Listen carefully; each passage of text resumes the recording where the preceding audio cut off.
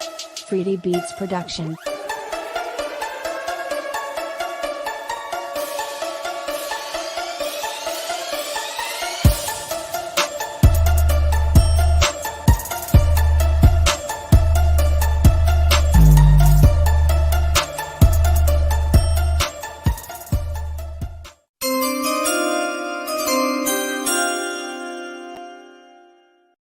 The Tape Never Lies network coverage of the NFL Draft starts now.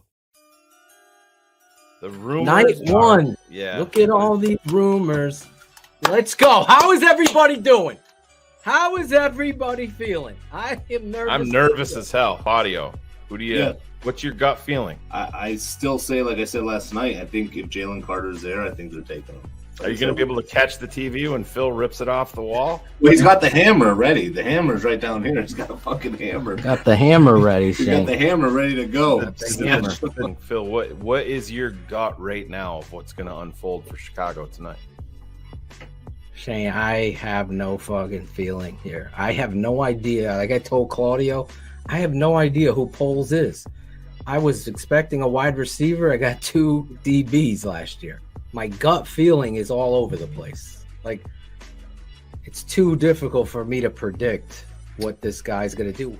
I'm leaning more towards the right of Van Ness. If they want defensive lineman, Van Ness fits absolutely everything that they want. 100%. His motive never fucking stops. Listen, there was a report that came out, Phil, that was the guy at Go Long. Vincent, go fuck yourself! Georgia coaches could not say something positive about Jalen Carter. I don't know what a bigger red flag is, but if that's coming out, and again, that's the guy who's the writer for the Packers, who's this massive, great article on Jalen. I think this is it. I don't know if he's necessarily a generational talent. He has all the talent, every measurable that you want, except for heart. Let's bring him out. There he is. There he is, the man. Hey, what's up? Where did he go? Uh-oh. There he is. There's over 630 people watching you right now. That's pretty crazy. I mean, it is. And you're a superstar. They all love you, Riley. They do. Oh, yeah. And you battled cancer. Yeah. You fought it like a champ and knocked it the fuck out. Pardon my language. He's heard plenty. Exactly. I can already see. This guy's swearing in front of the kids. They're always trying to make me out to be the bad guy, Riley. Your dad, too. They try to get after us. Anything else you want to share with us?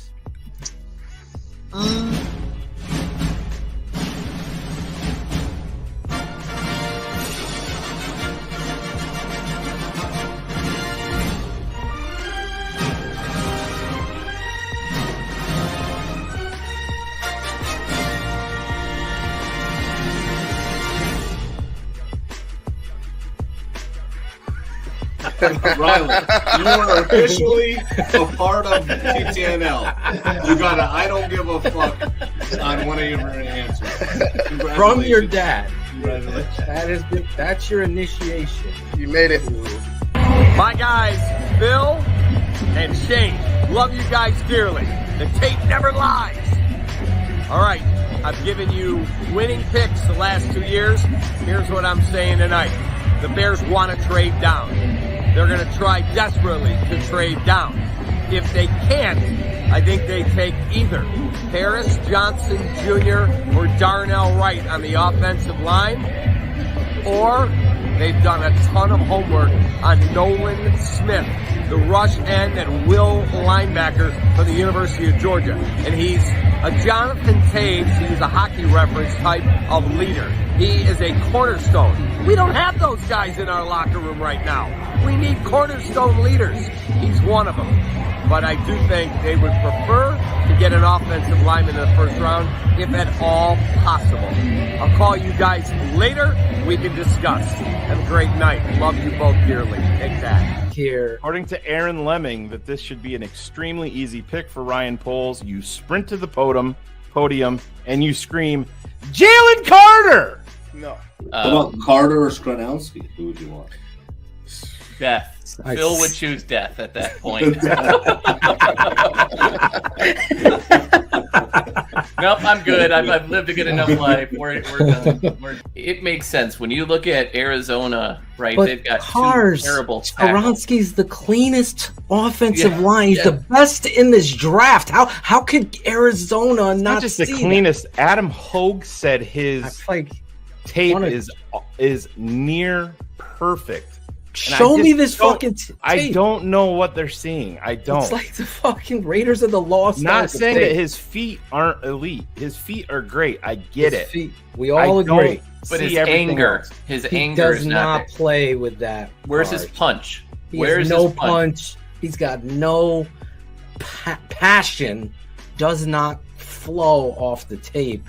When you put Cody Mock on versus him, it's like night and day difference. I'm sure he'll say it again. Get your fucking pillar piece at offensive tackle if you're going to get it. Don't be drafting a guard at number one. Just don't do it. You could draft Darnell Wright, and he's your right tackle. You plugged him in, and that's it. And you don't give a fuck what these people and these analysts that are so frauds. I'm listening to McShay and Miller flip-flop in a matter of 10 minutes. I'm like, how can you stand on one pillar and then totally flip it around in the same show? It's because they lie so much they don't even know. It's like a politician.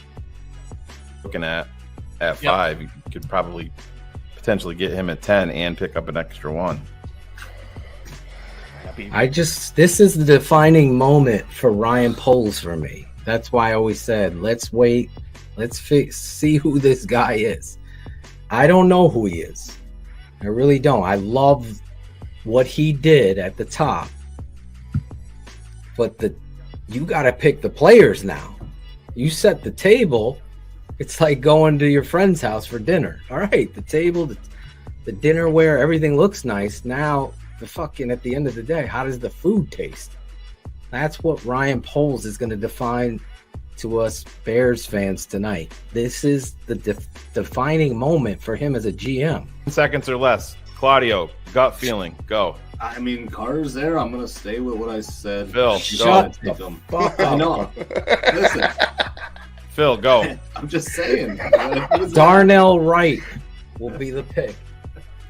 Cars. Tennessee. I have Darnell Wright. I'm sticking with what I said on my mock. Ivan. Trade down. I think they're trading down. Can you imagine if they don't trade and the Bears are on the clock with Carter there? That's going to be a stressful 10 minutes.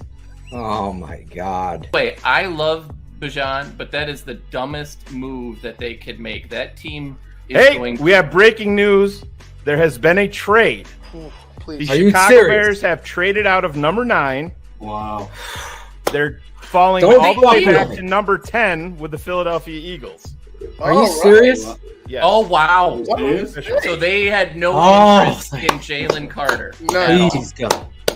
Salesmen are GMs, and they get fucking tricked. That's why there's a lot of busts.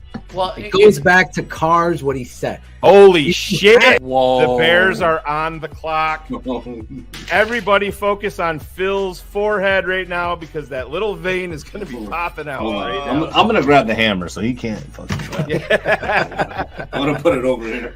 I just don't understand it. Listen, I think the biggest thing that we could take into this, who is Gabriel? All these Chicago people have said for 2 days now, if he's there at 9, Carter's a Bear. It has been multiple people that have said it with absolute certainty. And look what happened. If you're going and trying to make somebody love the game, you're doing it wrong. That's all I'm saying. Don't think it's Carter. And the thing, Phil, to go back to your point, in our lives, there have been so many coaches that have said, I will get something out of Jalen Carter that the other guys didn't. And so many coaches have been. You guys want the Bears pick? You got it? I'll give it to you as soon as they announce it. So you're the worst. No, this is. But again, I love this because everyone was absolute certain that if Jalen Carter was there at 9, everybody throughout Chicago said it's Jalen Carter, and it's awfully telling that they sat down and took just a 4th round pick next year to not draft that guy. If that doesn't tell you that Ian Cunningham, Exactly. he's got some of the traits that we like. The pick is in. It is Oh, in. shit. The Chicago Bears have selected offensive lineman Dar. Yes! Right. That's what I'm fucking All right. talking about. You take football All right. players. Yes. All right. Offensive line, baby. There we go. There we go. Collaborate this. The Tape Never Lies network coverage of the NFL Draft starts now. Give me some fucking names. Draft day, round one. The pick is in. The tangibles, hard hits, slinging pigskin. Chicago on the clock, pose on the chopping block. Pick smart, you maximize on your draft slot. Draft day, round one. The pick is in. The tangibles, hard hits, slinging pigskin. Chicago on the clock, pose on the chopping block.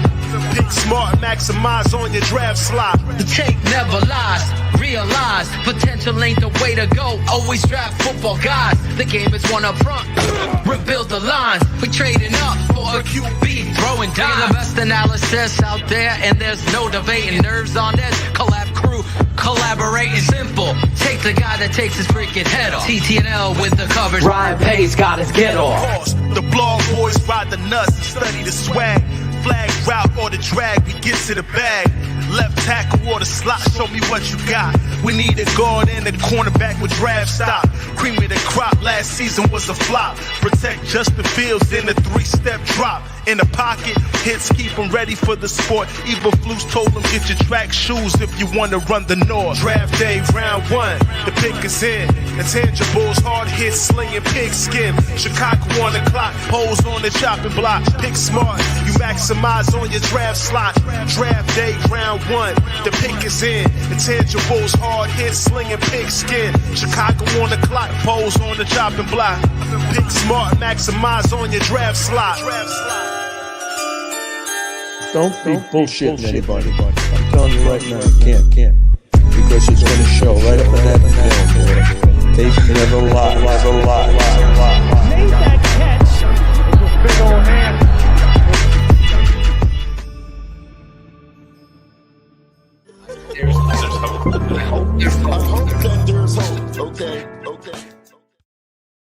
There's hope, Shane. Draft day, And- round one. The pick is in. How fucking dope is that? It is. No, Great job. Yeah, I bought the album. I work here and I still paid for it. That's how it Cool goes. Kennedy, man, you got me fired up. I'm on the song Spitting Bars, and I get hyped up just with the chorus. And Ivan Vargas, producing the open, capturing the energy that was last night here on TTNL. I gotta thank and shout out you fans.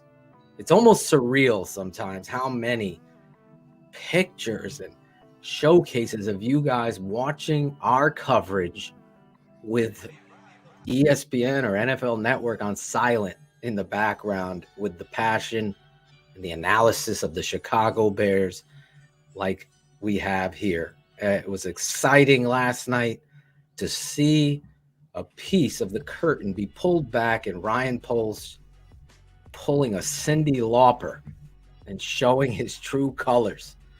And that's really what it's all about. We're back at it. Iggy, you're 100% right. We had a great recap, no pun intended, Cat, with Herb Howard this afternoon with me and Shane, kind of breaking down. And if you watch the video of our TTNL draft song, you could see my guy Isaiah Foskey in there, hopeful that somehow that's my guy for this round. But anyway, there's so much to get into, Shane.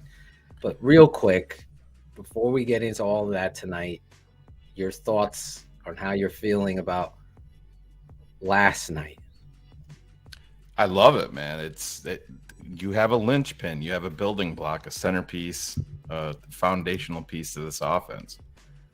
You're protecting your most valuable asset, and if you hit on that, it's worth its weight in gold. Absolutely. And saw Darnell come to Chicago. He's sporting his new number 58 in navy blue. Yes. Looks good, and he's, he sounds motivated. And they have to get pass rush tonight, but I still feel like they're in the center market. That's my gut feel, along with 3 tech and an edge pass rusher. So basically, any part of the line, defense or offense. But I think they may surprise in one of their first. I don't know. It's going to be interesting. I think if with the pick at number 10 being on the offensive line, you got to wonder if Eberflus isn't, banging on the door saying, "Give me my 3 tech." It's going to be interesting to see what they think of Adebaware. Do they look at him as a fit on the inside here? Double A from Northwestern. We broke him down. Yeah. Then again, like you said, you got the John Michael Schmitz. I know he's both of our number 1 center. The Bears have been connected to Tippmann. Do they go out there and get a nickel corner that they love? Their options are wide open, and the best thing about it is they have those compressed picks at 53, 61, and 64. So if they don't move, it's going to be an exciting time along that stretch for Chicago. But I have a hunch they may be on the move. The story tonight is are they letting the draft come to them, or are they going up? I think they're going to get their guy. I like Foskey. My move would be to get up there. I love Oluwatimi from Michigan. I like him better than Tippmann. I like Schmitz number 1, but Olu right there. I just think the priority is pass rush, man. You got nobody on the edge. If there was a signing with Yannick today, I think I'd be a little bit more comfortable to let this draft come to us, but I just don't see Foskey getting to 53. Keon White, I don't think we'll get to 53. Will Ojulari, I think that's a risk, because as you go deeper, like Derek Hall, I like Derek Hall, but I don't like Derek Hall in the second round. That's where I am with him. To me, he's a piece. He's not an answer. Yeah. The answer is Foskey for me. Yeah. Like, if you told me, Phil, coming away in the first 2 rounds with Foskey and Darnell Wright, I'm like, bro, and then you keep that third. So you give up those 2s to get up to a 2. I think they'll do it. And then you've gathered, even if you do what you and Herb had said, give a 2 and then one of the next year's 4th that you accumulated to isolate on that pass rusher, I will freaking go crazy in here again. I was so excited about Darnell Wright, but there's so much to get into. And so much excitement here as we cover this draft. Let's bring out a couple guys two guys that have worked their asses off with this network. Last night, we didn't get to see them. So tonight, we got to bring them out. Coach, I didn't do anything. All you've been doing is breaking down these offensive linemen and the offensive tackles with us. You got a good one. I was happy when you were taking him. I said he got a good one. Yeah. I was wondering why the first round that DeJuan wasn't taken, Jones. Yeah, it goes back to what Shane had said. Yeah, the I know. Concerns about him, there's a but problem the talent somewhere. is. Yeah, the talent. Obviously, I know you love him. Yeah, we all thought maybe with the Chiefs would take him, because Big Steve was on the show last night too with us, and he loves him too. So he's a name that's interesting there. DeJuan Jones, the big right tackle. He's down at the bottom of the screen down there, right next to Foskey and Bergeron, Shane, who are also available. So Ian Rappaport just reported that if a deal is consummated for 32, the package is going to be massive. Oh, because there's so many teams vying for it. We and have that pick. One of the teams that he just mentioned specifically was the Washington Commanders. Potentially. That are trying to get up. Are they looking for Levis? I don't know.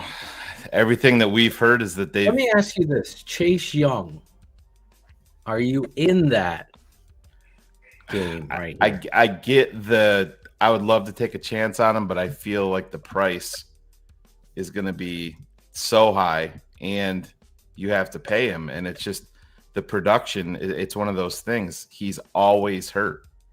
He's missed as many games as he's played in the NFL. And that, I mean, come on. When you're the number 2 pick in the draft as a pass rusher and the team that drafts you declines your 5th-year option, that's a pretty big statement. So you're going to give up premium assets to bring him to your team and pay him on top of it? With a question mark. Yeah, exactly. No, you can't have a question mark. Right. Everybody loves him because he's a big name, and that's what people fall in love with this time of year. It's just like what Philly did last night. They got 2 huge names. I mean, I turned on ESPN today, and they're talking about a dynasty being a dynasty in Philly. And I'm like, well, they didn't win the Super Bowl this year. And you're earmarking them a dynasty because of 2 draft picks? Let's just pause on the dramatics. And Chase Young is a nice player, but is he worth giving up? I mean, is it worth giving up premium picks plus a massive contract? I don't think so. So who has this 32nd pick? Pittsburgh. The Steelers, by way of Chicago, we traded it for Chase Claypool. So we had done that during the season, and now the Steelers are sitting in prime rib territory with the Aju. Because they're getting more. I'll tell you that. Let's bring out our super producer and analyst here. This guy's getting his feet deeper and deeper in the water here. There he is with the mustache and all. He is Power ready. stash. Power stash. Power stash. The power stash. There he goes. There's Ivan. Yes, What's up, Coach? Good to see you. Oh, There I go. There he goes. There he's back. Nice. I like the 34 behind you. Oh, yeah. How do you not? 2 running backs go in the first round. We're shocked by the Detroit Lions, who signed David Montgomery, turn around and draft Jahmyr Gibbs. That was a shock. But how did you feel about your Patriots getting cornerback who Shane basically all night was mocking him the next pick? Just watching back. It's got to be Gonzalez. Christian Gonzalez was. Yep. He was the Well, we talked smoothest. about him. And, he's a great one, I think. Yes. Smooth as silk, I think. He is. Oh, yeah. What's up, Totally man? But agree. he's the most fluid corner with such ease of turn and run with. Shane and I's number 1 corner in the entire draft. Yep. And you guys got him. You got to be happy about that. Now, New England has some picks, obviously, here in the 2nd round. So I know you're probably crossing your fingers for big DeJuan Jones. And that sounds like a Bill Belichick type of pick right there. I don't know. I just hope it's a good one. That's all. I think there's a lot of linemen out there. Some good linemen out there. Oh, yeah. You got I a think lot. right now, I'd rather see an edge rusher right now. Trade. You and me both. You guys, you can't have yours till we get ours, Coach. How about that? Well, we'll see. I'm sure he's done that. He'll move up if he sees somebody. I'm hoping that he sees somebody he really likes. He's going to come up. That's what I'm hoping he's going to do. That's what I'm hoping the Bears do. We have a lot of ammunition. When I went after the show and started looking at it, what's up, Dion Burgos? Thank you, Lyle. We're not in a prime trade spot. 64 is tonight. That's Tonight. the first pick of the third round. But we do have the first pick of round 4, so we will be in a prime trade spot tomorrow also. But yeah, pick 64 will be tonight. Yeah, tomorrow, sitting at that spot in round 4, I've said it earlier, Well, is that's a where big piece people for- are going to go back, check their boards, and then they're going to be like, oh shit, we got to go out. And that's where Ryan Poles can accumulate more picks this year. And you get more swings at the bat. I mean, Shane, you and I have said this for years, and the Bears failed to do it when they found themselves in those positions. Now, we had our sights set on a guy, and they ended up taking, Velus Jones, or before that, it was some other guys that I can't think of now. So we'll see. Obviously, we'll be analyzing that tomorrow, but tonight, it's a difficult place for me to be because I am, especially now that you say that, Shane, I'm in envy mode because imagine us sitting there at 32, gathering all those calls and absolutely possibilities that we would have, man. Albert Breer just some notes. That's not Bears related, but it'll help kick off maybe the direction that tonight goes. The Titans and Bills discussed a deal at 27 last night before Kincaid slipped. Tennessee called around the bottom of round 1, now the top of round 2, as have Atlanta and Vegas. Arizona is also getting action at number 33. Significant with Pittsburgh's asking price at 32 being so high. If the Steelers slip, Penn State cornerback Joey Porter was in a cluster they'd have considered if they stayed at 17. So that is a name to watch. Tight ends are going to be big in play tonight. Michael Mayer is one. Darnell Washington is another, even though CHGO had him drafted last night to Chicago. And he also said is Darnell Washington may drop because there's medical concerns that teams are red flagging about him. Not all, but some. So if you see him drop, that would be why. Today, Shane and I, as well as Herb Howard from It's the Bigs, he's over there at Hallis Hall. Shout out to him. Herb, I'm drinking some blue Powerade for you, bro. But give one to Larry. Who did we take, Shane, first? Coming out the gate. John Michael Schmitz. John Michael Schmitz we took at 53. He fell to 53. And then at 61, we were able to snag a Michael Mayer dropped. Michael Mayer, the tight end from Notre Dame, who I thought he's a surefire number 1. I have a number 1 rank on him. He was in my top 28 players in this draft.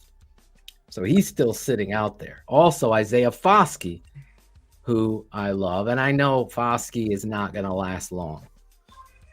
There's no way watching his tape that this guy's going to last long. I had him ranked over a lot of the players that went last night. So that's where I think Ryan Poles and Ian Cunningham have to do their due diligence tonight to get up there, to get a pass rusher, because we don't have any, Shane. Travis Gibson, I was expecting a step, and just looking back, I don't know if culturally, he's changing to another culture. His boy leaves. I got to speak to him for a good hour, and he's such a good person. Him and his mom. His mom is like a teacher down in Texas, and really good people. But I just was expecting him to take a giant leap forward, and he didn't.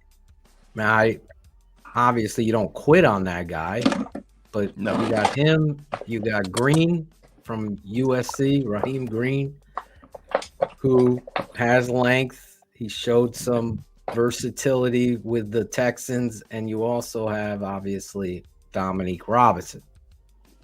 And that's really it at edge. The rest are just guys on the roster that I don't even know. So that kind of puts it a priority. Then you have the 3 technique. Yeah, Nick, that's how the draft works. You don't, if somebody drops and is of extreme value, you don't just say, "Oh, we're fine there.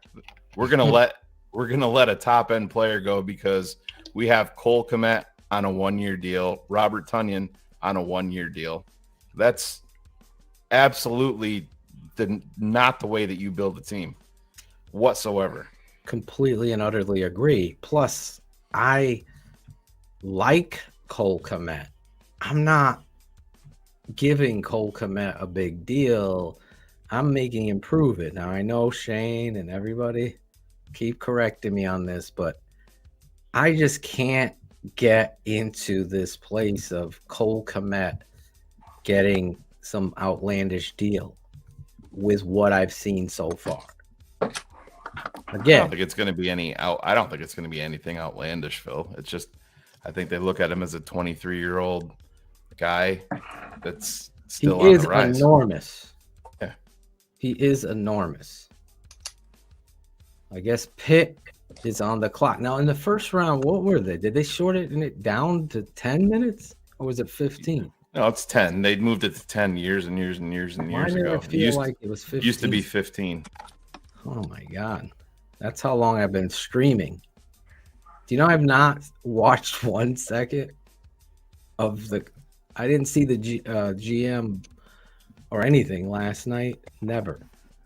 Yeah. Today is my first time I'm actually looking up. I saw a couple highlights. Right. D. Levine, I'm not ripping into anybody. I'm just stating you don't build a roster that way.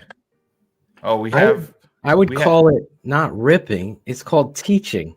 Yeah, educating. Educating. If you're in a situation where somebody that you never expected is on the board, you are doing yourself, well, we really don't need a tight end, but he's our 13th ranked player. Well, let's take the 40th guy because we really need a defensive tackle here. That's how you get into trouble. That's how you get into trouble. And listen, I've never heard of a team say, you know what, we got too many defensive ends. We got too many tight ends. Ew. We have 2 tight ends. Cover corner? Gross. We already have 2. And just like, what's up, Jenny? It's just like last year. I'll be the first one to admit, I didn't see. I was already gung-ho in the second round to see a wide receiver. Yeah, and just real quick, update on Chase Young. I saw somebody in the chat said he's only had 1 injury. So he's been in the NFL for 3 seasons. So that's 49 games now with the 17th game, and he's played in 27 of those. So he's played in 27 and he's missed 22. That's a problem. Yeah, it is a problem. Paying a lot of money for these guys. Listen, it's not the best ability, because I totally disagree with it. It is important to have availability on the football field. I stated mine, D. Levine. So let's go, bud. Everyone has an opinion. Thanks for tuning in. Yeah. Maybe we should just not speak. That would be a fun show.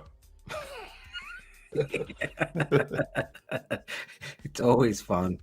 It really is. Listen, I think last night, I said it this afternoon, it's a showcase and a testament to this network. You weren't here, Dad, but you deserve a lot of praise and credit every Sunday and Saturday, and sometimes during the week, jumping on here, breaking down the tape for our patrons and coming up and devising a plan of where these guys land. Real quick, Phil, Peter Schreger just tweeted out, everybody wants to move, but nobody wants to make a deal. So maybe Pittsburgh will be sitting. That usually culminates in going nowhere. Yes. That's like going with your wife. It's always like, what do you want to eat? I don't know. What do you want to eat? And you get nowhere. And then you make a decision. I heard Ivan the other day, let's go to Burger King. I hate Burger King. Okay, let's get Chinese. I'm not feeling Chinese. Tell me what you want. That's where we are right now. I will make a deal. I'll give you my second pick, 53. And I'll give you my next year's 4th round pick that I got last night from I won't get it done. I won't get it done. And I'll give you 2025 3rd round pick. So that's the way that you have to look at it in a deal. So a 2024 4th rounder in terms of value, yes, you back it up in terms of right now. So a 2024 4th is like a 2023 5th. You back it up. So that's the way that they look at it. Yeah. So if you're offering a 2024 4th, that has the value of a 2023 5th. So you back it up around. I'm giving them a 3rd. We have that's two the way thirds. that they look at it. Well, I'm giving them the 2nd. They're moving down to 53, right? Yeah, but that's 21 slots. Now I'm going to give them. All right, I'll give them another 2nd then. How many? We have 2 2nd round picks, right? Yeah, that's like Pittsburgh going out to a bar and bringing home, 4 2s, and they're like, "Yeah, I bagged an 8 last night." It doesn't work that way. Listen, they're accumulating some picks here. I would try to get up there. I would definitely try. I'll trade Cole Kmet. I'm kidding. But like what I was saying is you've done a tremendous job breaking it down, and TTNL takes its victory lap today because our analysis was hell no to Jalen Carter. Our analysis, when we never ever switched, was hell no to Peter Skoronsky. You don't take a guard there. Yeah, and just to repeat on that, David Darnell Kaplan. Wright. We heard it in the things. Go David ahead. Kaplan reported this morning that Chicago had multiple offers for teams to move up to number 9, but they didn't want to move beyond Tennessee because they had acquired intel that if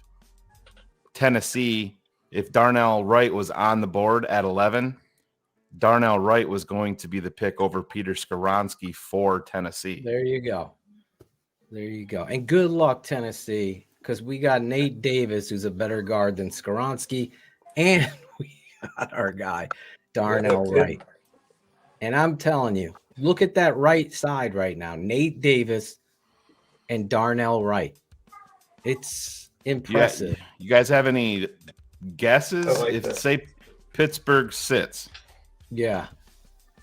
Say if Pittsburgh they sit. Sits, I think. Let me look at my big. I think they'll go Branch. I think he fits there.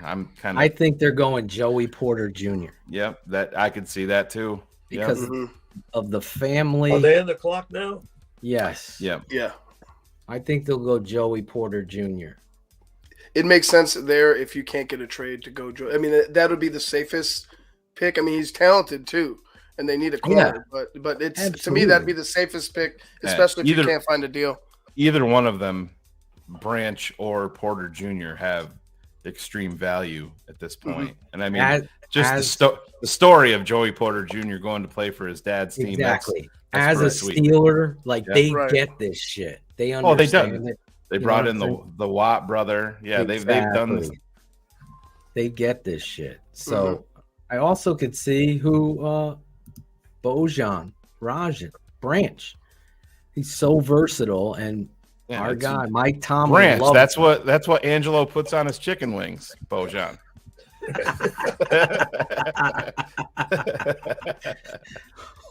Can I get some Branch, Coach?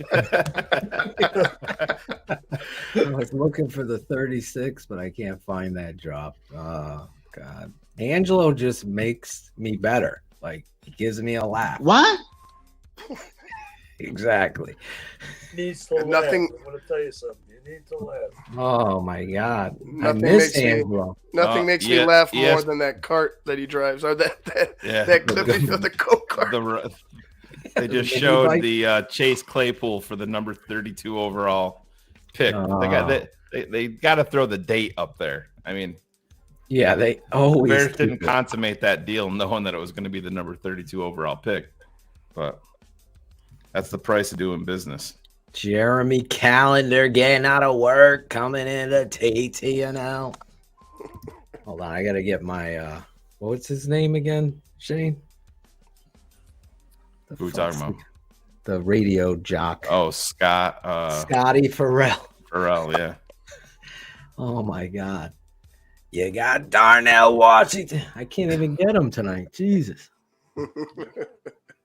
Adam Rank is used to be friends with him. So I'm like, Adam, you got to get him on the show so I can do a little Scotty Farrell. What's up, Phil and Shane? How you There it is. There it is. You got it. That voice. Kyle's got a question. If you would take Claypool or Foskey, like let's say if you had kept 32. Oh my God, it's not fair. I know, but Totally, I would take the other Notre Damer. Where's Zorich? Zorich is gonna pop on tonight. Matt Waldman. Yeah. I was hoping Mark Grody. I'm just gonna send Mark Grody the link. See what he does. Well, I'm sure he's working pretty. Well, he's on on. student. He's 670 the score. I have no idea. Oh, I don't have this link because it's another show. Hold on. But who are you guys predicting?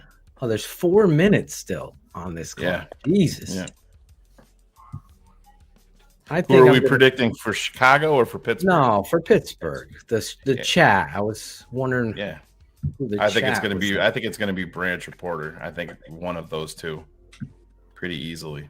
I Shout need out to cards. Daniel in Berlin. Nice. We got. I'm I just. know Hans is in the building too. Hans from Germany. If you're from anywhere, throw it in there. We'll give you a little shout out and love here on Draft Night 2, TTNL. As my dad said, you got to put God in your life. Me and God have had a lot of conversations the past couple days. And one of the things I asked him for, and I know he isn't Santa Claus, but I did ask him for a nice right tackle to protect my quarterback. And boy, was I excited. I slept pretty good last night, knowing that Darnell Wright is coming to Chicago. I didn't get to watch the presser. How was it? It was good. He must not be a suit. He must not be a suit guy. He wore the same suit that he had on last night. Bro, he's a today. big man. Big men only own 2 suits. Well, I remember my dad telling me the story of him. He had 1 suit, right? I didn't get that for a long time. When I started coaching, I said, I got to get something to wear. In those days, when I first started, you were on the sidelines with a shirt and tie. Yeah. It changed a lot. So the pick is in. The Pittsburgh Steelers with pick number 32 are selecting cornerback Joey Porter. There they did it. Jr. No brainer. Good for them. That's got to be pretty cool. Hopefully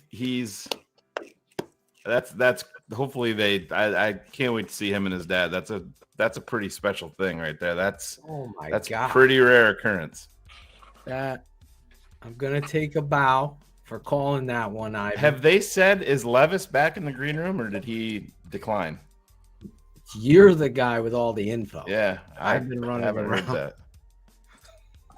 Will Levis. Real quick, while we're talking, Phil, you and I talked about it with Herb Howard. In case you guys didn't hear earlier, Ivan, I'd love to hear your thoughts on this. So when the Minnesota Vikings called their draft pick last night. So when Mensa called Jordan Addison, when they were getting off the phone, he said, "Hey, Jordan, enjoy the night. Good luck. You only get drafted once." And when Jordan was signing off the phone call with him, he goes, "Let's get paid." That's what he said to his general manager, who just drafted him in the first round. Oh my God! I'm his parent. What do you think of that? Look, I know he's excited. He's obviously just got drafted to the NFL, but that's not. You don't say that to your general manager, bro. Exactly. Like, Exactly. You go show up. You keep that to yourself. You talk to your friends. That you know what I'm saying. If you want, that's the goal. Obviously, is to be the best. And if you're getting compensated for that handsomely, awesome. But to come in and your first words aren't, I'm going to work. I'm going to bust my ass. I'm going to be the best. I'm not going to be a number 2 to just. I'm going to be a number 1A or whatever. Yeah. You go ahead and say something like that. That's you got to be better than that.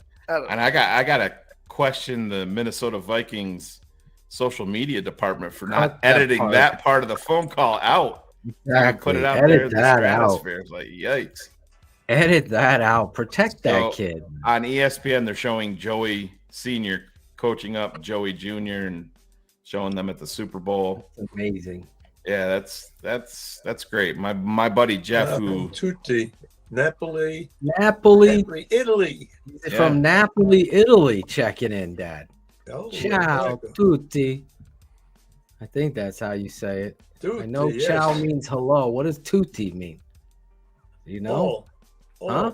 Oh, hello, everyone, right? Tutti is the whole. Okay. Tutti quanti. All of you. We're learning Italian tonight. We're getting I got very little.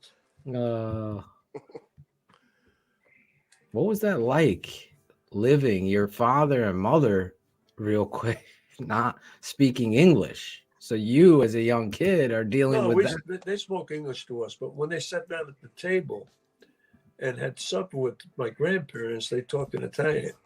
So here we were. They weren't teaching us Italian. My mother taught Annette how to speak Italian. My sister. Oh, okay. And I was Gabe and I and Dennis and Frank, we didn't speak it. We picked it up. A lot of it. Well, I was just curious. This is family moment. Yeah, so the whole neighborhood was. The phones are ringing in Arizona, according to Ian Rappaport. Phones are ringing. Is anybody picking up? You got 3 minutes about. I know Rob Westfall. They said Atlanta is currently one of the teams being very aggressive, trying to move up. Crew, it's been really hard watching 90% of other sports talk read the draft. They do not watch 1% of the tape. So props to you, TTNL. Thank you, Rob Westall. So 2 minutes and 15 seconds remain on the clock for Arizona. Is my guy Sam Asante checking in from South Korea? I saw his dad, Jeremy, there. You just totally butchered the name. Anastasi. There it is. Asante. There he is in South Korea, Dad. Yeah. Sam and his father were Asante Samuel, right? Sam Asante Samuel. So there has been a trade. Serves in the Army, Dad. Tennessee Titans have just consummated a trade with the Arizona Cardinals, and the Tennessee Titans are now on the clock. You got to think this is for Levis. It's got to be. I mean, you have Ryan Tannehill, and I know they took Malik Willis last year, but at one point, he's hearing just you Malik can't. Is like, yeah, you got this. So I feel bad for that kid because I think he's a pretty good quarterback. Yeah, you gotta go Levis here. That's my call. I don't know if you guys agree or disagree, but to me, it's got to be Levis. Well, they need a quarterback. That's for sure. Let's see. It could be Osiris Torrance. Well, the Cardinals. Yeah, Cardinals are accumulating draft picks pretty well with the trade down last night. Do we know what they got? Down. Not yet, but they traded pick 41 and pick 72 From So- where? Where were they at? Only a couple spots? So they went from 41 to 33, 41. and they gave up pick 72. So they gave up picks 41 and 72 to go to 33. We can do this, Shane, based on that. Yeah, but Phil, they're moving 11. You're talking 21. So you're essentially going to give up twice as much. I would not do that in this draft. Yeah. We have the no. Bears. I think if you see the player Bears like move, Hawk. you're going to see him late 30s around the Tevin Jenkins area into the 40s. I don't think you're going to see him come up here. Like I said, I could be wrong. And the pick is Hendon Hooker. Quarterback. Is it Will Levis? Oh, it is. I thought you were gonna give me Hooker. Yeah. No, you got to pay for that.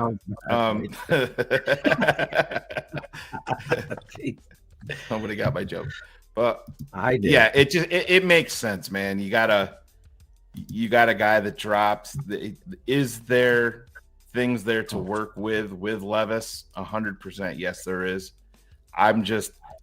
Listen, if I needed a quarterback, I'm more interested in Will Levis here. I could not pull the trigger on Will Levis like we were talking last night. These teams up at 2 and 3 and within the top 10 or even in the first round. I was not there on him at all. There's a little peekaboo back there. You want to come on the show? Yeah. All right, come over here. Check the dog out. Got a guy coming on the show. Oh, so it's actually an expanded trade here, Phil. Let me give you the numbers. So the Titans acquired pick 33 and pick 81 from Arizona for picks 41, 72, and a 2024 third rounder. All right. Okay. So now Detroit is on the clock, correct? Yes. Will Levis. Holy, thank you, Bullets Jr.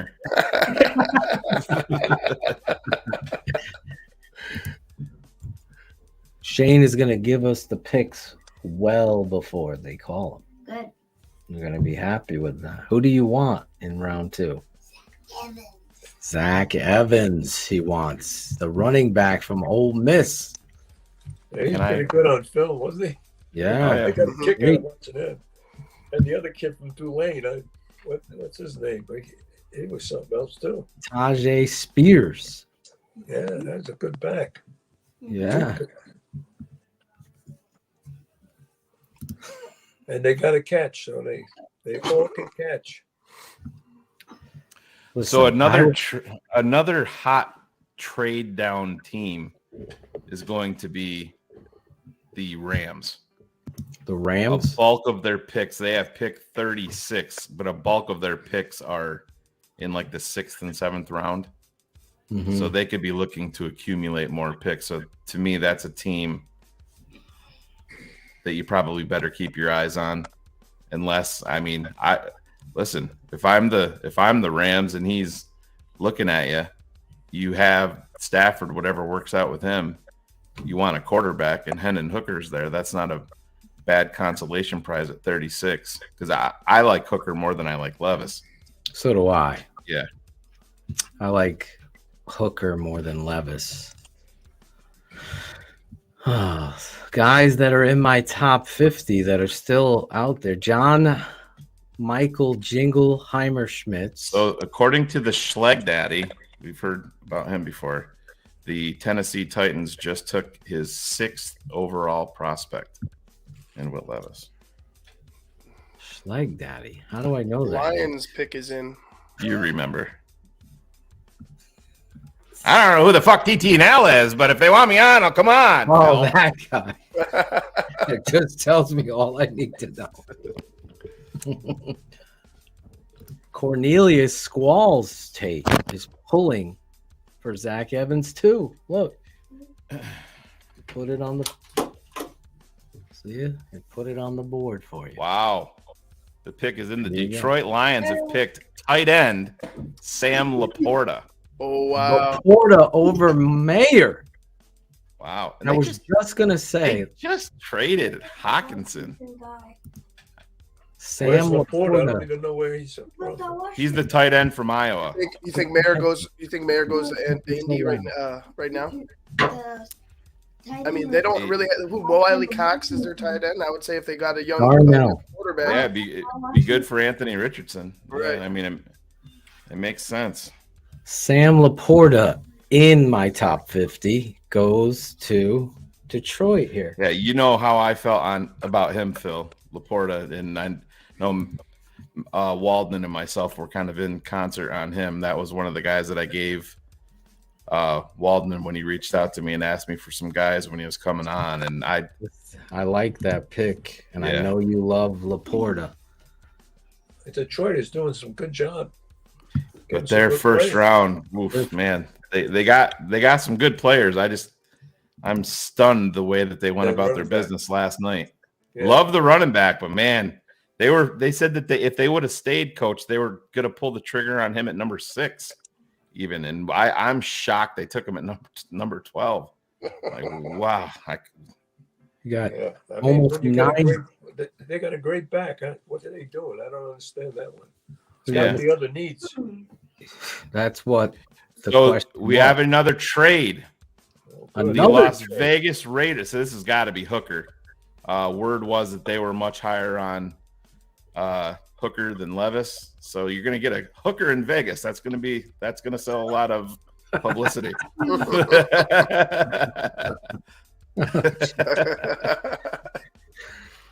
That makes sense. It makes sense. Yeah. Perfect. Oh, I mean, it just makes sense. You know, you have Jimmy G, so it can buy you time while he rehabilitates his ACL injury. Right. The only downside is he's going to be a 25-year-old rookie. But I mean, I love his game. I was praying for a run on corners here. Maybe, hopefully, another quarterback goes off the board to push these players down. Not much of a return. So the Vegas moved from 38 to 35 and gave up pick 141. Who did they trade with? The Colts? Oh, so I'm wrong. It's not Hooker. So the Raiders pick is in, and they have taken tight end Michael Mayer. Michael Mayer. Damn. That makes sense too. Yep. With the loss of Waller. Hey, well, there's still hookers in Vegas, just not the quarterback. So, Yeah. Yeah. That's a great pick. Your boy there, the former offensive coordinator with New England. but you see how the NFL draft works, folks. I mean, if you don't pay a lot of attention to this, but it goes in waves. When tight end wave is coming. You saw the wide receiver go last night, and then there was 4 consecutive wide receivers taken at one point. So teams start going. So now Luke Musgrave is another guy. I know he's been kind of connected to a team. Green Bay has been interested. So you're going to wonder, a team that's in the tight end market, are you going to see another one come off the board here rather quickly? So the way that this is going so far for us is it's pretty good. It's good, but we're still a ways away. So who's on the docket now? 36. The Rams. This is the Rams. And I like the pick for the Raiders. Yeah. I like the pick for the Lions. I'm a little jealous. They get another Iowa tight end. An athletic kid who had to deal with a lack of anticipation throws from his quarterback that came away, really, when you watch his tape, helping his football team a hell of a lot more. So I think he's going to be even a better pro, Laporta. I thought he would slide down a little bit and he would be in my cluster of picks at 53 of guys that I want. Now he's off the board. My number one player sits as Isaiah Foskey. Now that Michael Mayer is off the board.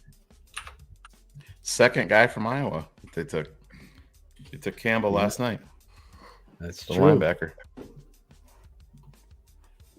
Drew Sanders is out there. Our guy Cedric Tillman. You said Lucas Musgrave. The guy that's been flying high is the Rams just took Zach Evans, running back from Ole Miss. Oh my God! I'm kidding. I'm kidding. He strikes again. I just wanted to see if he was paying attention. I wanted to see if he was paying attention. Tony's mean for doing that. Get in somebody's ass today. Who got that one? You shit in your hat and get the hell off the field. That's what I wanted. That's what I wanted. What, shit in your hat? Yeah. I didn't want cars. That one. See, Tate, now I'm proud of you because you were paying attention. I wanted to make sure. Jeez. Poor kid. You should have seen his bottom lip. It's like he lost David Montgomery again. Well, you might get him back for pennies on the dollar. At this point. Yeah. Feels like where's Cars? Is he coming tonight or no? I don't know. I just got a text from him. I can send him a link. Mark Grody has said, unfortunately, he can't come on the show. He's going to have to schedule a post-draft show. We can do that. I know next Wednesday night, we're going to have Courtney Cronin on the show to talk about this draft.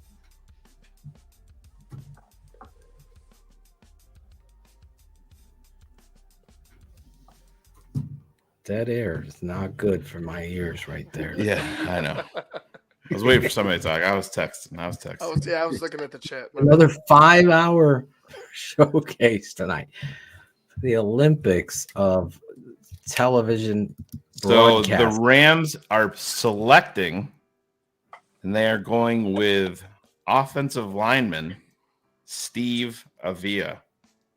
That was guard. That was the kid I was just talking about. He's coming. He's guard rising TCU, up right? draft boards. Yeah. TCU. Mm-hmm. John Michael Smits continues to slide. I don't want Tippmann. to take a center. Like I know we're just talking about regular, but I wouldn't. We know what we need. I think the next pick, like you had it right with the offensive line. Now go to the other side and get a guy from right there. I love the idea of having a center drafted, but not right now. I like how it's fallen. Two of my favorite guys are still on the board at a position of need. And I'm not going to be superstitious. So I'm going to say their names. Isaiah Foskey and Keon White of Georgia Tech. Those two guys are falling down. And hopefully they continue to fall, or the Bears jump up there and get them out at the Senior Bowl. I don't know what D. Levine is talking about, that Foskey didn't look good. I heard the opposite. Now, the kid Double A, who timed so well, again, looking at his tape, it was very difficult to see him be successful because they were playing him as an edge defender, and I don't believe he is that. I think he's a 3 technique with that kind of explode. His time, his athletic times are great, but he's so raw. I just don't. I don't like him at all. Phil. Like you said, he's a raw talent, and he could be a really good football player. But I just think he, right now in the second round, you're drafting off of what the combine scores. You know what I mean? Like I just don't see that off the tape. I don't see that energy. I don't see that motor that we talk about a Will Anderson having. You know what I mean? We just don't see that at all. I don't see it, at least. So I would be afraid to draft the AA this high. That's just me. Yeah, he's not in my top 50. That's for sure. What running back do you want now? I'm not looking for a running back here. I'm at tight end. My next best tight end would be, it's a good question. Darnell Washington is my next tight end on the board. That's the one I wanted. Shane is muted. If he's falling because of medical concerns, that's definitely can't make that pick. Coach O's guy, DeJuan Jones, is still there. I don't know that the Bears would double dip at tackle, but I'm totally not against it if they met with him and liked what they said. Again, Shane talked about, and there was that great article in the, I don't know what was that, the Athletic, whatever you and Ryan Cox shared with me, with the guy talking about these offensive linemen. Real quick, so the Seattle Seahawks are on the clock and their pick is in, so we're starting to streak forward way far away from the TV, and they take Derek Hall, edge rusher. Really? Derek Hall? Jeez, from Auburn. Yeah. This is loud. Or Why don't you give Derek that a Hall. plate, and I could pour some on the plate so you don't make a lot of noise with the bag, okay? If you want some popcorn. I'm not gonna eat anymore. I'm telling you, popcorn can get you. It can tempt you every single time. So you hope now at 37 with Seattle making that pick. Now is where you start Billings, to pucker my up. boy, Ryan Billings. I'll Who's tell you right there. Who's on deck here? Thule and Foskey, I would be Colts. ecstatic with that. Colts. Colts. What did they get in round one? Remind me again. Anthony Richardson. Quarterback. So now they're going to go receiver Mr. here. Boyle. I guarantee. Mr. Boyle. I think they're going to. Driveway Boyle. That was the craziest thing I'd ever seen in my life. Feels like I can't see it. And I'm like, what? How can you not Well, see finally, that he turned his head, and then you saw it looked like a crater. So Him we and have a Bragg trade. having the So same thing. The Another Atlanta trade? Falcons have traded with the Indianapolis Colts. Oh, they're and going the to take Atlanta my Falcons guy. are on the clock. Motherfuckers. Who's gonna take your guy? Falcons. You want- Go get a plate. What are they gonna I told you you couldn't. It's going to tempt you. Great. That's even worse.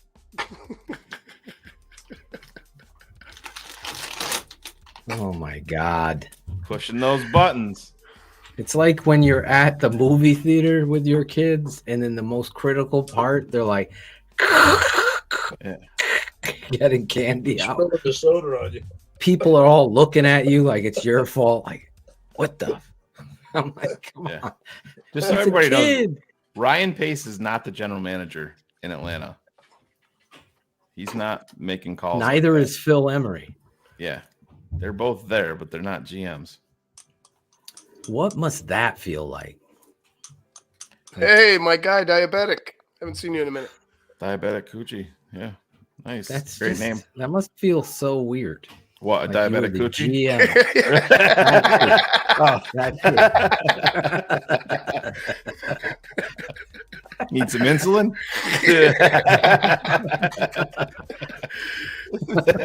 So, insulin and outsulin. Insulin and outsulin. There you go. So the trade update is the Colts traded number 38 to Atlanta for number 44 and number 110. So that's an extra fourth rounder. Can we move up now, Shane? Well, you're getting a little bit closer to that range, where I think it's absolutely more feasible than for you to go up to 32 or 33 like you're talking before. But Could this be Hendon Hooker? You had a so you're gonna go too young? Yeah, two quarterbacks back to back. You had was it Richter or not Richter? Ritter. Ritter. Oh, Ritter. Yeah. Yeah, that they have. They Desmond took him in the Ritter. third round last year. They've Everything given that him they a were saying. starting job, Yeah. right? So it's yeah. Well, the So- way that the Atlanta Falcons have been operating is it's BPA regardless of position. So you know, it could be. There's Ryan Pace. There's Ryan Pace on TV right now. Yep, that used to be me. Give me the phone. Let me fuck this up. Where is he?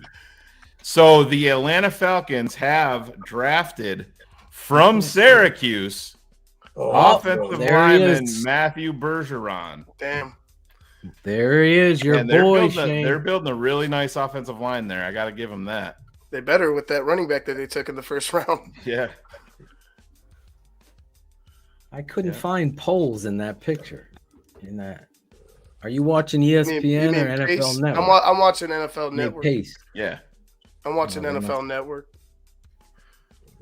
Offensive tackle, right? Yep. Yeah, Remember we broke him down the other day with Big Steve from Syracuse. Interesting to see where they play him, tackler. Steve loved him at guard.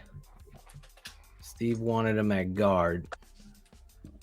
You thought he was more of a guard too, Dad, but yeah, I did. Try him at first at tackle. Yeah, that was where I was. Try him outside first, and if he fails, you're not going to try him at guard first and then let him fail there and push him out to tackle. That's usually not the way that it goes.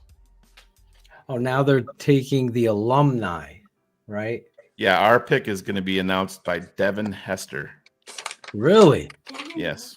Devin Hester going to come in. John Abraham. I think of him more of a Jet than I do a Falcon, right?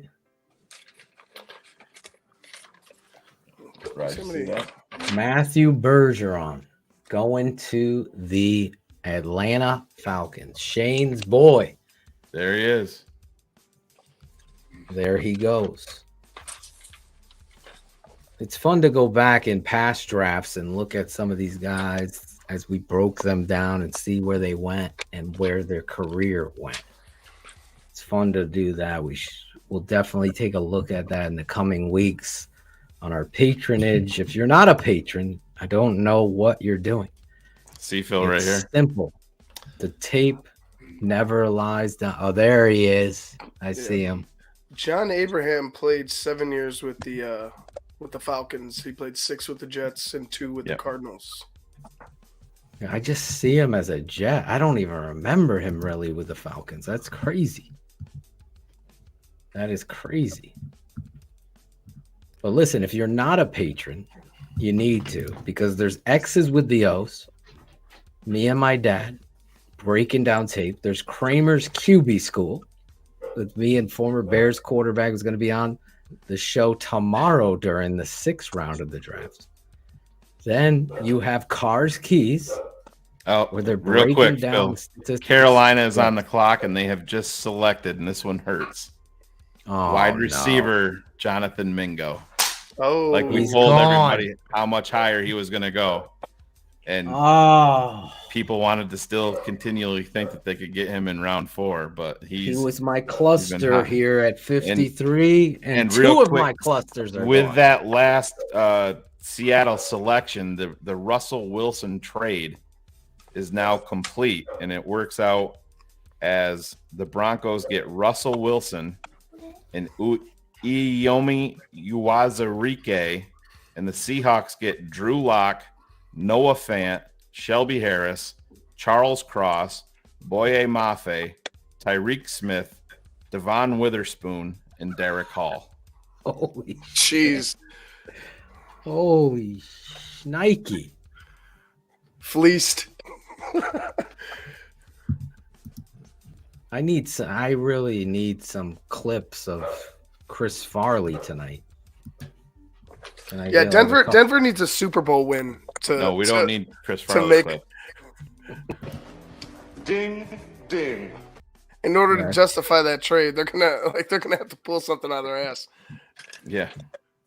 Well, they might not have anything left up there. They gave it all to Seattle. That is a lot. Who gave all of this to Seattle? Denver gave all that to Seattle. All their picks? That's a lot of, in the trade for Russell Wilson.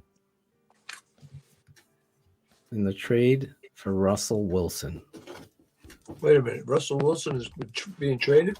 No, Shane's looking back. Oh. It was the last pick from that trade. Oh. So now you put it all together. This is what they've gotten from that. Yeah, we got a keeping it 100 authentic jersey over here. Mingos, that's a nice option for Bryce Young in Carolina. Bryce Young, good replacement for DJ Moore. TTNL, we're big fans. And I really like this kid. Okay.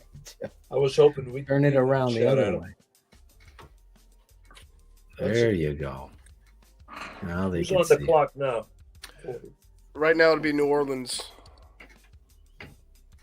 New Orleans is on the clock. New Orleans has a tendency to steal a lot of Phil's players in these years. They did it in the 2 mock draft simulators that we did today. They took Isaiah Foskey both times. Every time. They've done it in real life with Marcus Davenport, who was the guard that I love, the tackle that they moved to guard. Yeah, he from sucked Stanford. too. Pete.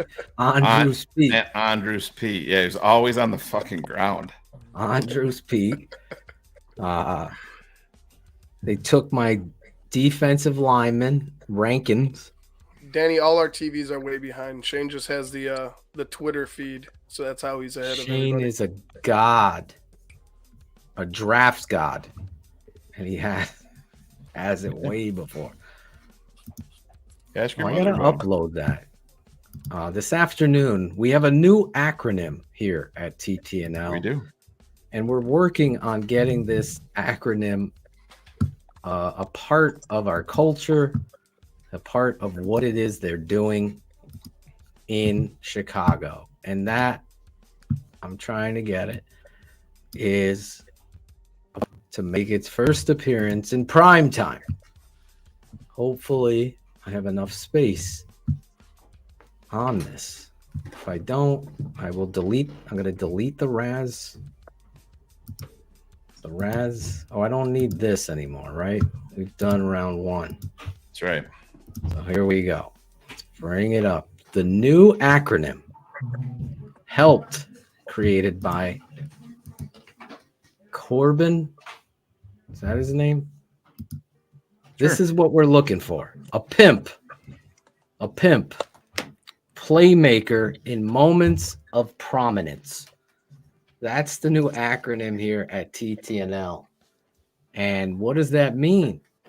We're looking for pimps, Shane. We're in Vegas looking for pimps. We're everywhere. Right? It doesn't mean we're drafting hooker, ladies and gentlemen. This is a completely different thing. We're looking for pimps. We're drafting hookers. Awesome. Yeah. Boats and hoes. In football, you need players that are going to make those plays that go or that are made in the moments that are biggest. You know, and when I scout and look at all this tape, you kind of see a lot of the similar things. But when you really watch, because it's important, you can't just look at tape. The real good ones actually watch the game and then see it. So in those critical, like Charlie Jones, for example, is a pimp because in critical moments, Jones is going to make a play. Same with Shane's boy over there, Xavier Hutchinson. You're talking about critical moment in the game, not afraid to make the play. Those things are a priority. Will Anderson, making critical moments, big plays. Steph, thank you. Why does CJ Stroud look like Justin Fields? Why does CJ Stroud look like Justin Fields, Shane? Well, I guess that would lend to them having similar body structure, Mr. Atoshin. This is for young Tate. I know, I heard it. But this is so my far dinner tonight. This is going to be interesting to see if they go edge here. There could be a run. Arizona up next. I mean, the Saints. Yeah, the pick is in. Do you got it? Oh, I haven't even been paying attention. My bad. Ah, it's Foskey. Those mother frickers. Who Foskey?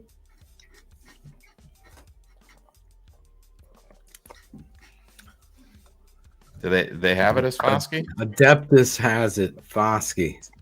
I don't think he's lying. Yeah, I don't Bears have it. and Bulls is saying sorry, Phil. For God's sake, I wanted this kid. They always do it to me. He went They twice. always do it. He went twice in the simulator there. Yep, Oh it is. my God, official. Dude. Yep. Jesus Christ. You bastards, Mickey. Well, so now we pivot. Now you got to pivot. Say goodbye to my Foskey love. Who's Foskey? Isaiah Foskey. I had him 21 in my top 50. Gone. At pick what? 40. Is he receiver? No, he is a defensive end, edge rusher. How do you John Michael Smits is still going down. Plug and play center. I could see him go, I could see one of these centers falling off the board right here to Arizona to pair with Paris Johnson. You want to get there because their offensive line is horrific. 13 picks away here at TTNL. I got to send a big bodacious shout out to my guy, Chris Harold, for all of the film work and everything, the films he's sent us. Absolutely. Creighton C, you've been with us every night. I see Alex H, Adeptus. I see a bunch of you that can. Jeff McLaughlin, he's back. I haven't seen him in a little bit. I think I saw him a couple weeks on Keeping It 100. Mandy, have you talked to Mandy, Shane? I have not. You reached out to Mandy from I have Tom not. Boson? No. You know what I'm talking about?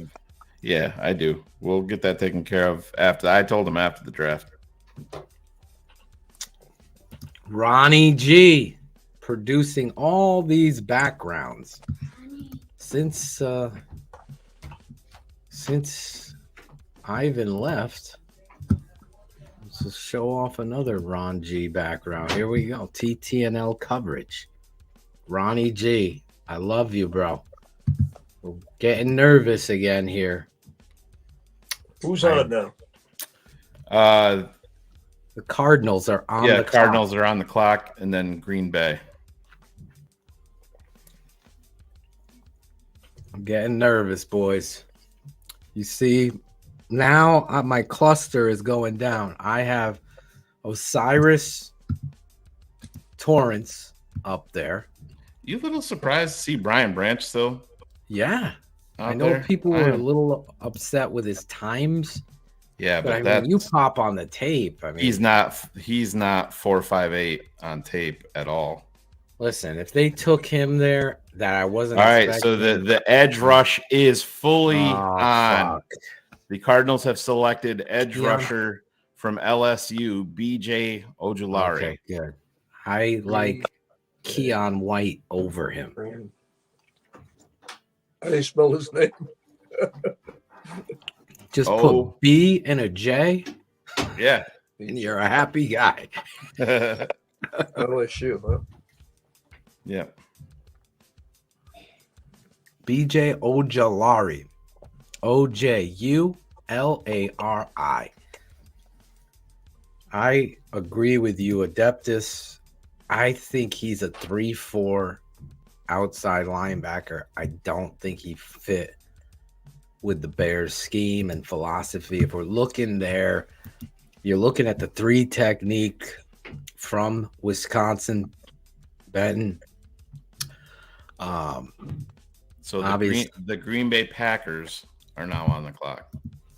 Will they Green- give their I young guarantee- signal caller a weapon? Excuse me. Darnell Washington could be the pick here. Jack Well, Kane is calling Branch to Green Bay, which Be a that very would be good a fit. Be that value would and be fit. Yep. And just don't give your young quarterback any weapons. So I like that even more. my boy. I hope they don't take my boy here. The one guy I don't want Green Bay to pick. Should I say it, Cox, or am I going to jinx it? Put it out there. Cody Mock would be a nightmare because I love the kid so much. To see him in Green Bay would freaking destroy me right now because I believe he's going to be a star. So now that I've said it and it's going to happen, just... Which stream is that? What stream are you on? What are you going to watch the show on your tablet? Yeah. You're right here. You're in the show. I can see myself. Oh, what do we think of Green Bay? We're going to pick a bad player. Exactly. What are your thoughts on the Packers as a whole? You hate them? Hate them. Or like them? Hate them. Obviously, I don't like them. They're rivals, big time rivals. So at this point, the way that the edge rushers are falling off the board, I mean, so you're creeping up on 10 picks away. You're looking at 3 tech. Double A's dropping. The centers are all there. Yeah, I mean, I see more of a motor with double A than Ivan does when he's inside, where he should be. Much better inside. Yeah. He's much better inside. So the pick is in. The Green Bay Packers have selected tight end Luke Musgrave. Oh, they went Musgrave. Extensive injury history. Love the talent. He's more straight line, extremely fast. But, man, that injury history, Ryan Cox and I were talking about him the other day. I know Ryan was a big fan. It just that injury history worries me. Luke Musgrave's a good football player. I'm with you there. I obviously had Laporta higher, Mayer higher, and Darnell Washington. Where is he from? Oregon State. Oregon State. Excuse me. So Peter Bukowski, I'm not very high on Luke Musgrave as some others, but his athleticism is what you bank on in the NFL. So he will pivot and call him an all-pro within 48 hours. Just you wait. So the Jets are on the clock, right? Yes. The Jets are on the clock. And the Jets, with their new quarterback, Aaron Rodgers, have to be eyeing another receiver here, in my opinion. They got some good ones there. Lazard, they got Garrett Wilson, the rookie of the year. And this is working out pretty well. I mean, the Bears are going to have these 3 picks in a compressed area, and the way that this is falling, edge rusher not so much. I mean, I'm not a huge fan, but hopefully they're on the phone with Yannick Ngakoue. Seeing to get you got to get bodies here. It's not going to help you in the run stuffing department, but a guy that can get after the passer. My number 1 ranked player is Osiris Torrance. And then you got John Michael Smits. So who would you take? Both were there. Would you take Tevin? Just remove your loyalty to him. I would take John Michael Smits at center because I think that would be a huge look at that line now. You've just extreme makeover your offensive line with him. And I have absolutely zero problem. I understand they need defense, and this isn't all going to get fixed right now. But if you take a center here like Schmitz, and I'm higher on Tippmann than you are, and I tend to believe that the Bears are probably higher on Tippmann than they are on Schmitz. Would be my guess Tippmann in terms of the versatility. I have Tippmann over Whitler. If they can solidify that. That's you go right across the board with Braxton Jones, Tevin Jenkins, let's just say Tippmann, Nate Davis, and Darnell Wright. That's That's a hell of a start to this rebuild. Well, the guy I really think would be great is Cody Mock. Like, because he could do it all. And if he could play guard, he could play tackle, he could play center, I think. So if it was me, I'd probably be banging the table for him if he happens to be there at that pick. I love that kid's tape. Love his athleticism. I love how he played, his motor. He loves the game. He's a character. I think like he's a guy that brings everybody in the room together. He has that personality, that big, bright, toothless smile. Toothless smile that lights up the room. So the Jets pick is in, and they are taking offensive lineman Joe Tipman. There he goes. There he goes. There he goes. So now, like I said, you're getting closer. You're getting closer to Chicago, but the way this has been going, that they've been doubling up. There's going to be another center going off. Yeah. Joe Tipman, where's he from? Wisconsin. Big center. 6'6", 313 pounds. He's a redshirt junior. I haven't seen a center this big. The kid in Cleveland there, Posich, is, I think, very Ohio similar. State. Yeah. Was he 6'7"? 6'6". The other thing I think the Bears could do here is keep your pants on, Ben Ricketts. I keep going back to Clark Phillips III, Clark Phillips III, the nickel corner out of Utah. I just think this kid he has the pimp. He has that ability in the moments. I really think. I'm not a big fan of Luke Whippler, like here in the second round. I have Olu over Luke. I believe Olu's a better football player, a better finisher. I like Whippler. I think he's a 5th round guy. That's where I would put him. I knew Ben. He would be my surprise pick for the Bears because of the nickel corner position. They've been so in flux. Now, where are you, Shane? Like, when you look at the Chicago Bears, I feel like as talented as Kyler Gordon is, I thought that he played better outside. Yeah, no, I like him outside. I like him I like him on the field side. Yeah. Field corner. I just feel like he's very good with his eyes from that angle and covering people. Jalen Johnson, I agree with you.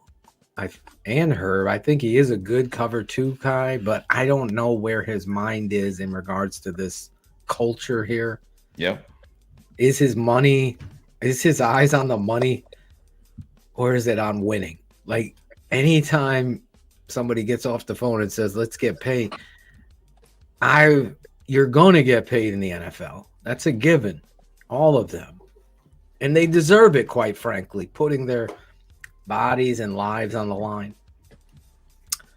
But there's something about Jalen Johnson, and again, just seeing him for these years, I just think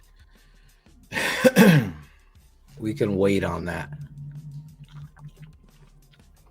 So getting a nickel, where's Who's our on guy? deck here now? You got Green Bay again after the Colts. The Colts are on deck here now? Yes. Mm-hmm. So the Colts just selected a corner, Brents. Julian Brents. From Kansas State? Is that where he's from? Yes. Yeah. Julius Brents. There he is. Now the Packers are back on the clock. Julius Brents. Big corner. Who took him, Shane? Colts. Colts. That was a good pick. So Green Bay is back up, and then New England. Coach O's live reaction. Yep. For the Patriots. They should be always tapping into these war rooms. Like, there's no secrets there. I can't read one of those names on their board for the Colts. My guy, Keon White, is still there. Please, God. He fits what you're looking for, and then come back and get Cody Mock, and I'm dancing.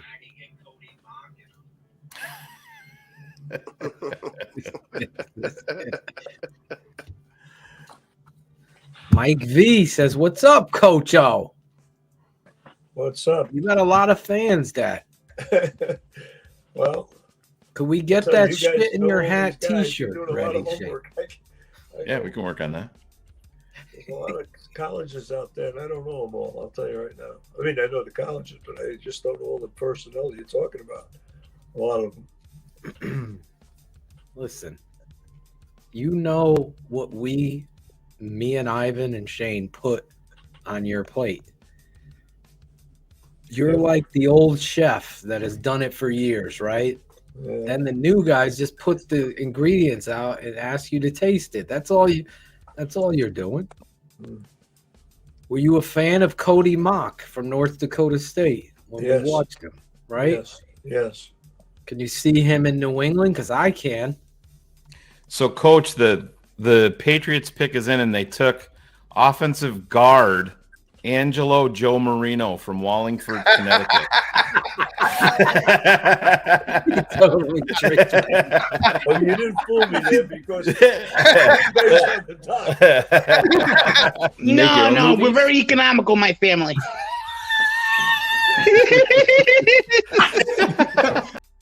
So there's been a trade. The Colts have traded with the Detroit Lions. Or, I mean, the Green Bay Packers. I'm sorry. The Green Bay Packers have traded with Detroit. Wow. Detroit. So Detroit loves these interdivision trades because they did it with Minnesota last year. Wait. So Detroit traded up to 45? Yes. With From Green Bay. where? Wherever they were. They had a couple that Detroit's flush with picks. They got a lot of picks from last year. Jesus. Yeah. Fuck. And they take my guys. They traded down this year, Phil. Remember, from 6 to 12. They got another pick coming up after this one. After Washington, they have another one after the Chargers. Two Wanna picks see after the the Bears. chat? So the Lions trade pick 48 and 159 to move up 3 spots to number 45. Did we just trade back? Who? Someone's writing we're now at 55. No, you ain't trading while you're off the clock. That's just the dumbest philosophy ever. 53. That's what I thought. If Ryan Poles trades while they're off Yo. the clock, you Hey, you? it doesn't make any sense. Sneaky Tata Toshin over there. Is Tate? What is that? Twitch. Twitch? That's Twitch. Is he our So only the Detroit Lions have selected Oh no. Roll Tide Brian safety Branch. Brian Branch. Wow. They've had a hell of a makeover on that secondary this year. Why Yes, do what the is he? Lions have 3 running backs? Alabama. This is safety. Safety. Yeah. And didn't they get Chauncey Gardner Johnson. in Chauncey free Gardner agency. Johnson? Yep. Yeah. Jesus. So what do we got? Patriots up, huh? Yes. New Patriots are England on is the clock. up. Here we go, Coach O. Let's get a lineman here. Yeah, let's not take that guard that I was talking about, right, Coach? You're getting to the point where you're moving. What are we? 7 picks away from the Bears. Could you use a center, Coach, in New England? Well, they got a real good one, but he's played about 6 years, so he. Yeah, well, it's not too bad then.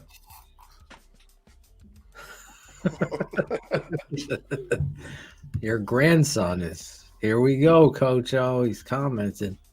What is he saying? He said, "Here we go, Coach O." Here we go. Oh, who do you want? The Patriots pick is in, and they have selected defensive lineman Keon White. Jesus, that's Phil's guy, Coach. My guy. Defensive. What's his name? Keon White. White. Ivan, it's perfect spot for the go shit in a hat drop on Phil. And where's he from? Georgia Tech. Yep. Big guy, 6'5", 283. Little shit in your hat and get the hell off the field. Sorry. He's 24 years old, but he's super raw. He's former basketball player, Coach. Yeah. How tall is he? 6 what? 6'4". Is he 6'5"? 6'5", 285. He also played at Old Dominion and then transferred to Georgia Tech. His story is really good, and he's a really focused Does football. New England have another second round? I don't know.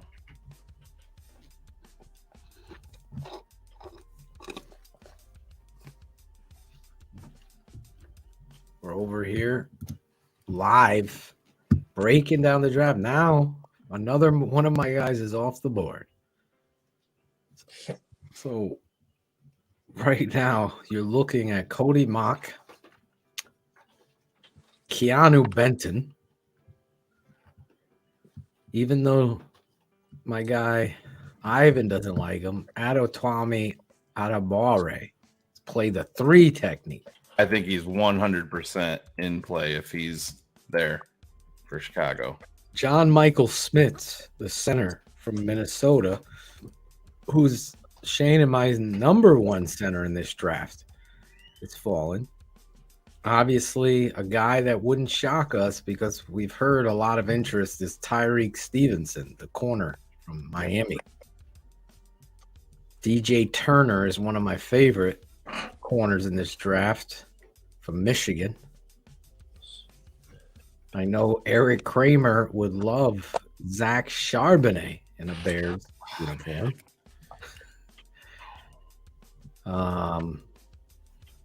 DeJuan Jones.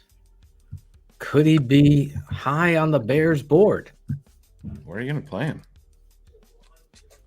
Play him, get him in the competition. Yeah, but I can never have enough tackles. Tooley. No, my guy Tooley is in there. I could see when New Cyrus England took this guy. Torrance They is take the best player on the board, the guy that can help them.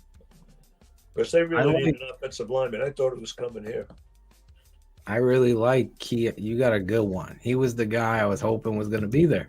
So the Commanders are on the clock. He's on TV. They're just announcing the Detroit pick. Yeah. Yeah. I go, what the heck? There's Brian Branch at the. Is he there? Yeah. Nice. He wasn't. Here he is. Good for him. He stayed. There's nothing wrong with that. All right. So wow, a little bit of a stunner. The Washington Commanders pick is in, and they are taking corner from Maryland, Jartavius Martin. The other Maryland corner. Yeah. Jeez. I have him like 5th round.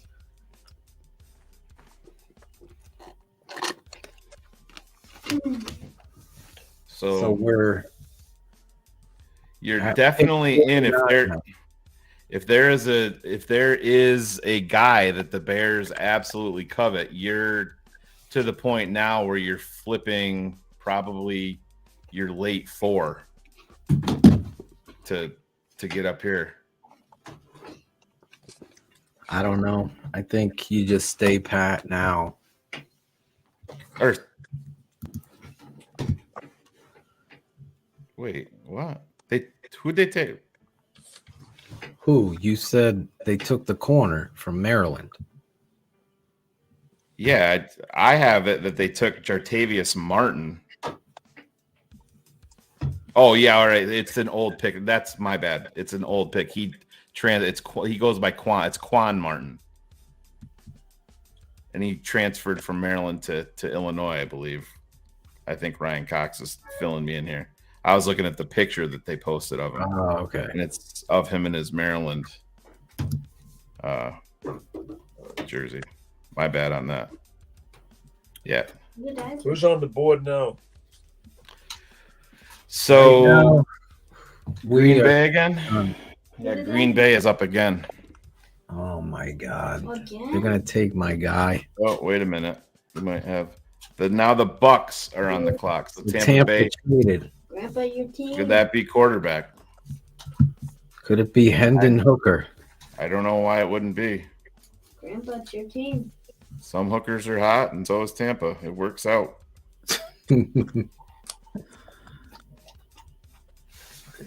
They're so far behind here in the cover. Yeah. Like, let's move it going, ESPN.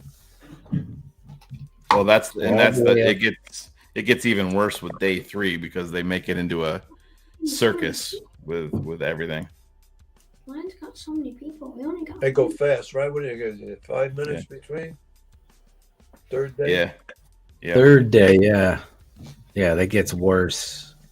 That's the one area as a draft fan for so long. It gets When do they start tomorrow? 12 o'clock Noon. East. Noon.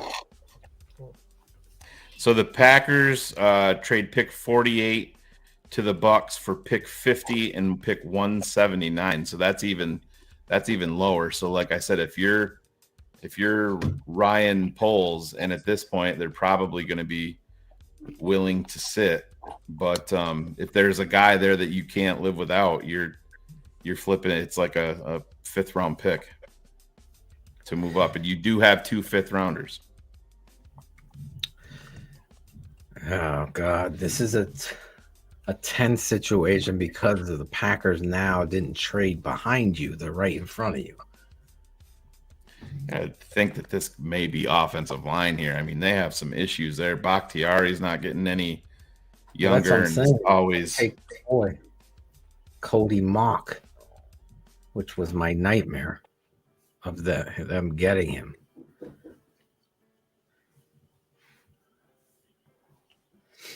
If I'm picking now, I mean, especially with this board where it's at, I think I got to go after Thule. I got to get an edge guy that also could play 3. He's in that Van Ness versatility. With all of my pass rushers are gone. I think I definitely would take Thule over AA. Is this Just Dan, on that tape. Dion White, the guy you like? Keon. Keon. Oh, Keon. K. Keion. Could he be a edge rusher? Oh yeah, That's what he's gonna be. Yep. This kid is a former basketball I thought player. you're saying he was a defensive tackle. Well, they list him as a 5 technique somewhere, but that he is an edge rusher. In my Good. I'm glad to hear that. Yeah, he's so big. all players from the green room have now been drafted. Thule or Benton. So the pick is in, and the Tampa Bay Bucks have selected the toothless one. Cody Mock. Milk to cut. His mothers. These guys. Ryan Taking Cox. all my guys. Ryan Cox sent me that text with great joy, I think, Phil. I'm just kidding. Busting your balls a little bit. But yeah, he did go to Tampa. Oh my God. God. Here's Keon White right here. They're showing his highlights now. Playing him at 3 technique. Now he's playing the 5. Battling inside. You could just see the ability. Now he's on the edge against North Carolina, fighting up the field. Look at him deliver the blow, spin, find the quarterback's legs, dropping man. I mean, I'm jealous of that pick. I really believe his ceiling is so high. Now my boy Mock is a Patriot, for fuck's sake.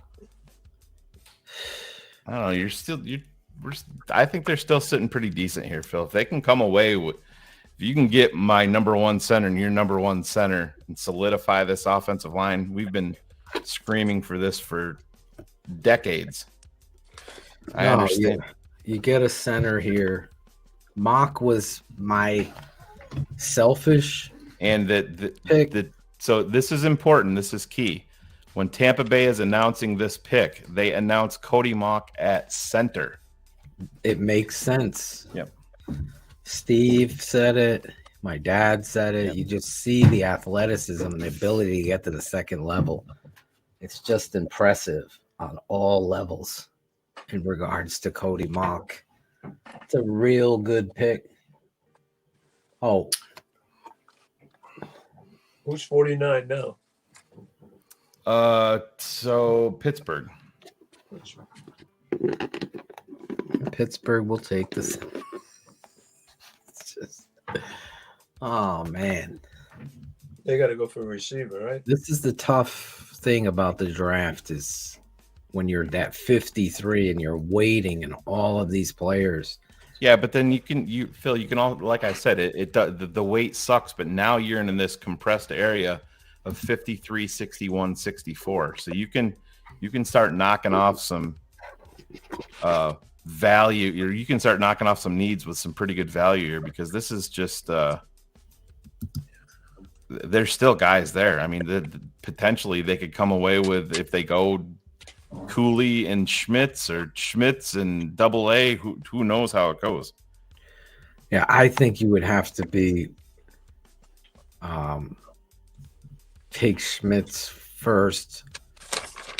There goes Keanu Benton. Benton's going to the fucking Steelers now. Yep. Damn. That's definite fit there. My whole cluster is gone now. So Green Bay is back up again. So Green Bay is at 50, right? Yeah, more at 53. Jesus Christ. The value right now. Well, I don't want to even say any names because every fucking name I keep saying they goes off the board. So I'm gonna wait. I'm serious. I'm gonna wait until we're at 52. Because exactly, it's a cluster. It's a cluster right here. I'm not gonna say one other name. It's crazy. The commissioner's on the Buccaneers pick, for God's sake. Yeah, I am shutting up. This is the first time in my life I'm going to shut up. I'm just going to talk.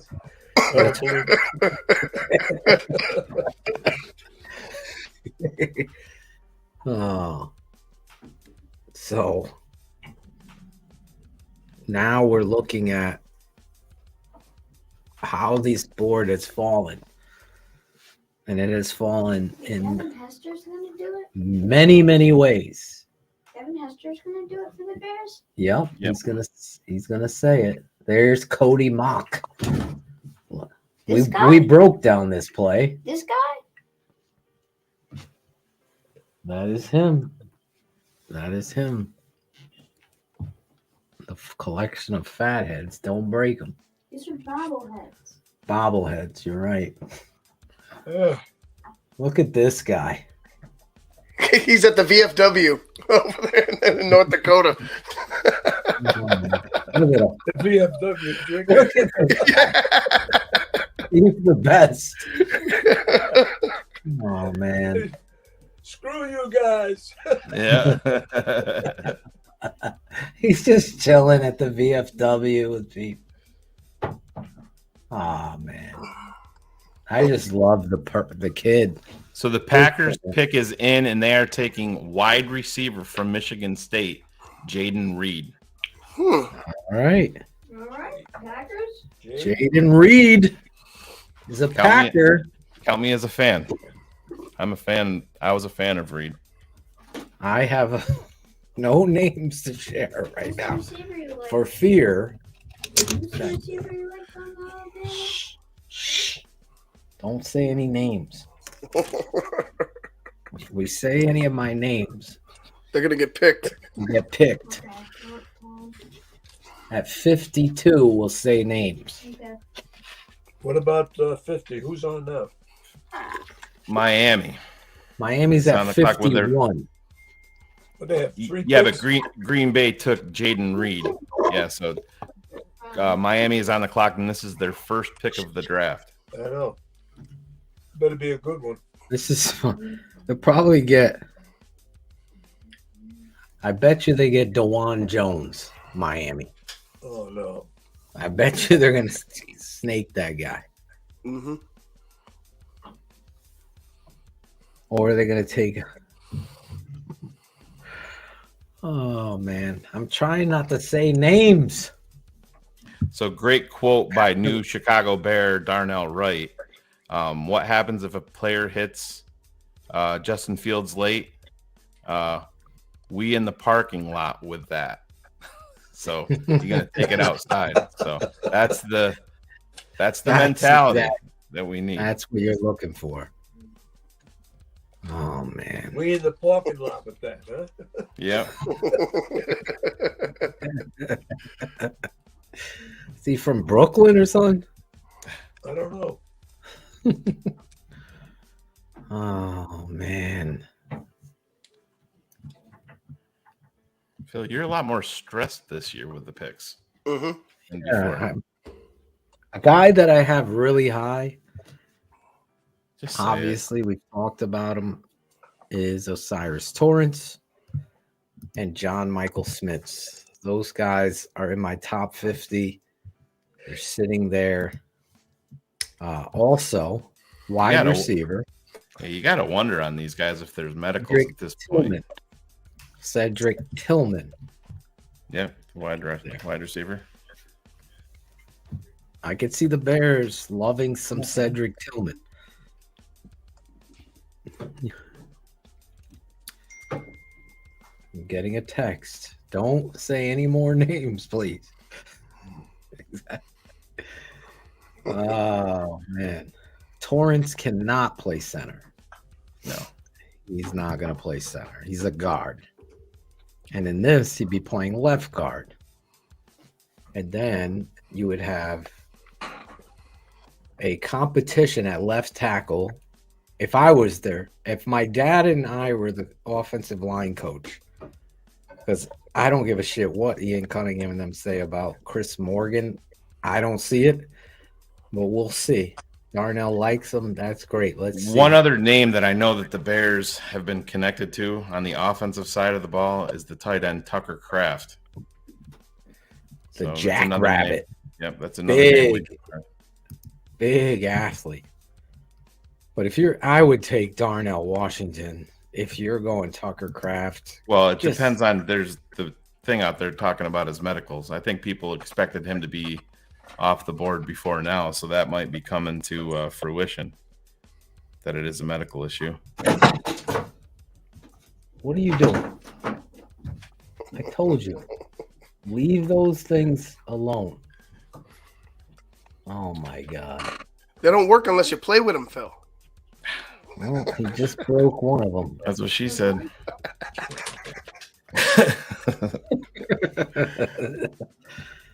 Trenches, trenches, trenches, Donnie. Danny or Donnie?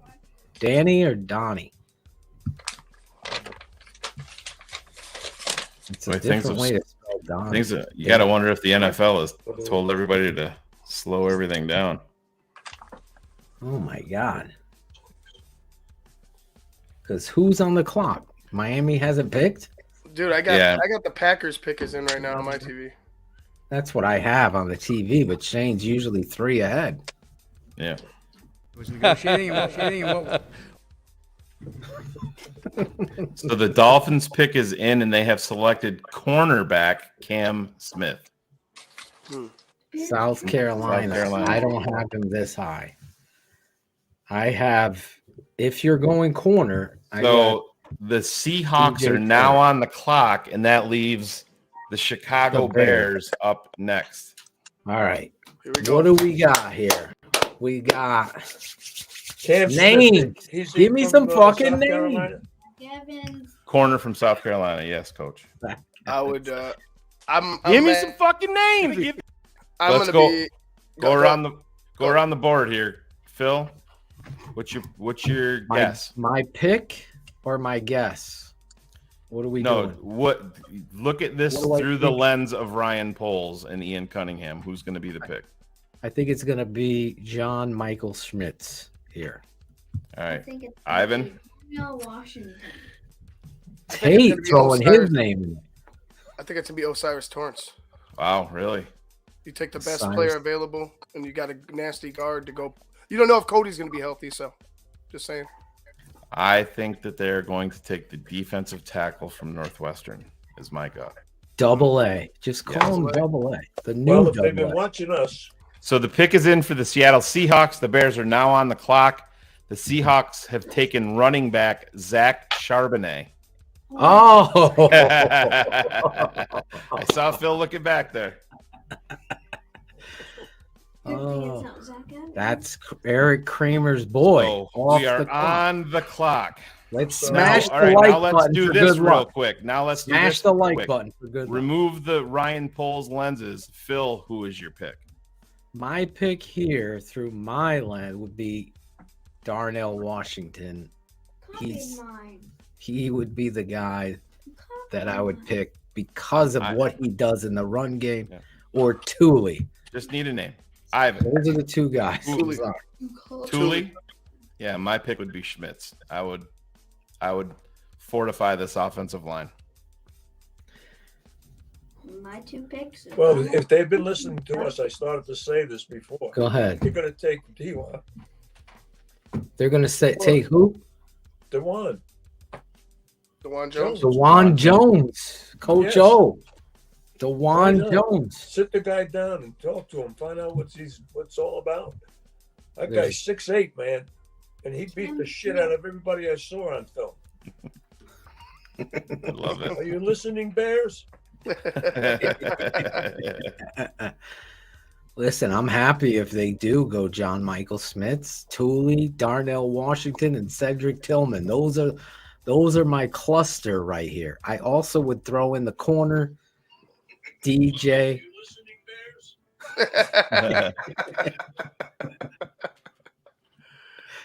Are you listening, Bears? The kid from Michigan. Got to throw him in there. The corner. Turner. DJ Turner. Yeah. I just think he's just too good. Brad Biggs reporting. The Bears are on the clock. Thank you, Bradley. Thank you. I think they got to be pretty happy with who's available here. If you're Ryan Poles, the way that this is unfolded. Trenton Simpson, the weak side linebacker from Clemson. How can you invest there again? I don't see it. Oh, the nerves are killing me. Same. Are you nervous? Yeah. Nervous? Who are you pulling for? Darnell Washington? Zach Evans. Zach Evans. He wants some running back. Dude, I mean, are you going to make me rant in front of your child if they select a running back right here? You can. So the pick is in. The Chicago Bears have selected defensive lineman Gervon Dexter from Florida. Oh, Wow. Shit is so trash. Gervon Dexter. Yep. The Adam motor. John reported a couple weeks ago. It's not the motor so much. It's the initial get off. The motor is there. Always a beat less. Yeah. The penetration. Yeah. Oh, we're gonna have to cut some tape up of him. Yep. This is what the guy looks He's like. a defensive tackle. Yes. He's a big He's boy big too. dude. Big What is dude. 6'5". He's Yes. 6'6". 6'5". 6'5", 310, I He's, believe. he's number 9 in Florida. That's Yeah, That's right. 6'6", 310. Not in my cluster here. And that's Javon Dexter Sr. Yeah. Is this guy good? Oh man. Seems to me there's a lot of fake teeth. Ryan Cox and Cars can tell you that I called my shot this morning. Oh, really? That it was Dexter. This guy has fake teeth. Big Dexter. So we got a Hey, pick listen. coming up after. Like I don't know where we pivot from here. But do you go if Smits is there? Do you go John Michael Smits still? I would, but I'm starting to wonder with the need that Chicago has. It's one of two things: they have a belief in Cody Whitehair, or Schmitz may have medicals that nobody's heard about. Talking about. Oh man. So who's on deck here? He's a younger kid coming out as a Yeah. what? Redshirt sophomore. 21 years old. 6'6", 312. He's listed at. Started at defensive tackle, 13 games. Finished the season with 55 tackles, 4 quarterback hurries, and 2 sacks. Oh my. Recorded 5 tackles and 1 solo versus Oregon State in the bowl game. I'm never gonna like this kid. Hey, You haven't seen him play. Gotta give him a shot.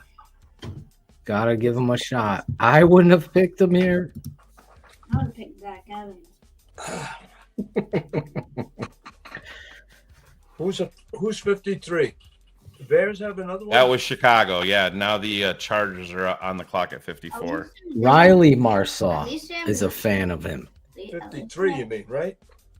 Yes. No, Chicago was 53. Then we're coming up again. 54 is on the clock, and that's the LA Chargers. You're gonna get to see Gervin Dexter coming up on the big screen here.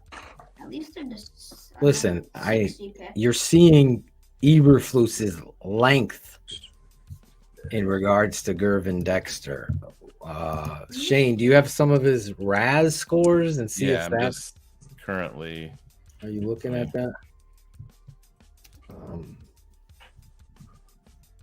So his RAS is 9.37. So the falls in line. So with yeah, what height it is 6'6", they're doing. 310, vertical of 31, broad jump 9 foot 2 inches. You ran 4.88. He ran. Yep. For Arm that length big. 32 and 2/4. Yeah, 9.37 is his RAS, so that falls in line. I'm not as low on this pick as you are. It's just when I watched him on tape, I brought it up with Herb Howard today. It's just the initial. It's just it's maddening because you're like, just go, explode, and sometimes he'll do it, and you're like, oh shit, this is a dude. You're gonna be. I think you're gonna be a little bit more impressed, Phil, when you get on the tape and really dive into him. But you're gonna see what I'm talking about. He's a player. I was watching him against Darnell Washington when I was cutting that tape because I was like, let me just 1 quarter, Jeff. Come on, don't be that dude. Jesus. This kid he just looked a little lazy, in my opinion.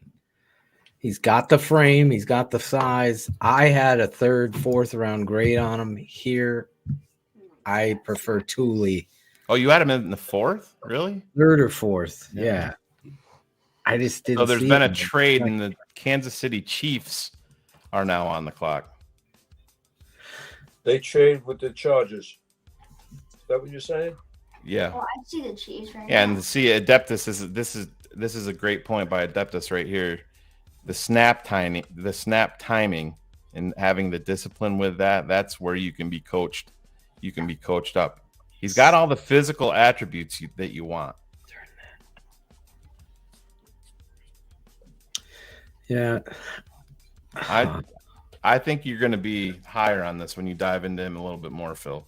I'm not as down on him. It's just I was the actually snap more timing. impressed with Brent Cox Jr. than I was him. But again, Because you had told me, hey, they're talking about how much interest. Oh, they okay. have. So the Chargers, it was a pick after the Chargers. So who was it? Here he Detroit is. has traded. So Thule goes to the LA Chargers. Of course they I'm get losing it. you. I thought it was Everyone's the got a Chiefs. different size. And here it Yes, goes. it was the Chargers had made the pick, coach, but the Chiefs traded up with Detroit Oh, at the next pick. Yep. so what did the Chargers get? Here he is playing a 3-tech. No, the Detroit. Kansas City traded up with Detroit. The Chargers took Tui Apoloto, the defensive lineman from USC.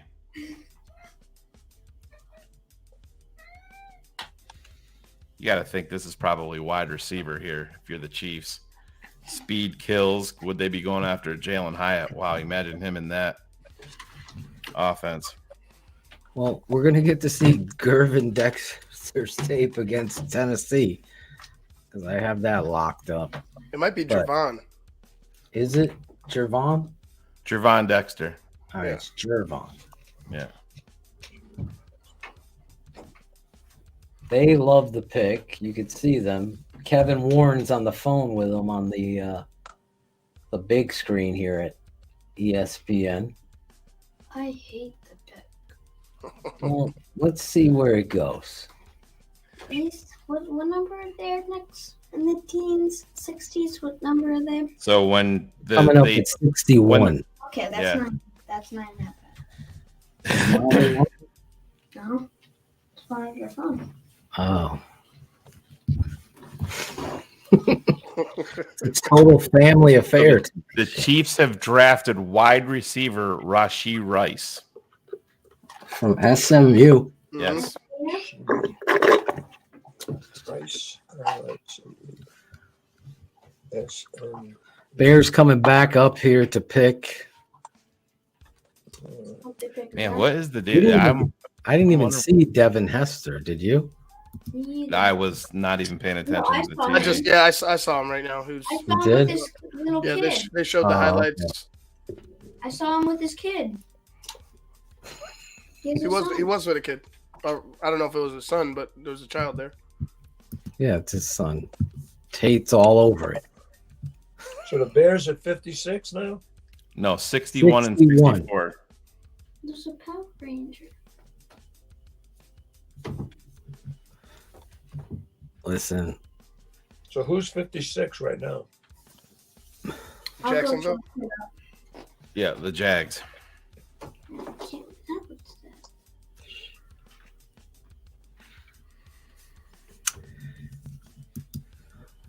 let us know how you're feeling. I just had Thule higher than Dexter.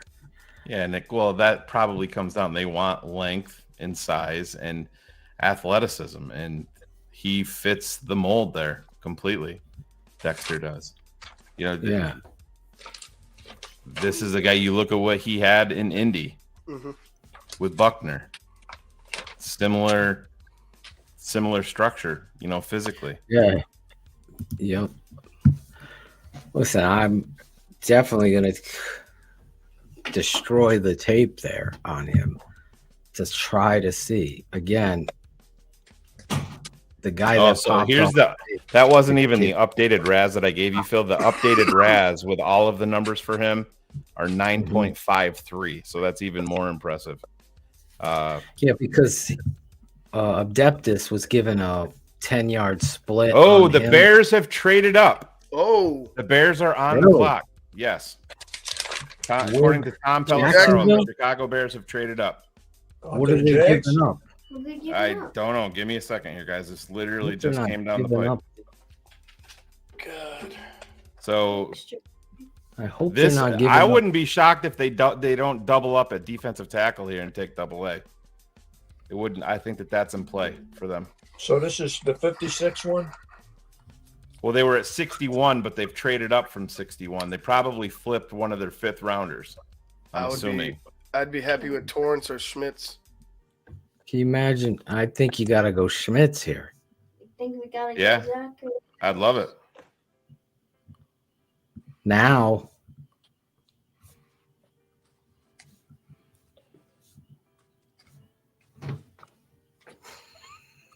So the Bears jumped the Giants. So that's something that you have to keep in mind. If Could they've be gotten- my guy Turner out of Michigan, a corner. There we go. The Bears have traded up with the Jaguars. What have they given up, Adam Schefter? So Greg Gabriel, the comp for Jervon Dexter is DeForest Buckner. Greg Gabriel just tweeted that out, and we just talked about that seconds ago. Yes, you said it. All right, so you guys want to go around real quick and then remove your do you want to do Ryan Poles lenses or your wish? Who you want? Your wish. Tate is speaking for you, Shane. I think you go. Who do you think they're going to take here? Who do you think? Zachary. They clearly are jumping up. So the Bears are at number 56 now. Dang. Did they give up that pick? That's the big question for me. So the Bears They have didn't- traded pick number 61 and pick 135. Okay.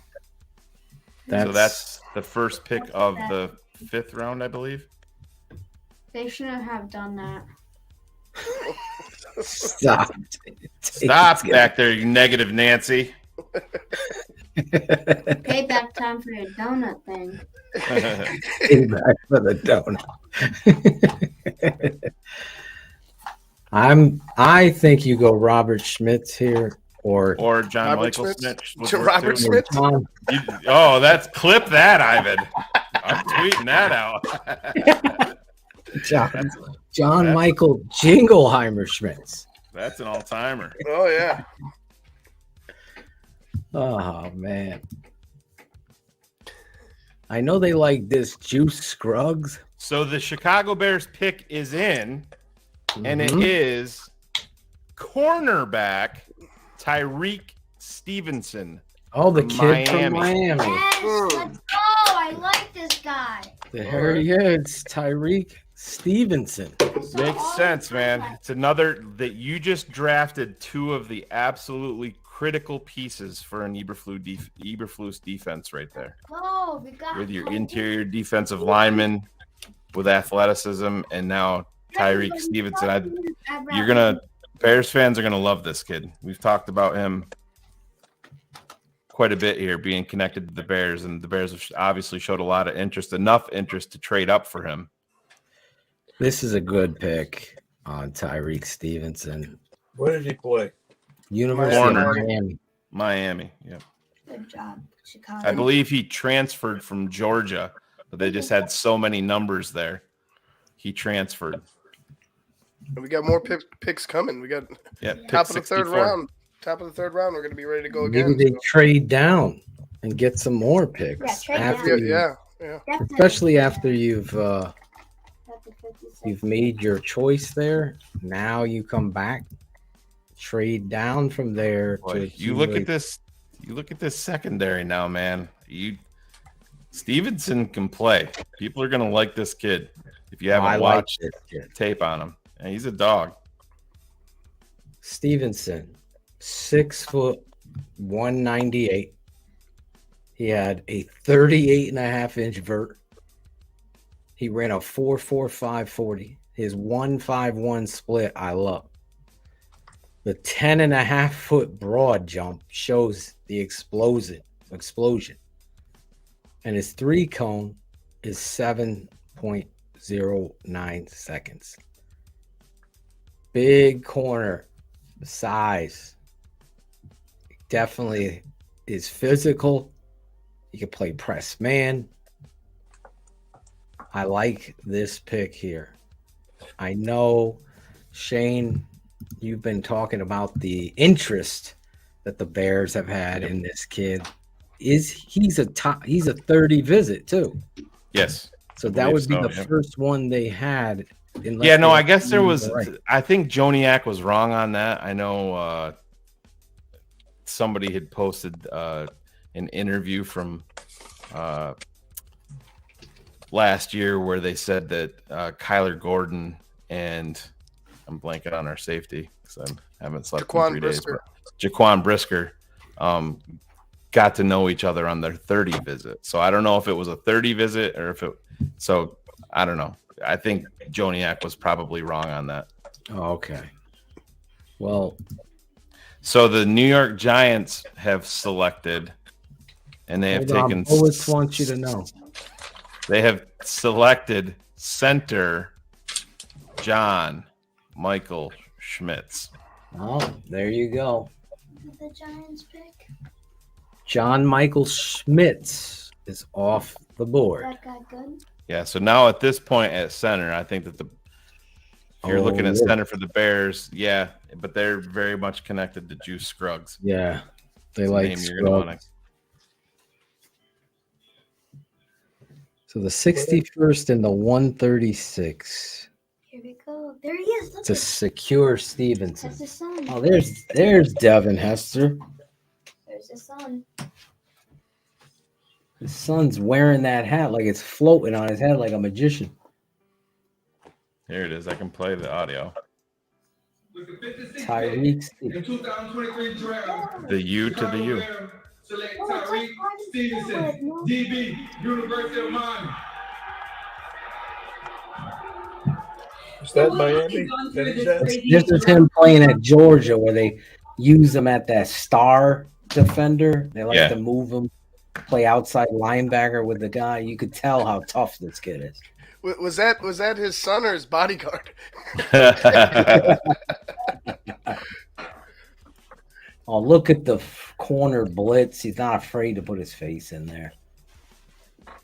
So, real quick, Phil, the RAS on Tyreek Stevenson, 8.93, 6 foot 198, the vert 38.5, 40-yard dash 4.45, 20-yard split 2.57, 10-yard split 1.48, which is amazing. Listen, I like it. Like two of them. I like his energy and his confidence. He can tackle. And that's really, when you watch him, he's somebody that I was expecting to be a, athletic freak, but he's a physical football player on top of it. Go ahead. The Dallas Cowboys have just selected, and they have taken tight end Luke Schoonmaker from the University of Michigan. I'm fine with that. He went high. Second is going high. The Cowboys. That was my guy. Man. Who's the Alabama? What's his name? Receiver? Luke Schoonmaker. Luke. Who's the Alabama receiver? Stevenson looks like he has some of the Pimp's principles. Yes. And Yes, he does. What do you like? What's that? What's the Alabama receiver that you like? There is no Alabama Dom receiver. Ranfola just shared a tweet with me from Adam Johns. Fun fact: the Chicago Bears hosted right tackle Darnell Wright, defensive tackle Gervon Dexter, and cornerback Tyreek Stevenson at Hallis Hall, all within the same week. There you go. I remember Stevenson. Oh, sure. Pimp. I don't know what Shadow's trying to say. Everyone is Phil guy. You'll have to elaborate on that one because not everyone's my guy. I can tell you that. Did you not just hear him talk about Dexter? I mean, exactly. I'm not. didn't exactly sound happy about it. Dexter, I'm gonna have to dig into the tape a little bit more. He was somebody that. There's a lot there, man. There's stuff that's going to drive you nuts. Like I said, NFL body. It's the. At some points, it's the get off. You're like, what do you just go explode? Because there's times, man, where he's an absolute hammer. When he's on the move, it's just you're wondering why the build up to get him there to that point is taking him just a smidge too slow. This Stevenson is a definite fit in what you're trying to do defensively because he is physical and he can play outside or inside. So Dexter, obviously, they love the length and the size, and there is a comparison in size. I just, again, limited. I saw 2 games of his, Tennessee and South Carolina, and I felt like he was a little lackadaisical. I didn't see a 3-tech going after it. I just saw a couple jogs here, but again, I got to look more into Dexter. The size is there. 4.88 40. They're saying he did a better 1-yard, 10-yard split at his pro day. You can't teach 6'6", 310 pounds. 32 and a quarter inch arms and a 9.5 hand. 9'2" broad. The 31-inch vert kind of worries me, but at 6'6", 300. So the Buffalo Bills pick is in, and they have taken offensive guard Osiris Torrance. Wow. Great pick for Buffalo. Mm-hmm.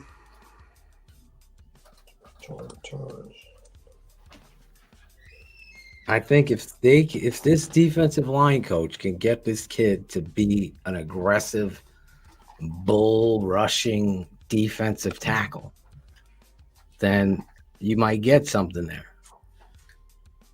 You really do. But all I see is kind of standing up and allowing other people to attack him. So maybe there's no question he's got the NFL body. And how we say his first name? Gervon? Gervon? I think it might be Gervon, but it could be Gervon. I don't know. Yeah. Gervon. We can call him Dexter. He's not twitchy at all. He really doesn't come off that way. But again, let's see where he's at. Wouldn't have been the guy. Thule went what? 2 picks later? 1 pick to the Chargers? Yeah. They were at but yeah, it was just within 2-3 pick span. We are going to break down all of these draft picks. If you head over to the tapeneverlies.com, sign up to become a patron. We will have all of this cut up and broken down. We broke down Ryan Cox says it's like Gervon. Okay, so All right. Gervon, yeah. As long as it's not Javon, then we're going to be all right. So the Cincinnati Bengals have just selected, and they have taken cornerback DJ Turner from Michigan. There's my guy. But Stevenson fits the scheme to a T. He can press and play cover 2 really well. Playmaker, physical football player. So they were talking about finding the football. Exact Eddie Goldman being. So we're 3. So the Jags are on the clock at 61, and the Bears are at 64. So we're going to be coming up again. Hopefully we get that from Dexter. Dexter was a steal, Thickwood says. Sounds like there's a boom or bust. Yeah, so far, according to Aaron Lemming, that all 3 of the Bears picks so far, like we just reported, they're all top 30 visits. And this is what Louis Riddick has to say about Tyreek Stevenson. Super, super, super aggressive. This guy will absolutely knock you out. He is a Chicago Bear. This is the kind of guy that Coach Matt Eberflus is going to love. I hope he has a high motor. I mean, I'm talking about like that in-your-face type of cornerback attitude. Yep. High motor. That's what I want. Well, that's what he's given you. Right. He does not lack confidence, but he's not like for nothing. He is physical. That's the key in this whole thing. If you play that star position at Georgia, yep, that's that's asking you a lot, especially as a defensive back. You have to be a tough kid. For him to transfer out of there, go to Miami, and then play more outside, now he's really accomplished a lot as a young player. I really like the pick there, Tyreek. I really do. The Jervon, I'm going to obviously start cutting that tape tomorrow before the draft. Mm-hmm. The Dexter tape.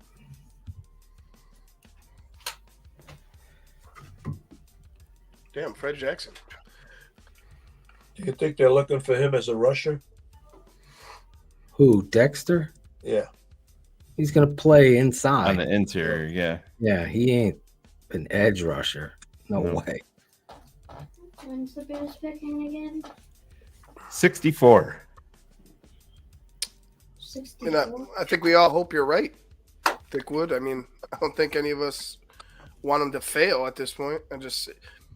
Exactly. Not where some of us were going to take him. I'm higher on him than Phil is just initially, but I've dove into him, I think, just a little bit more. Like I said, I talked about it with Herb Howard today. It's just the initial burst where when you watch the tape, you're almost screaming at your TV, just go, because once he goes, he can be a buzzsaw.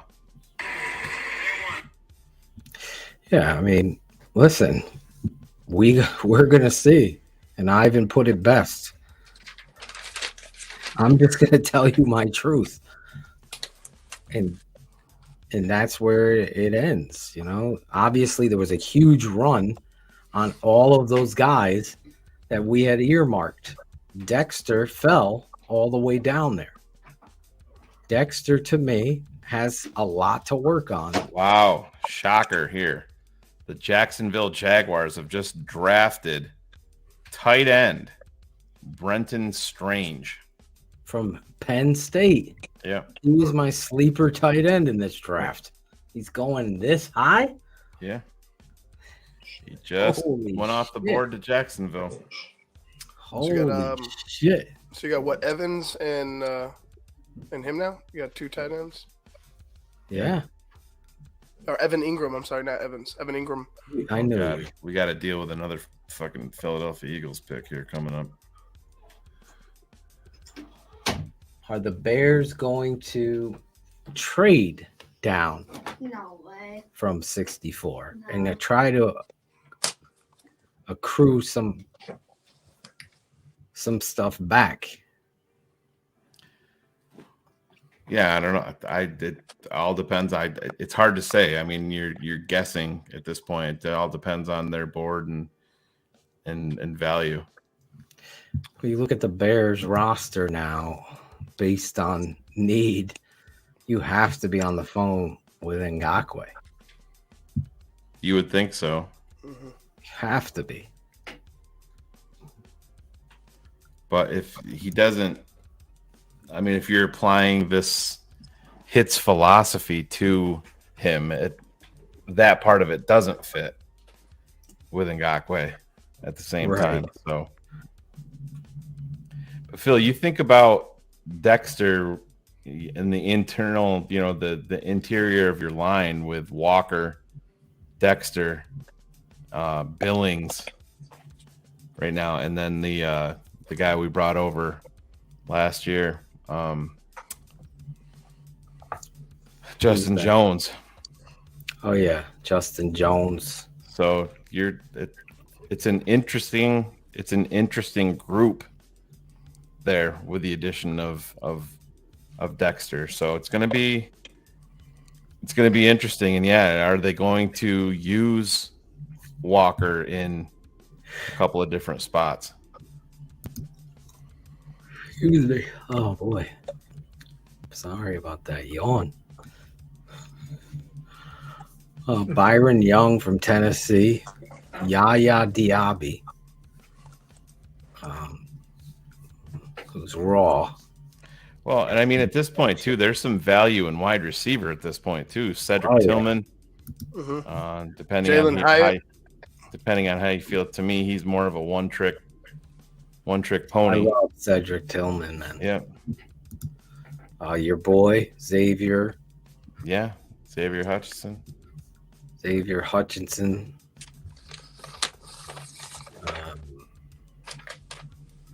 Michael Wilson. Yeah, that medicals are going to come into play there with him for sure.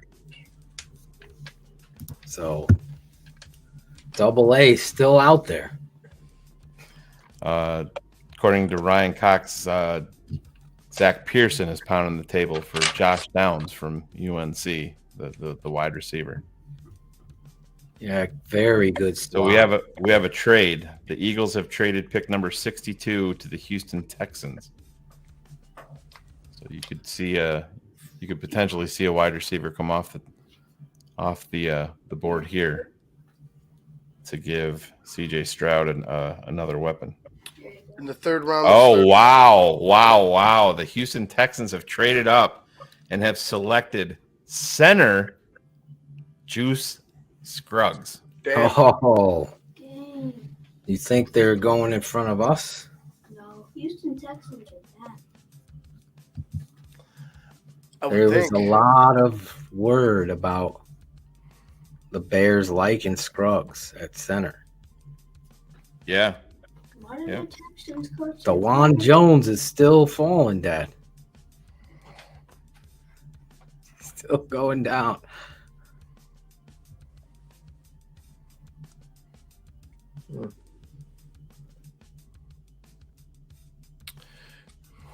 I'm surprised Jones is still out there too. Phil, would you be against pairing Adebaware with Dexter as two young pieces on the interior of your line? Yeah, I feel like I don't know where I am with AA at this point. There's a lot. So the Denver Broncos have just traded up. Oh, really? Yes. With Detroit? That would be, who would be on the clock? Correct. That's 63? 63, rather? Yeah, right in front of the Bears pick. So that they've traded up into the final selection of round 2.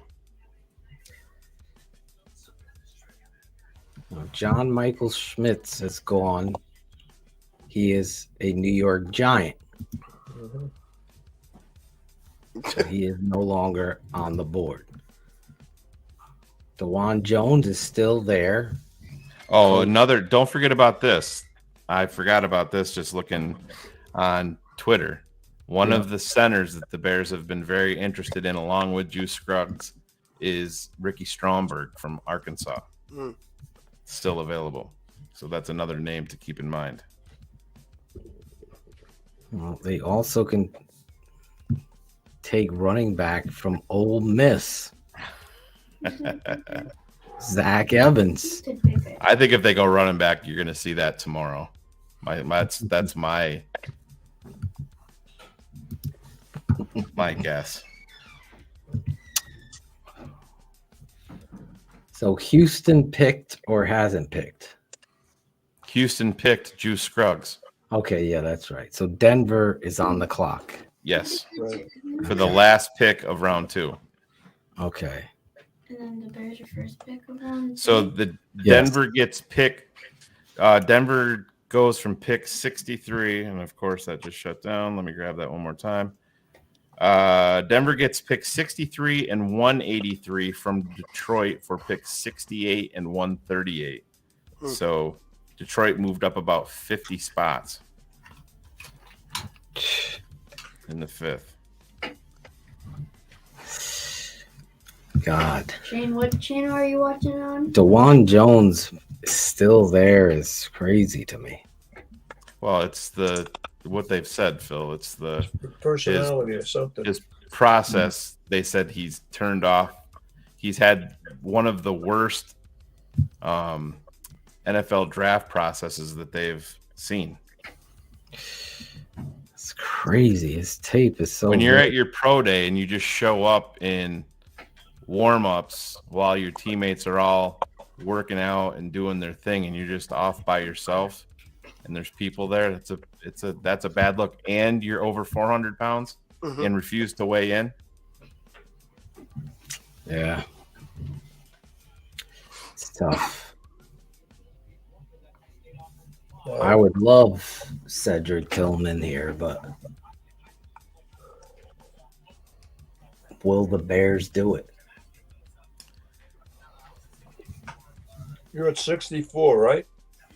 Yes, the Bears are. So we're just waiting for the Denver pick. Benjamin Albright will not have that breaking news for anybody. I did not see Juice Scruggs go in the second round, man. It's amazing. Ross Tucker says Brian Cushing announcing a pick named Juice. Weird.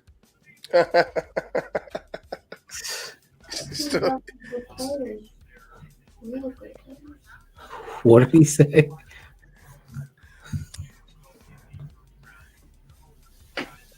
Unbelievable. As we sit here and wait for. Wow. So the pick is in for Denver. There we go. They drafted another wide receiver, Marvin Mims. Marvin Mims. The pick is in for Bears. So the Bears are on the clock. Okay. The Bears are on the clock. Marvin Mims. Where's he from? Oklahoma. He's been all over the place over the last couple of weeks. Prediction time. Go ahead, Phil. Tate says Evans. Phil. I'll say Cedric Tillman. Ivan. Right now, I got nobody. Like I don't know where they're gonna go.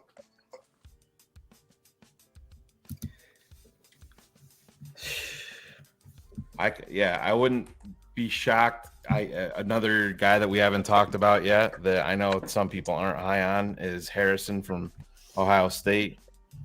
The edge, he fits the athletic profile exactly what they want. Ricky Stromberg is a guy that's connected to, obviously. The center from Arkansas. Pick is in. They still got receivers out there. I mean, me personally, I wouldn't go receiver, but if you like a guy and he's ranked high on your board, why wouldn't you take a shot? Trade it. Or they're going to trade. I would love Darnell Washington here, man. Oh my God. It's the medicals, man. I think that's pretty clear. You're in round 3. This guy can block. You got to I get that the medicals pushed him down here, but you're in the 3rd round. You got to. So here's a list from Pelissaro, Zach Harrison, Mike Morris, Byron Young, Adebawari, Zach Pickens, Trenton Simpson, Drew Sanders still out there, Kaylee Ringo, Darius Rush, Sidney Brown, and Jair Brown. So there's still a lot of very interesting names. Sidney Brown from Illinois. Mm-hmm.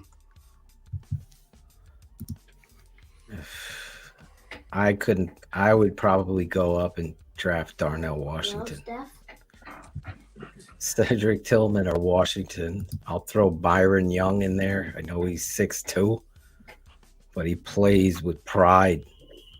And in the 3rd round, I like him there from Tennessee.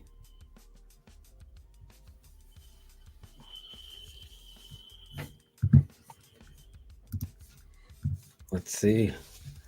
The pick is in for the Bears. Who they picked? We don't know. They didn't trade it though. So this is the last pick for them tonight then.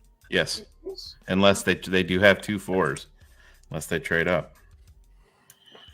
Yeah. This is the first pick in the 3rd round. I thought thered be more action from the Bears possibly trading down here. But they do have the first pick tomorrow. That's good. Which everybody goes back, resets their boards, and then they start fighting, and you hope that they're starting to fight for some people. Now, your guy Stromberg could be in play. My guy Olu, the center from Michigan, could be in play. I'm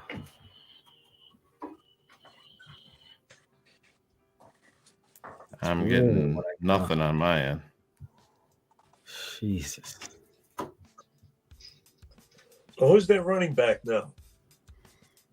They have Khalil Herbert, Deonta Deontay Foreman, and Khalil Herbert right now. Are they going to be happy with those guys? Well, they like Khalil Herbert. They clearly like Deonta Foreman. Both guys will be on a 1-year deal.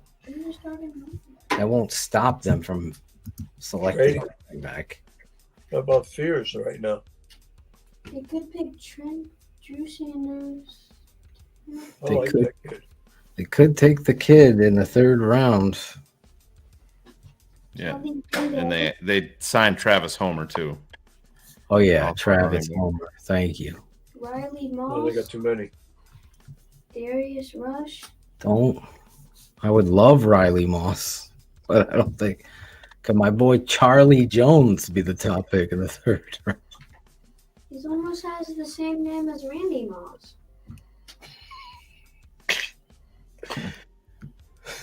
Almost. Close. He's very close. But so close, but yet so different. Right? Exactly. What was that? Hi, there you go. Yep, I like it. Here we are. Is that you? 3rd round. The Bears are on the clock. The pick is in, according to ESPN. So Philadelphia has back-to-back picks here right after us. Mm-hmm. I was hoping there'd be more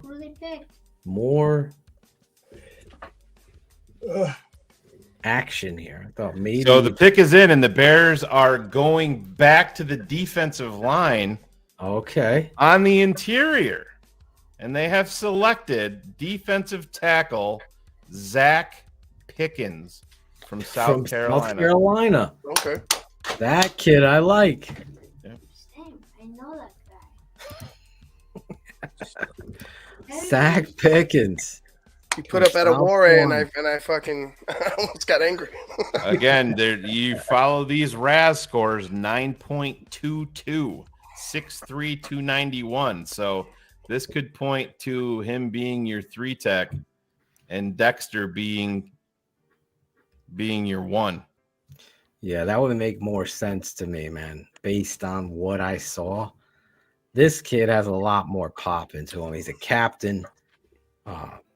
He's been a 4-year letter winner.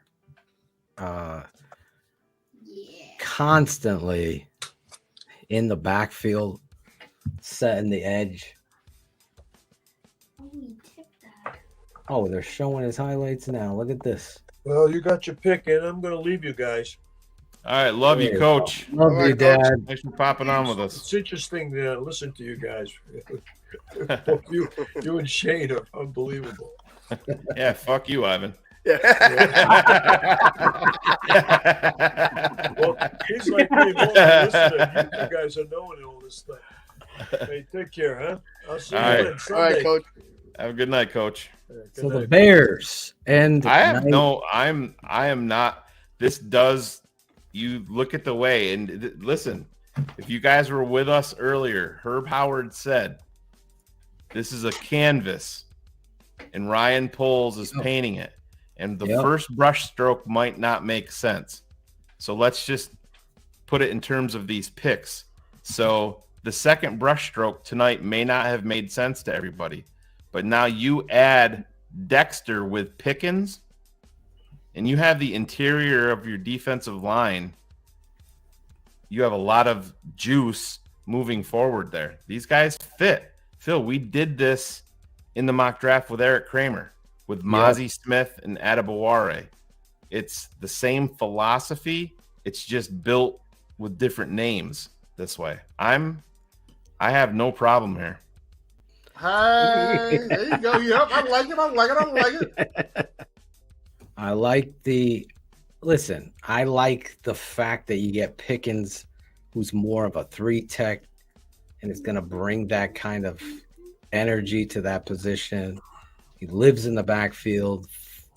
I think he started like 40 something games. Here's the official from there he is from Chicago. Man, everybody's gonna misspell that name. He's the 2C Zach. C's in there. Zach Pickens has 1 C. Well, Zach Pickens has 2. And Guess we're gonna have I like that pick a lot. Guess we're gonna have 2 Zachs. Definitely penetrating defensive lineman. Yeah, so Leo, He's we got have a lot of awards on his wall too.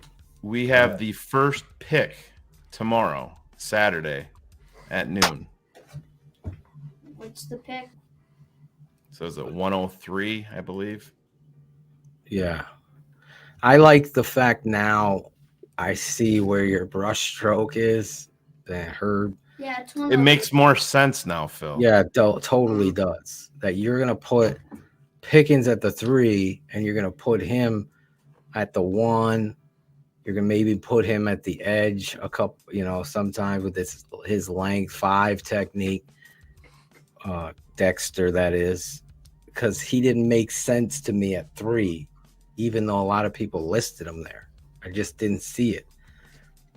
But we're going to break it all down on the tape in regards to these football players. So you're going to want to sign up, become a patron, thetapeneverlies.com, as the Chicago Bears wrap up night 2 already. Oh, so the Philadelphia Eagles pick is in. They have back-to-back picks. And this is a guy that I know that the Bears have done a ton of homework on. They have went offensive lineman Tyler Steen from Alabama. They're going back to Landon Dickerson. They took, so Philadelphia loves them some Alabama and Georgia guys for sure. Speaking of Georgia. How can you not love Georgia guys? There he is. Matt Waldman. What is up? So, what do you think? Well, we're getting to know polls. Mm-hmm. Yeah. Getting to know. We screamed all offseason, Matt, about them building the trenches, and we're seeing that unfold. And I mean, it was barren, man. The offensive, you had no right tackle, and you had literally nobody on your defensive line. And these back-to-back picks, we were talking to Herb Howard earlier, and he goes, guys, the way that you got to look at this with this, roster being in so much need, he said he's got an open canvas, and he said the first brush stroke may not make sense. But then when he gets that second brush stroke in there, then you see it in concert, and then then you can see the picture, because we're talking about Gervon Dexter maybe not being the three technique that we were kind of thinking. But then when they back it up here with Zach Pickens, who's clearly a 3, and now he's got his running mate on the interior, and it makes that, that brush stroke makes a little bit more sense now. So, and I think that people need to remember that if it's one thing to get a project along the offensive line who you think is like really athletic, but doesn't have the techniques and skills. That often fails, I think, unless you've picked him late and he's an unbelievable athlete, and like Jordan Malaya, but like what the Eagles did. Braxton Jones. Yeah, exactly. But I think it's better. It works better on the defensive line, because people like to I've always had a fun time where people will talk about running backs and how they're just instinctive and they don't have to think much and all that kind of BS. But really, if there's a position that is the easiest to develop, once you have the threshold of athletic ability already in place, if you meet that threshold, look at what the Vikings were doing all these years, or Titans all these years, with athletes at defensive line. Yep. And especially at the edge, because if you got the bend, if you've got the quickness, if you've got the strength, you can usually teach the other things a little bit more effectively. So if that's the case, if you're going to take chances, thank you, Drew. Do it along the offensive line. I'm doing it along the defensive line. And I loved their first pick. I thought Darnell Wright was a fine pick for what they're going to do. They don't need, as much as we looked at Bijan and we looked at other backs. I mean, look, I'm a big fan of Khalil Herbert. I'm a big fan of, I can see why Donta Foreman can be helpful to that team. So you can get some skill players a little bit later, and they've invested in their skill talent, with DJ Moore. Yep. They right now, just I think for them the skill talent will look shinier and brighter if the offensive line is setting the table, and they need, they did that with their weakest position at right tackle, and I think they're having a solid draft. Yeah, so we'll see how it goes. But real quick before we get into that, I know you're the skill position guy, Matt. When you saw Detroit at 12, I love Gibbs. I love Jahmyr Gibbs going there. Were you taken back a little bit? And then Pelissaro was reporting that they were fully prepared to sit at 6 and still take Gibbs. I'm pleasantly surprised because if you ask, I've been writing about DeAndre Swift for the past 2 years and saying, listen, he's not the back people think he is. He's a limited space player who catches the ball okay, not a great route runner, more of a screen pass player, a delay, a draw player, an outside guy who bounces things too much outside, doesn't really run as well inside as he should. And my buddy, who I'm going to be doing a little more work with, Brandon Angelo, who is a speed and athletic specialist in the Chicago area, and I believe is a Bears fan, who you guys need to get on the show. I'll get y'all some information about him. He's great. Yeah. And we're going to be doing regular podcasts together, I think, probably down the line, because we just have a good rapport. Love it. But he, we were talking about DeAndre Swift today, and it's just one of those things that Jahmyr Gibbs gives you that player with more speed. So the acceleration works out better for him than what you get with Swift. Oh yeah, he does work better inside. So as a result, he may not be the lead back when you've got Montgomery there. I mean, we know how good David Montgomery is. So, but the thing is that now you have more redundancy. With Swift, it's kind of more like, here's the package of plays that are in for him in this game, and that means he's more predictable. And that offense becomes more predictable. With Gibbs, at least you can run the same plays that you run with Montgomery, even if you don't run them at the same level of volume. Yeah. And that's the difference there. And if you really get creative with Gibbs and he develops more as a receiver, people like to talk about him like he's already Alvin Kamara, which he'll never be. Hey, but Matt, real quick, I don't want to step on your toes, but we got a big one in here. The Detroit Lions have just traded up and selected quarterback Hendon Hooker. Wow. Well, thank the that's good for the division for the Bears, because I mean Hooker's not ready. It's going to be a year, and that's a fascinating selection. That is, So Drew Sanders went to sorry, Matt. Drew Sanders went to Denver. That's what I'm picking up on. That's a great pick. Yeah, Denver did well with Mims in this past 2 rounds. Mims and Sanders right away.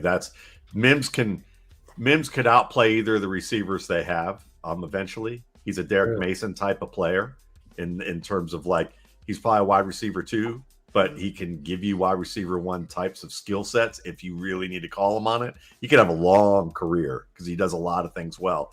And, we know Phil loves Sanders, this is linebacker 1, Exactly. So, but Hooker, I mean, look, he's at 3rd round.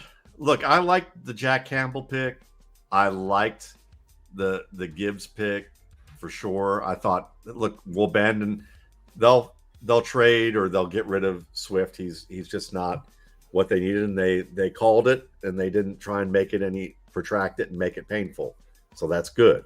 But Hooker, I don't know. Maybe what they see in Hooker is more processing speed than what I saw. I don't think he's a particularly fast processor. I think he's more of a Marcus Mariota, Robert Griffin type of athlete, meaning that he's fast, but he's not really mobile in terms of bending. Yep. He's awkward when he finishes plays as a runner, which leads to injury. He's a beat or two late in the deep game, which is supposed to be his strength. And still he played still better than Levis. Still better than Levis. Yes. Yes. still a spot better than Levis for me. But hey, at least the NFL had enough sense not to pick him in the first round. Yeah. Or number 1 overall, like people were saying. Jesus Christ. Yeah. What a What nightmare. is going on here? Yeah. But that's, guys, I mean, that's the thing is Rich Scangarello, who was the, one and done NFL quarterback coach for, it seemed like a dozen teams in the league in the past, 10 years. Is that, I'm hyperbole, but he has a lot of one and dones, in like Atlanta, San Francisco, and Denver.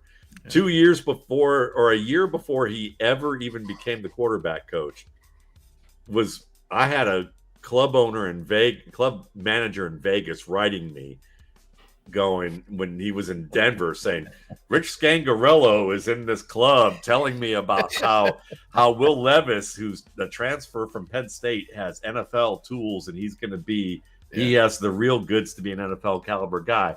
And then the next year he's suddenly the coach. I mean, probably what happened is NFL. If he's telling bartenders this or club owners this, or club managers this, he's probably telling everybody in his NFL fraternity this. Damn right. And they probably put him high on their preliminary board. And then he never came off of that. Or if he did, a lot of teams are doing what Russ Landy, my pal, also in the Chicago area, the Edmonton Elks head of personnel, would say about what Butch Davis used to teach them, which is Butch Davis would say, listen, when it comes to the media, here's 20 guys on our board. Do not say anything to anyone outside this building about these 20 players because we want them. Yeah. These other 20 players who are disqualified from our board, every time someone asks you about players, talk about these guys because maybe at various spots, other teams will, if they're thinking about them, they'll think we want them too, and that may drive up the value just enough to tip the scale for a pick. And maybe that's what teams were hoping with Will Levis is they'll keep talking about Levis and go from there. But Hendon Hooker, that's hey, I mean, a lot of the big names in big draft liked him, and sometimes that works out. Sometimes as Phil's making that face there, he's like, whatever, I just ate a lemon one night when Matt said big draft, liked him. So there you go. But real quick, another playmaker off the board, Tank Dell goes to the Houston Texans. Woo, man. Great mover. One of the best open field runners in this class. An Oz Zahir Hakeem type of talent from the slot who can win one-on-one. Yeah. And he's but he drops a lot of balls. He's kind of that Romeo Dubs of this class where everything up to the catch point is great, and then the catch point can get a little iffy for him at this stage. If he can just rein that in a little bit, you've got something there. But that tells you they're not totally out of the woods on Mechie yet. Right. With his recovery. And Robert Woods, I mean, look, he's 1 year removed from ACL, 2 years removed from ACL surgery, and old. So can he give you another year? It seems to me that Robert Woods might be the coach on the field this year, or the veteran who can provide that with some of these young guys that they're trying to acquire. Yeah, Robert Woods has always been a favorite football player of mine. I always go back to the New Orleans Saints had this freaking kid, Shane and Matt, a receiver, every year. This kid, I can't remember his name. I was just trying to think of him. Oh God, Anderson or Wilson, way back in the 90s. He just was so silky smooth. What team? New Orleans Saints.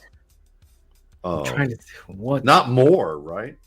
What was Not- his first not- name? Maybe it was Moore. You No, I think he's talking longer ago. Longer ago. Yeah. Not the kid who played with before Breeze. Yeah, it was before Breeze. Yeah. Oh God, I don't remember. I gotta friggin' look it up. Was he playing with like Bobby Abear or somebody Yes. like that? Yeah. This motherfucker, I think he played with the Lions too, maybe, but this dude always made plays, and it was like, that's who. Not Perriman, right? Not Brett Perriman. No. Yeah. I'm trying to think of who the kid is. Yeah. I always envied the Saints for finding these in the Steelers. They always have this ability to find these receivers that are football players first and foremost. Yes, you want to say something to Matt? He wants to know what's up with Zach Allen. No, Zach Evans. Oh. Sorry. No. Well, I mean, No, I think I want to say goodbye and I'll see you tomorrow. Oh. Moving out already. He's Yeah. going to bed. Tell the Day family 3. we said hello. Good night, buddy. All right. Hopefully we get Zach Evans tomorrow. Round 4. Yeah. Round 4. Night. Night. Tank Dell. Yep. So I mean, you're gonna see. I'm looking. It's funny. You watch this and it's like Romeo Dubs. You're gonna really good at He's great releasing off the line of scrimmage. He's good at positioning himself at the catch point for a small guy, but can he hang on to the tough targets in tight coverage and not clap attack the ball? It may be enough that he'll figure it out, and a lot of guys do. But this is probably a pick based on athletic ability and what he can do in the return game too. Because D'Amico Ryan, all these defensive-minded coaches love the return game. So, Oh yeah. they love the idea of using him on returns early and then seeing if he can develop from there in the slot. Well, Matt, our guy Xavier Hutchison is still floating out about. I mean, this is probably Cedric Tillman, yeah. A couple of these guys still going. Yeah, to see one of them in Chicago. That would be great. I mean, there's kind of some surprises of who got taken at wide receiver. I mean, I love that Jonathan Mingo got picked by the Panthers. It was a little earlier than I think most people expected. But to see Mingo get taken, Jaden Reed, it was nice to see Reed get taken, and I thought that they were deserving of maybe second or third round picks. But Rashee Rice to me is fascinating because I heard the NFL crew say, well, he's got great hands and he does all this stuff. And then maybe he's lower on lists than we thought because, well, it's the conference. And I thought, no, bullshit. It's the fact that he drops a lot of passes. I mean, as good as he is as a pass catcher in moments, they like completely glossed over a lot of drops in his game. So I mean, it's important, especially if it's your job to make those catches. So I mean, it's like he makes difficult catches, but he drops easier catches. So it's like, is there really a clear path in Kansas City for him? I thought that was kind of odd. Brenton Strange is a nice blocker, but to me, he's kind of like what Daniel Bellinger is in New York. Yeah. To Evan Ingram. So did you really need that? I mean, I guess so that was kind of a surprise. And the Quentin Johnston, I liked where he wound up. He gets kind of in a spot where you kind of can Kenny Galladay him, where you put him between two really good receivers. You let him do what he does best. He's not doing what Kenny Galladay did in style. He's actually going to run shorter routes and he's a decent short route intermediate guy who can catch there, but he doesn't have to play above the rim because you can do that with Mike Williams. He might get a lot of good targets and minimize his weaknesses. They'll minimize his weaknesses in terms of how they use him. So that I thought wasn't bad. And Dalton Kincaid to the Bills. Woof. Yeah. But you know, that plus those two Georgia guys going to the Eagles, Nolan Smith and the kid who you know, Jalen Carter. Yeah, I mean, the fact that they let that they just walked in. It's like you walked into like, you know, the Saints got Kendre Miller. We'll talk about that, but Kendre Miller, running back. Yeah, but it's like grand larceny. They pulled that inside job like that Spike Lee movie where he walked into the bank and said he was walking out 2 weeks later and nobody knew how he was going to do it. But Miller's a top 5 back, if you ask me. He's a Lamar Miller smooth type. He has shot to be a good pass receiver. He has a shot to be a good blocker. It's the skills are there for that to happen. And he'll be, if Alvin Kamara never comes back from playing football because he gets convicted, or if he has to serve a suspension and they move on from him in short order, Miller can play. I mean, so this just came across, and this is just interesting. Just going back to the hooker pick, Jared Goff was the #1 overall pick in 2016. Currently, it's 2023, and they just drafted Hendon Hooker, who is only 3 years younger than Jared Goff. That's the thing. I mean, he could be 27 before he's even seeing the field in Detroit.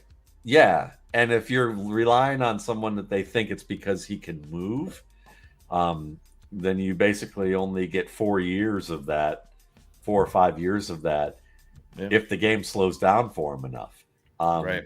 And so, they must love him they must have fallen in love with some aspect of him that made that work. But to me, that's the biggest clank of like their draft right now. And maybe it turns out that how they would use him will work. But to me, this isn't a Jalen Hurts-esque type of selection. So the Giants have just traded up, and they are now on the clock.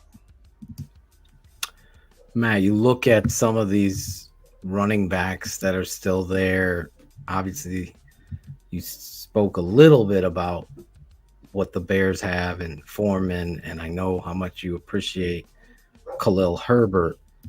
When you look at that, I know Tate is all about Zach Evans, but you also, my father, you've intrigued him on Tajay Spears.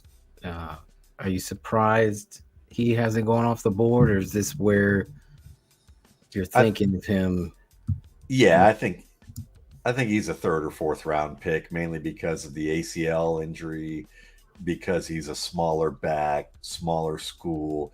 I wouldn't value him that way, but this is the bullet points that GMs use because, they look at it and say, how do we cover our ass? Yeah. Well, Tajay Spears, talent-wise, might be a top 3 back in this class, but based on everything else, if they screw the poo, if he doesn't work out, everybody's like, why would you invest a 1st or 2nd round pick on an underweight, small running back with an ACL tear coming out of Tulane? That's the kind of stuff people say, and unfortunately, they're thin-skinned to that. And so I expect him to go somewhere between rounds 3 and 5, and I expect him to eventually be a high-end contributor fantasy starter. Right. He's had multiple knee injuries, correct? In his history? Correct. That's correct. And people worry about that, and I understand that. Oh no, yeah, it's different now than it was before. That's for sure. I get it. Yeah, but even so, Frank Gore had 2 before he ever got into the league. Yeah.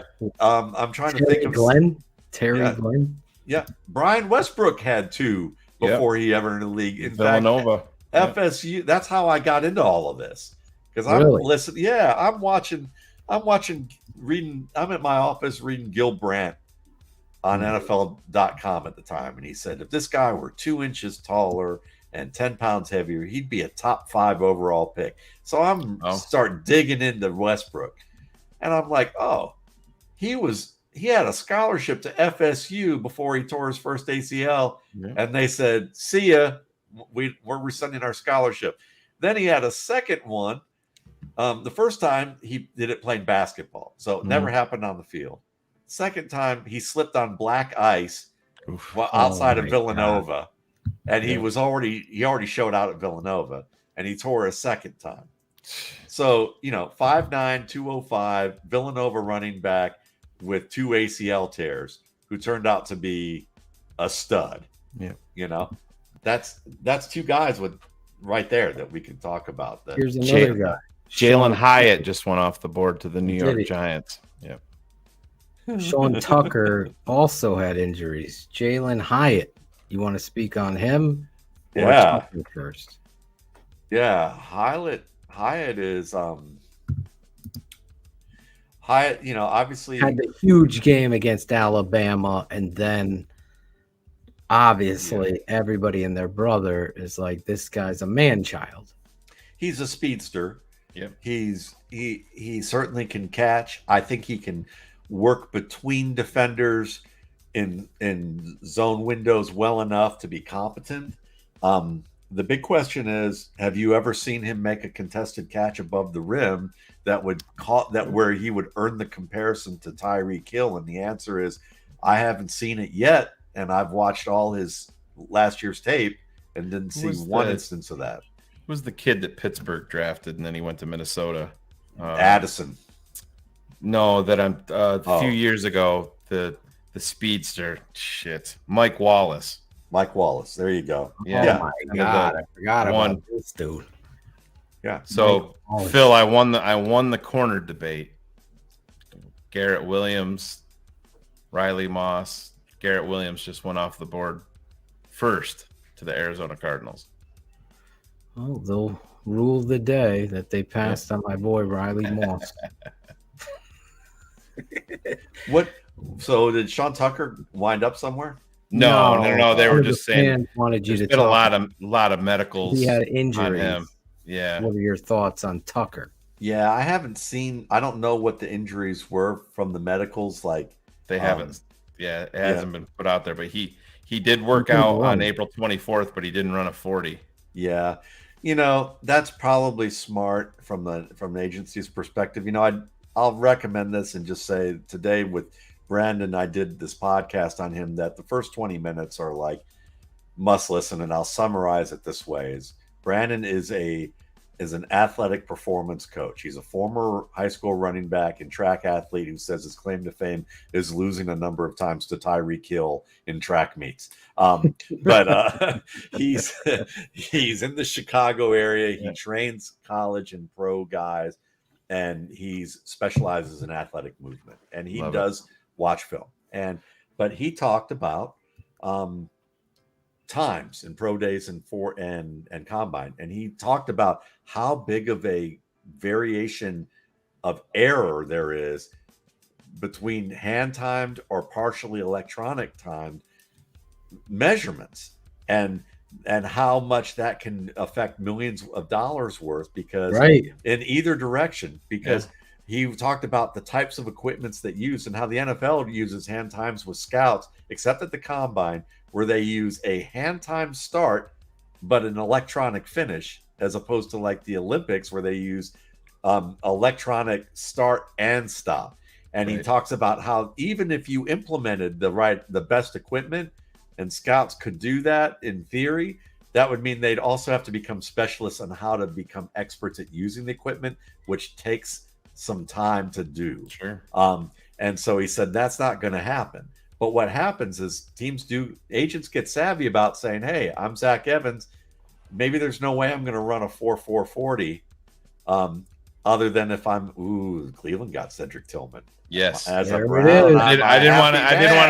I didn't want to jump into you Speaking, Browns yeah, always but- take my receivers. First that- it was Peoples, Jones, yeah. and then now it's Cedric Tillman. Jesus.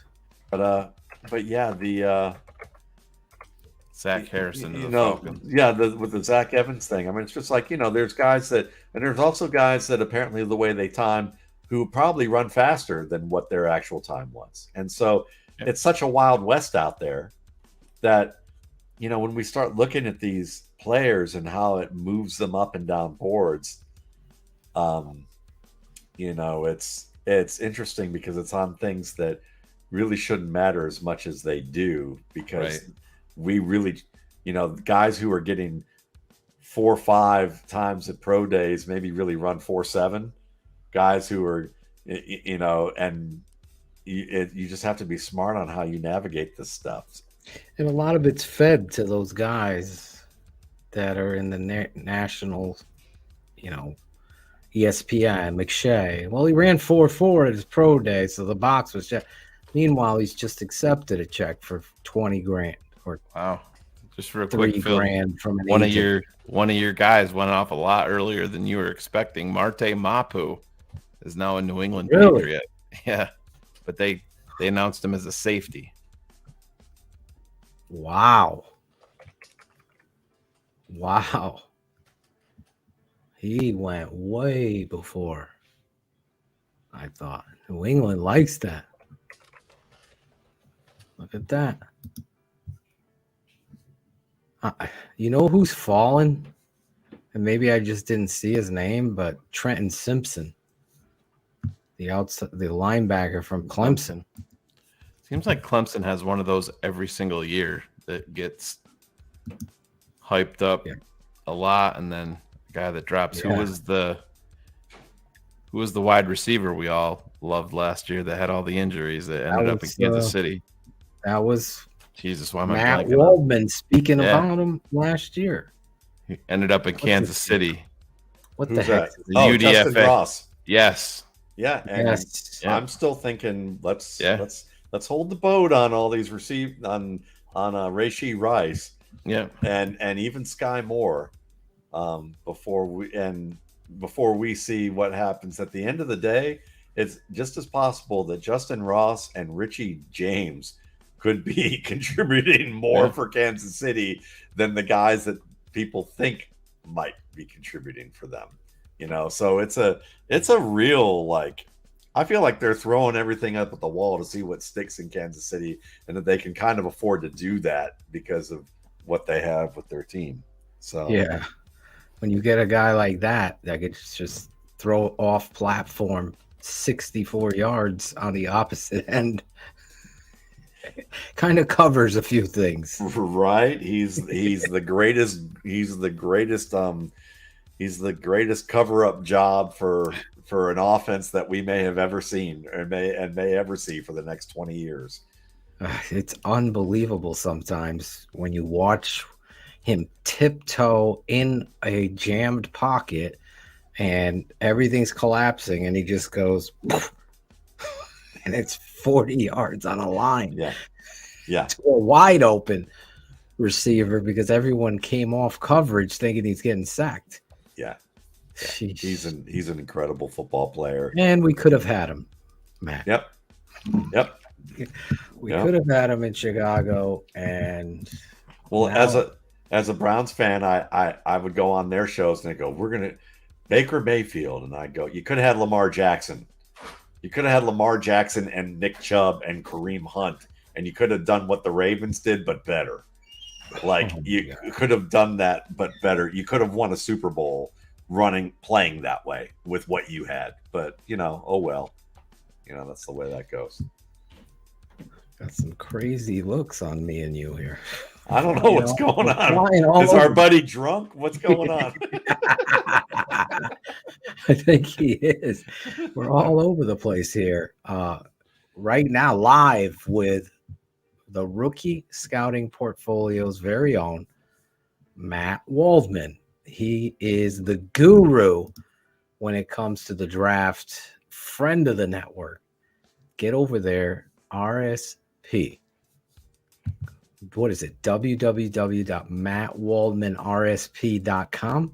Yep, you can go there, or you can just go to mattwaldman.com and order it right away if you know what you want to get it. If you want to find out more about me and my work and all the work that's up there, you can do to mattwaldmanrsp.com. Look, I operate on a budget, so I grew this independently. So one day I'm going to figure out how to fuse these two sites together into one. But that's kind of what happens when you're not big draft, or you're working for somebody. Sometimes you kind of got to piecemeal things together. For us, you are the Biggie Smalls of the draft, in my opinion. My dog's nickname is Biggie, so there we go. There you go. I'm rocking my Biggie, and the Bears went Biggies today, getting a big corner, big. I'm gonna say 5-tech defensive lineman and Jervon Dexter, and then you come back and get Zach Pickens in the corner, who I believe is going to be a stud. Stevenson out of the University of Miami by way of Georgia, who he played the star position in that defense at Georgia, where they asked that defensive back to play linebacker and safety and corner and nickel. And that's just showing you what kind of talent that kid is. And then he goes to the University of Miami, plays outside, and you could see a lot of the things that he was asked to do translate into the player that he's become. So I really love that pick by Ryan Poles and company. I got to watch a little bit more of Jervon Dexter. The tape I saw of him, maybe it's the pinch late that Herb Howard and Shane Marsaw are talking about. I watched him against Tennessee and Darnell Wright, and Darnell Wright had a lot of things to say about Dexter in that game. But I got to check out Kentucky tape. I got a bunch of tape we can get into with him and cut it up, and we'll see there. But Zach Pickens, to me, listen, I had him ranked as my third or fourth best 3 technique. So if you're getting him here and they identified, it makes a hell of a lot more sense. And I'm just speaking to those of you just tuning in, wondering what Phil and Shane think about this second day of the draft. I think the Dexter pick makes a hell of a lot more sense when you apply it with the Pickens pick. This isn't Tommy Harris and Tank Johnson. Let's not jump there, but it's the idea of Tommy Harris and Tank Johnson that you're getting and identifying. Okay, this is a big guy. Buckner, length at 6'6", 315 pounds, 310 pounds. He's going to cause those double team. And then Pickens has got to be that penetrator. And you also like Justin Jones and Walker there. So I really believe they needed to build the lines. They didn't get an edge rusher.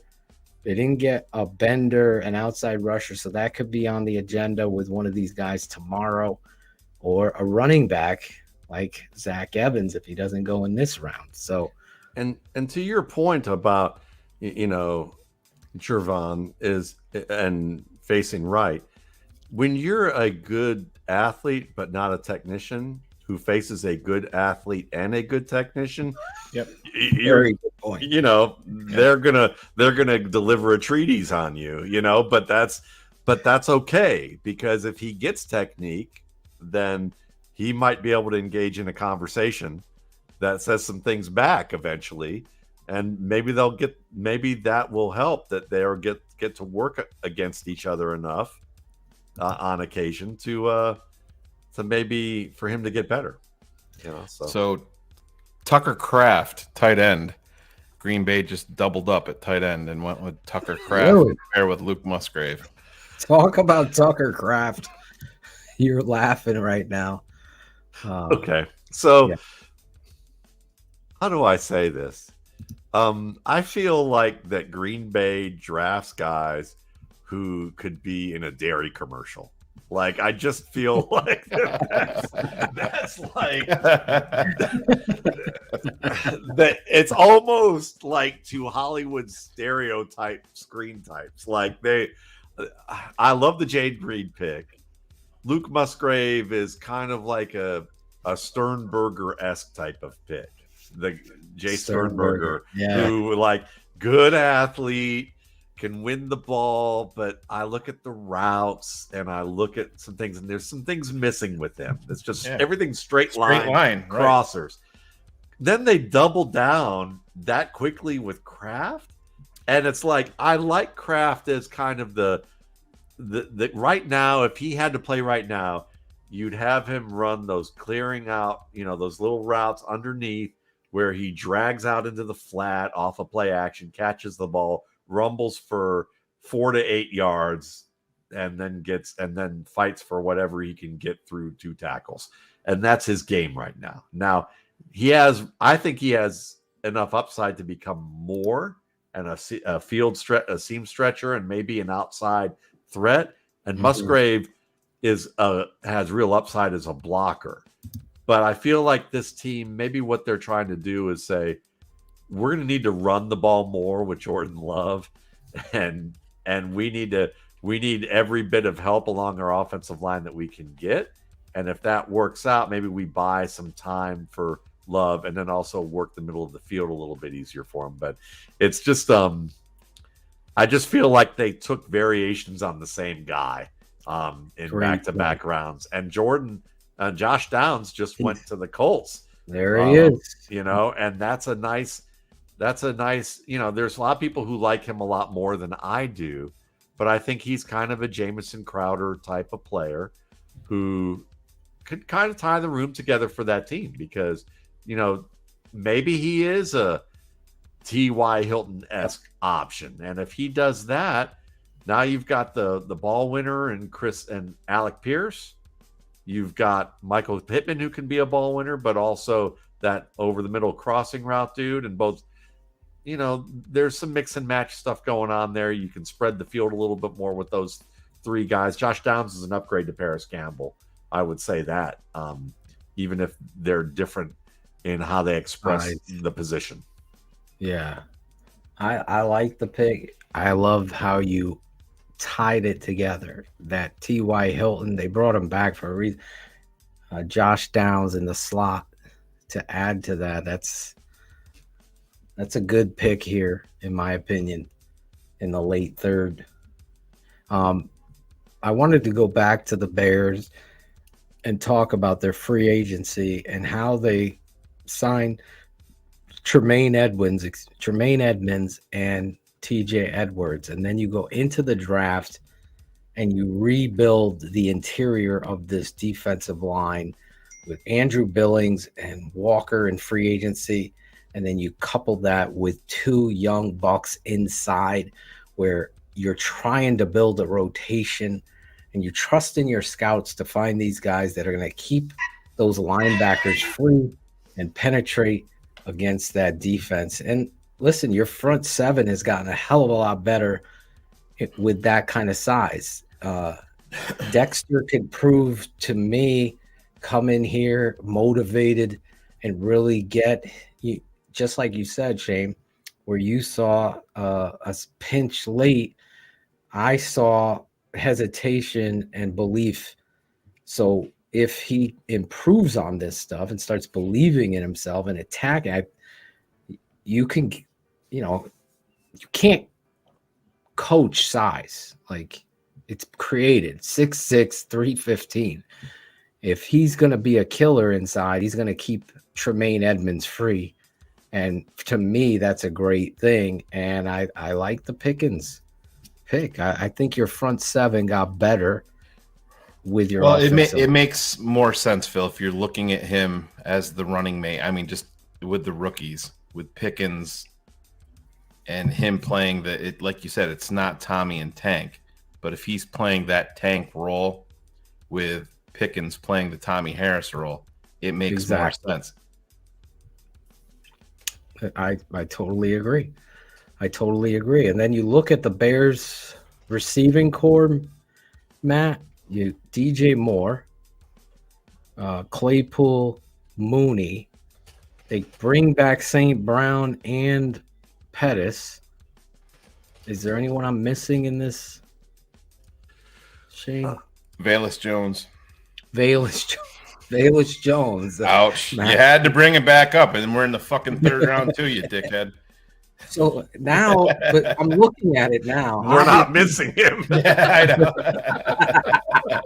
Matt was on with us last year, and we took him. He was. He was. Yeah. But I'm looking at this now as we go.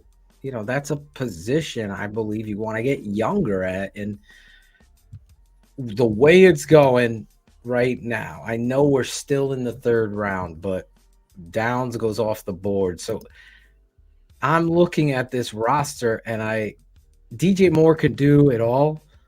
And I believe Darnell Mooney could play the slot. So how would you build upon that in this draft? Is somebody like, do you take a big swing like a Michael Wilson?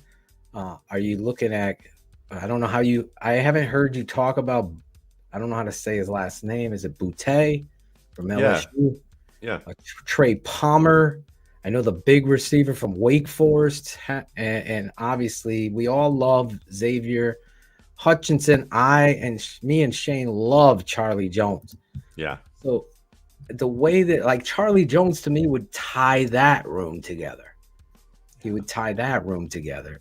Where do you see this? Well, do you see DJ more as a flanker for this offense, or more as the X? That's a great question. I would, yeah, because if he's not a true X. He's not. Like, ideally, you want him as the flanker, if you ask me. Right. So if you're saying ideally we like to make him a flanker, then some X's who are on the board would be A.T. Perry out of Wake Forest, who, as I've said, you need to duct tape the light switch on for him to run the routes that he does. But maybe that comes down to whether they think that there was something that's answerable with him that they can discern and say it's not as big of a deal as it sounds. And if that's the case, he could be viable. Another guy that might fit that, well, to be honest, there isn't anybody else that I would pick right now that I would. Maybe Andre Josephus is another one that you look at as a Chavas. Thank you. And the one guy probably in this, like, in media who I know will know the answer to this one. But maybe From he's Princeton, a good fit. Take a swing on him. Yeah. The outstanding athlete. Yeah. So that's a good option there. I like that. But if you're going to if realistically, that's it. So if you're then going to say DJ Moore's our X and we're going to keep him as our X, then the guys who can give you that slot flanker kind of option where you can mix and match with Mooney and just kind of pick the matchups. Well, Boutte is one of those guys. The difference between an X and the flanker, the shorthand for me, is you think of an X as the outside guy who is going to win in the vertical game. He's usually deemed the bigger, taller, faster guy who runs a lot of the vertical routes and is matched up one-on-one, oftentimes with a top corner. That's not always the case, but he's usually that field stretcher. Whereas the flanker's more the guy who runs the fuller route tree oftentimes and is relied on to catch and run after the catch on targets that, think Jerry Rice, right. Think of,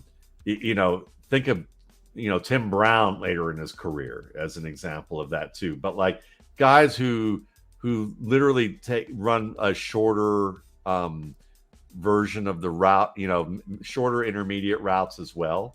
Flanker lines up a couple of steps off the line of scrimmage, so they're not facing as much press coverage, whereas X's line up on the line of scrimmage where they face more press coverage. So oftentimes football used to have these guys be bigger, but now you can be smaller, quicker, lightning fast X receivers. Like Stephon Diggs can play the X, and you have guys who get moved around to play the X or flanker, which is known as the Z.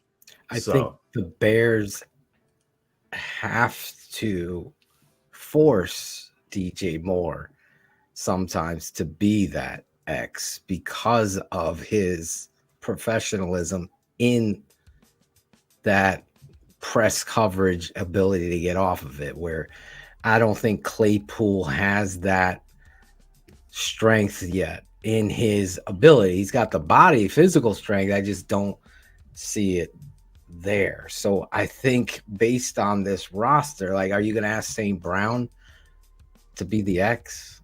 Like, that's what they did a lot. Yeah, that's a fucking problem. That's right. They did that a lot last year. And that's exactly it. Then you're asking Mooney to do it. And I think Mooney does it because he's that tough, but he's not what you're talking about. Yeah, it's not ideal. It's not ideal. This roster lacks that guy.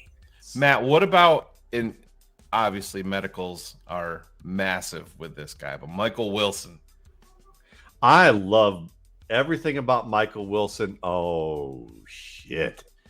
Look at that. Tajay Spears to the Titans. Titans.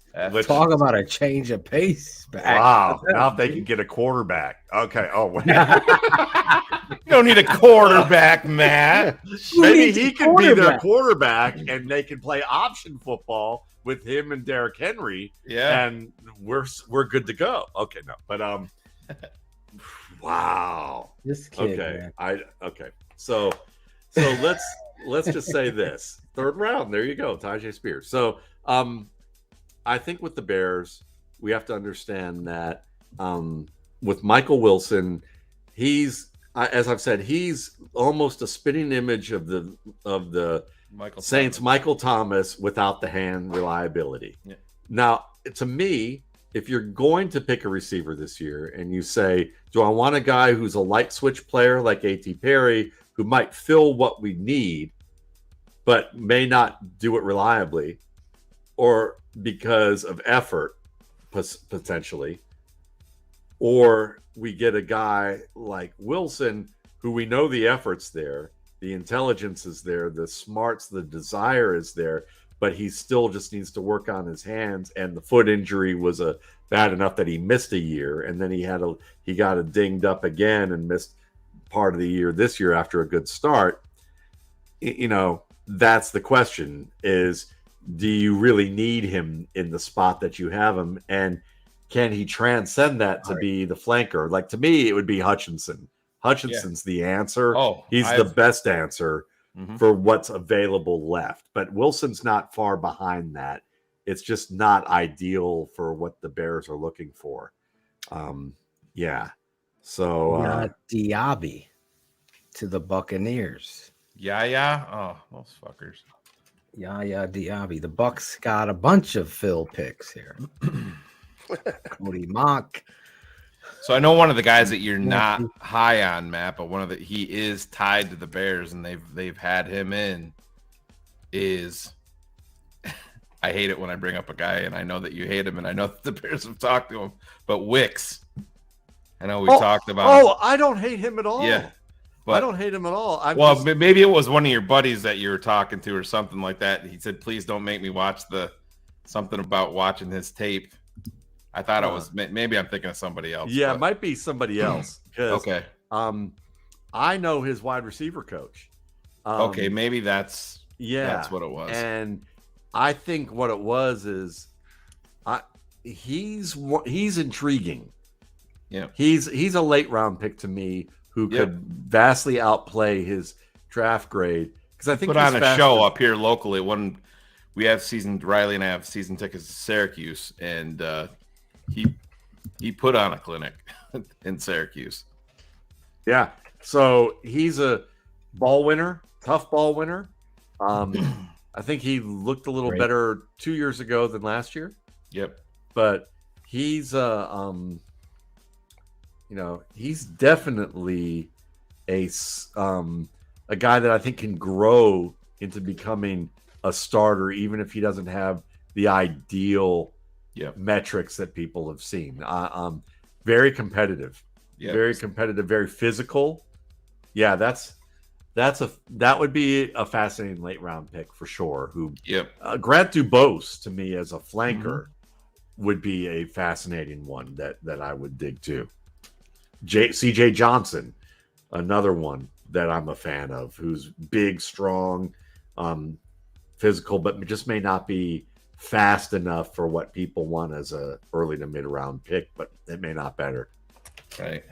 Yeah, because I know that like you said, talking about Wicks, I know that the Bears have been connected to him a couple of different times, and they have the 2 4s tomorrow and 2 5ths.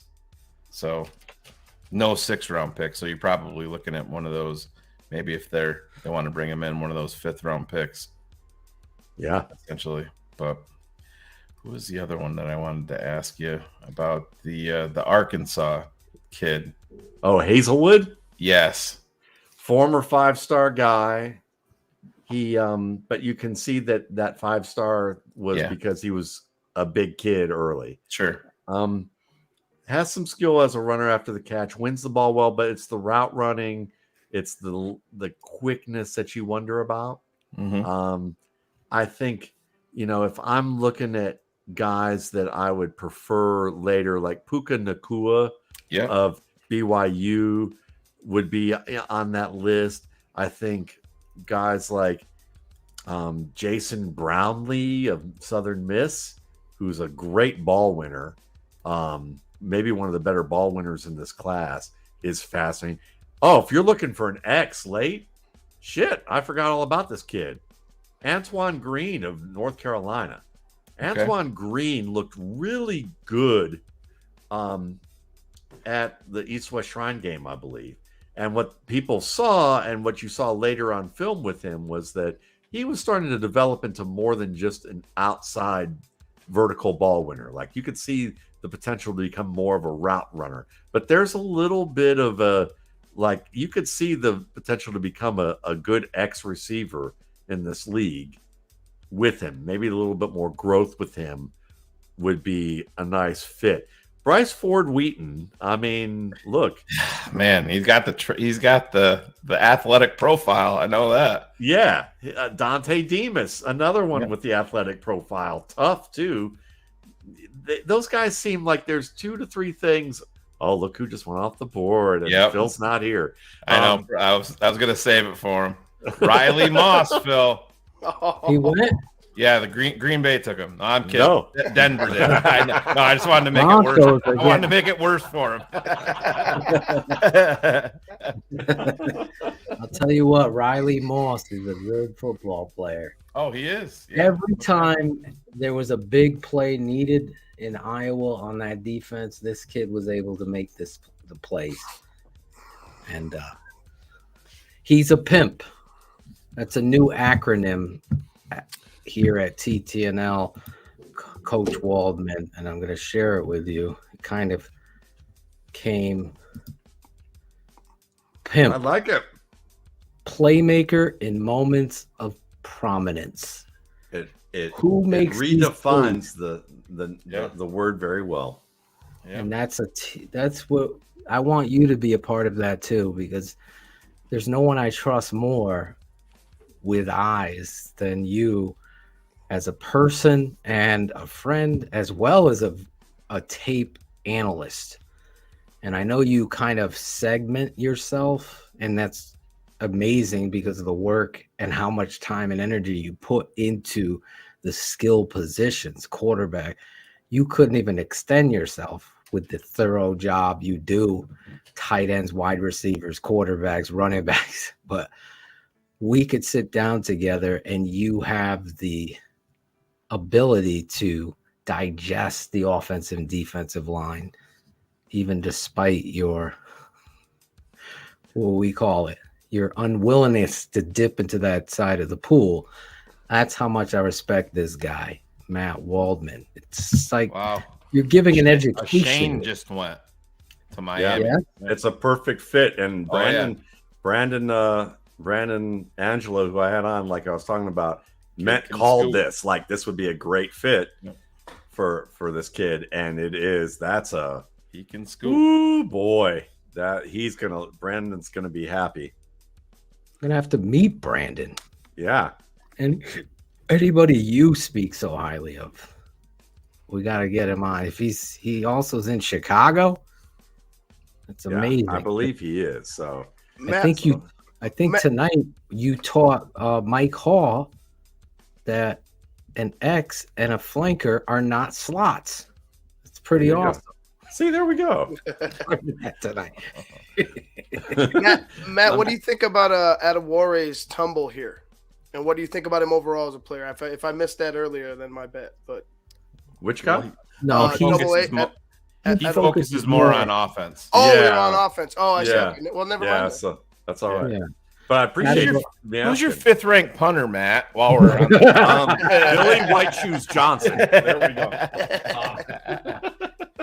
But yeah, I used to do. Yeah, right. Carlos Crumpler. That's great. What a name. That was one of my favorite. Him guys. and Algie are the Crumpler brothers, a great tag team. But you know, I used to do stuff for Football Outsiders. My guy just went to the Chargers. Players too, but or do defensive players and linemen. But it just was, you know, folks. I figured it was best to just focus on the thing that I'm doing here, so I could deliver the best quality of what it to you know, the things that I have time for, rather than get stretched too thin. So Matt, this is kind of not off topic, but just take you back a little bit. Do you remember your thoughts on Travis Homer coming out of Miami, the running back? Yeah, terrific receiver, and used right could be an excellent receiver for you out of the backfield in the way that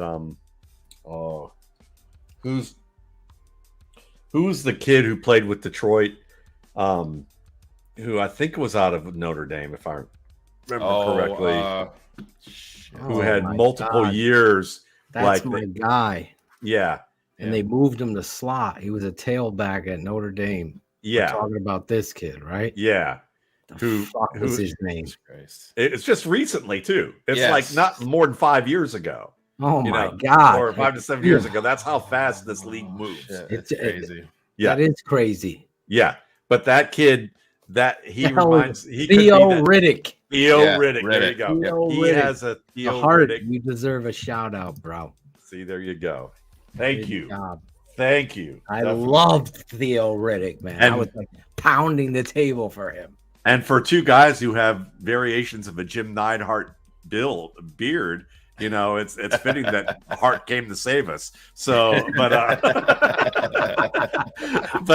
but yeah, I mean, there's a little bit of a Riddick, there's a little bit of a Riddick vibe to him if the upside hits. So I just been impressed with his pass pro for a guy that's not. I mean, he's not scared to get in there. Yeah, yeah. Did they announce Riley Moss at safety? Did they do that? Well, that's what, according to one of the patrons. Yeah, that's what they're saying. But did they do that? I don't think so. I didn't see what it was listed as. I just don't think you do that. You leave him at corner. You find out. Anyway, I know they announced Cody Mock as offensive guard, offensive center. Thank you, Ben. They said corner. Yeah, that's good. Because I was gonna get fired. I can't stand that shit. Like, this kid has busted his ass. Like, he's a pimp. He's a pimp. I'm gonna start using that. Ravens doing Ravens things. They take the guy that falls, Jones, Trenton Simpson, to Baltimore. Oh, I thought it was gonna be DeJuan Jones has fallen. Well, everything's proven true on DeJuan. Just, I mean, if you're not going to take this process seriously, and you're going to show up at your pro day over 400 pounds and refuse to even weigh in or do anything, and tank most of your interviews, that usually ends up being a bit of a problem. Yeah, the talent, though, the fucking tape of him is just so amazing. Oh, I know, Phil, but it's a thing. We see it almost every year with the guy that you're like, God damn, you were born to be a tackle, you know, in the NFL, and some guys just don't give two fucks. I mean, the Bears have had plenty of those guys. I've also seen guys fall, and it's a fucking giant wake-up call, too. So you're right.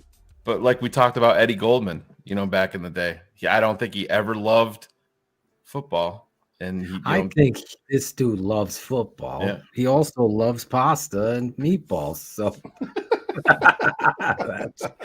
yeah. And it's funny because that whole love of football thing is a good topic too, because you can love the game, but do you love the work? Right. Well, that's what I was going to say with Eddie Goldman to me. And I loved I was excited when the Bears got him, but he always reminded me of the kid in 6th grade. He was just walking down the street chewing bubble gum, and a guy walked up to him and said, "Motherfucker, you're huge. You should play football." He's like, "Okay." And he just went. exactly.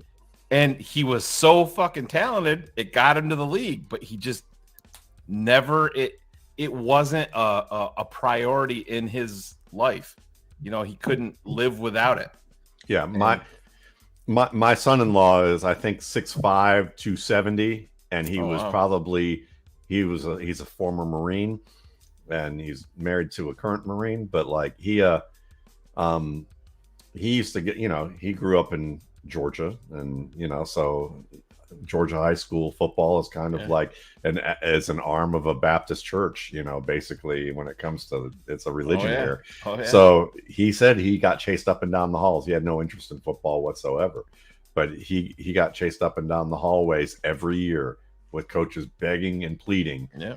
And he went to a high school where, Brad Johnson's son graduated from, the kid who was at LSU for a little while as a top recruit, even though he, Max Johnson hasn't really turned into what people were hoping at this point.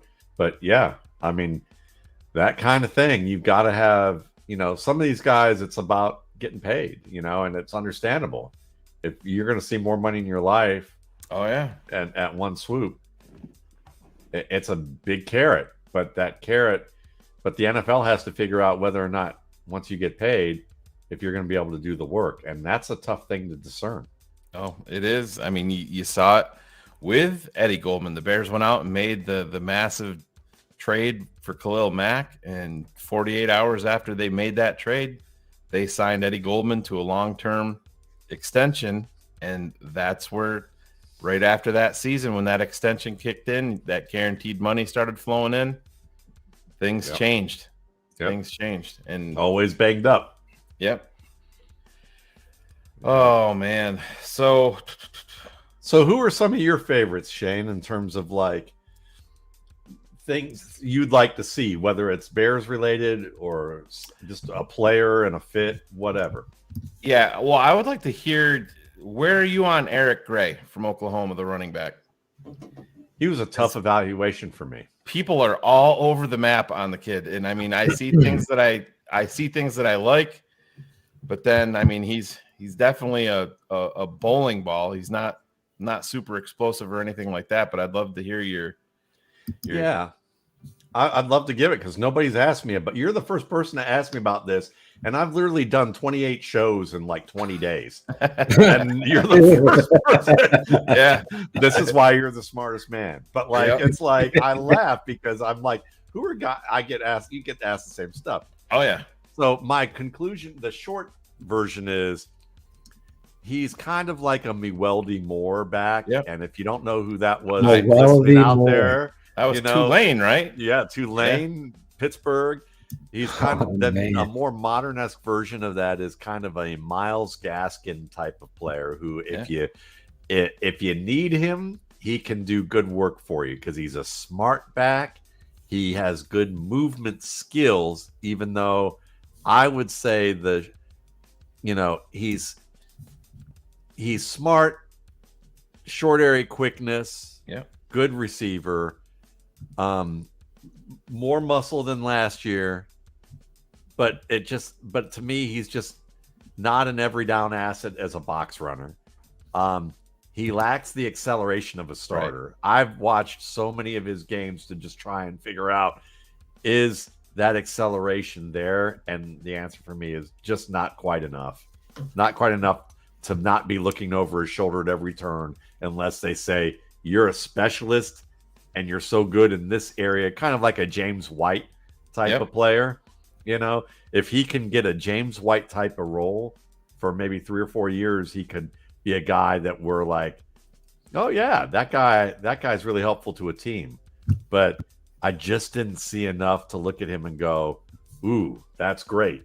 And it's the same way that I look at Tank Bigsby getting selected by the Jaguars and go, bounces a lot of plays outside. Oh, did they just take him? Yeah. Yeah. See, I don't mind. I like Tank more than I like Eric Gray. And I know Phil and I had talked him on it, but Phil wasn't as high on Tank.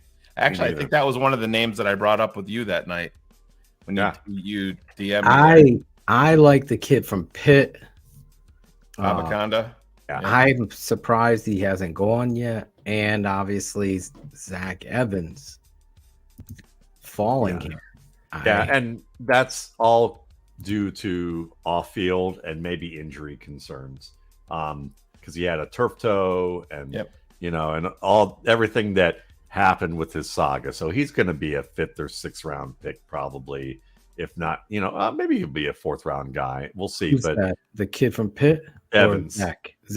Yeah. I wouldn't be surprised if Abenaconda gets picked before Evans does. Yeah. But even we were talking about Evans today, and even Brandon was like, yeah, I mean, there's runs you see of him and you go, this is why he was considered one of the best prospects in the nation, period.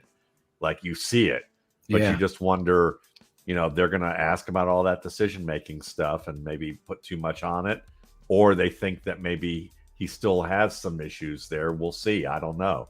But Bigsby, I wanted to love that kid, but I just couldn't. He just I'm with you, man. He's not disciplined as a runner. No, that's for sure. He has like all the tools for footwork, but he doesn't know how to use them. It's like he's using it's like he brings a fly swatter to a knife fight, but he's got like 3 buck knives on his belt, but he picks the fly swatter, and he's not like it's not like Jackie Chan, who's gonna he could pick up a spoon and kick your ass with it, against guys who've got automatic rifles, but like he's just not that guy who knows how to use his tools. And for a league where once you get into the league as a running back, you're with guys who already know how to use their tools, even guys who aren't as quick or as fast as you might be or as strong as you might be, but they use their tools better. That's why Jeff Wilson made it in the league, or a Peyton Barber had the run that he had ahead of a bunch of guys that the Buccaneers drafted ahead of him and still couldn't get rid of his ass because Peyton Barber could play, or why Jamal Raheem Williams. Mostert's played for 47 teams. Right. Exactly. Yeah. Those guys, why Frank Gore annoyed every fantasy analyst in the world, and I loved him for it. That's that kind of thing. Rashawn Johnson, that's another fun player. I would have considered Rashawn Johnson ahead of Tank Bigsby. And I'm not even as high on him as a lot of people are, but I would have. What about the kid from Minnesota, Ibrahim? Smart player. I just don't think he has the explosion to be anything more than his predecessor. And I think it's Anthony Johnson, or I don't know who it was, the kid who was sharing time with him at Minnesota, who played for the Panthers for a cup of coffee. Yeah. I think he's that kind of player. If he has more acceleration than I thought, he could make a roster. He's so smart. Matt, I got a name for you, and all right. People aren't talking about him much, and I'm a fan. And we did a mock the other night with former Bears quarterback Eric Kramer, and we got down to the end and we pulled the trigger. But Xavier Valade. I'm glad you asked me about him. I like him. If that dude could add 10 pounds of muscle, and that his pro day is actually what his quickness is, he could be a lead back, because he has some good movement skills. He runs tough and smart. He knows when to avoid hits, how to get under them, how to use his pads in different ways. He can catch. He has some good movement skills, but I didn't see the explosion on tape where I saw him and I go, wow, he's going to be one hell of a CFL player, like a starter. Like, you're going to go, wow, who was that? And another guy, I'm not going to remember his name. and I do this all the time, and I'm sorry for you folks who are listening who would like to know who the player's name is, but like the kid out of Northwestern who ended up played with the Panthers for a little bit and then went to the CFL and became a starter, and he was. I know who you're talking Yeah, about. just wasn't explosive enough, but he was Damian Anderson. Damian Anderson, yeah, I think that was it. And he's that's the deal. I just I think that's kind of where those guys are at. Xavier Valladay, if he turns into being a good NFL player, it's because he got more explosive and he got bigger, because he's like 190, 195. What was the final on him? Let me. And if the pro day he got bigger, that's good. Yeah, I think at the pro day he weighed at 204. Okay, so if he can get to about 210, yeah, and he can be more explosive with what he added. But with his traits, what he's got, I mean, if this is a guy that you're taking in round 6 or round 7, then you're not feeling too bad about it, right? You're gambling anyway. Yeah. He wants to know about Holton Ahlers. Is this the kid from the quarterback, East Carolina? Yeah, that shitty school. Well, the faculty's questionable there, but you can talk about the quarterback. That's where Ryan works. Go ahead. Well, I'll tell you this. He's one of the players that I have not had a chance to watch yet. So, unfortunately, you did it, Ryan. You read the RSP. You stumped me. Got fucking everybody in there. The two guys I didn't watch were him and Malik Cunningham. I didn't watch. That's one of the more prominent quarterbacks that I didn't watch yet. So I'm missing much. What about Vaughn from Kansas State? Oh, dude, this is the thing. I hate. Yeah, you know the story. You've got Tariq Cohen. Okay. Yeah. Basically, they're cut from the same cloth. I would say that Vaughn was a more refined player than Tariq Cohen, though Cohen was unbelievably talented. It's a little bit a more refined decision maker.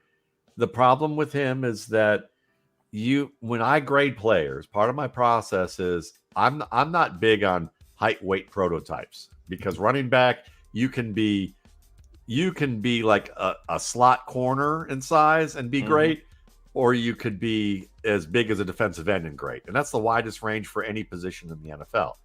The problem with that is you still have to have minimums to do certain things, like run between the tackles, break tackles, hold up and pass protection. So that means that his opportunity for a role is lodged into a small area. It's like he's either a scat back who like plays in the receiving game or bust. But then as a receiver, if you're 5'5", like Shane mentioned, how easy is it to find that dude for a quarterback when you consider that he's 3 inches shorter than even like the smallest guys that can get lost? He's a good example of what we talked about with Gil Brandt saying about Brian Westbrook. If he were 2 to 3 inches taller and maybe 20 pounds heavier, he would be one of the top 5 backs in this class skill wise. His skills are really good. Just good decision maker, great receiver. Can make wide receiver like catches of wide receiver type of routes. He's got to prove it. I just don't know if he's the next Lionel Little Train James from back in the 70s and 80s. I just don't. I'm trying to look for comps. James Brooks. Yeah. James, listen.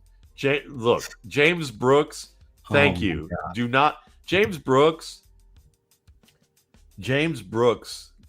if James Brooks is one of the most underrated running backs in history.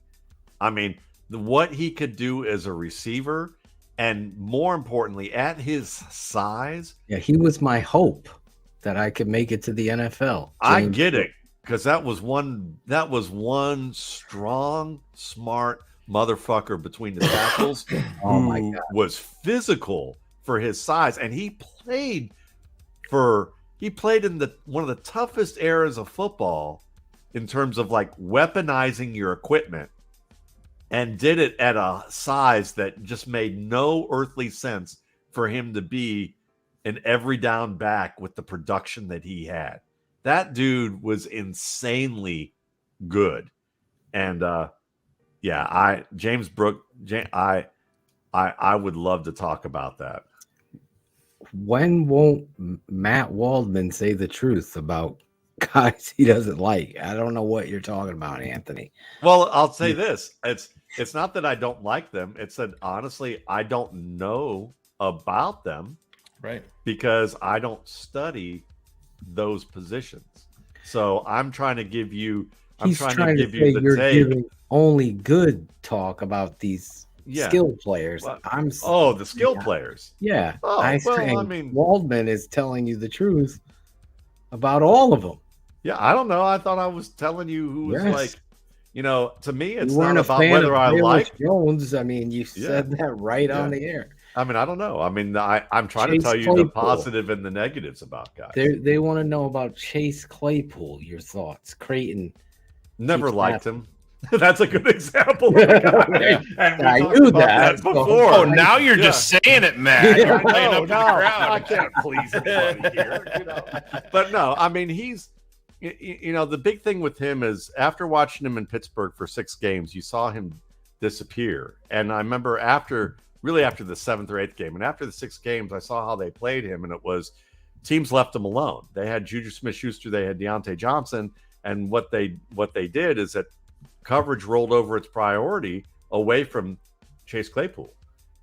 And corners that played him man to man weren't playing him with the urgency at the catch point because they were expecting that he wasn't going to be able to make some of the plays, and they didn't finish those plays off.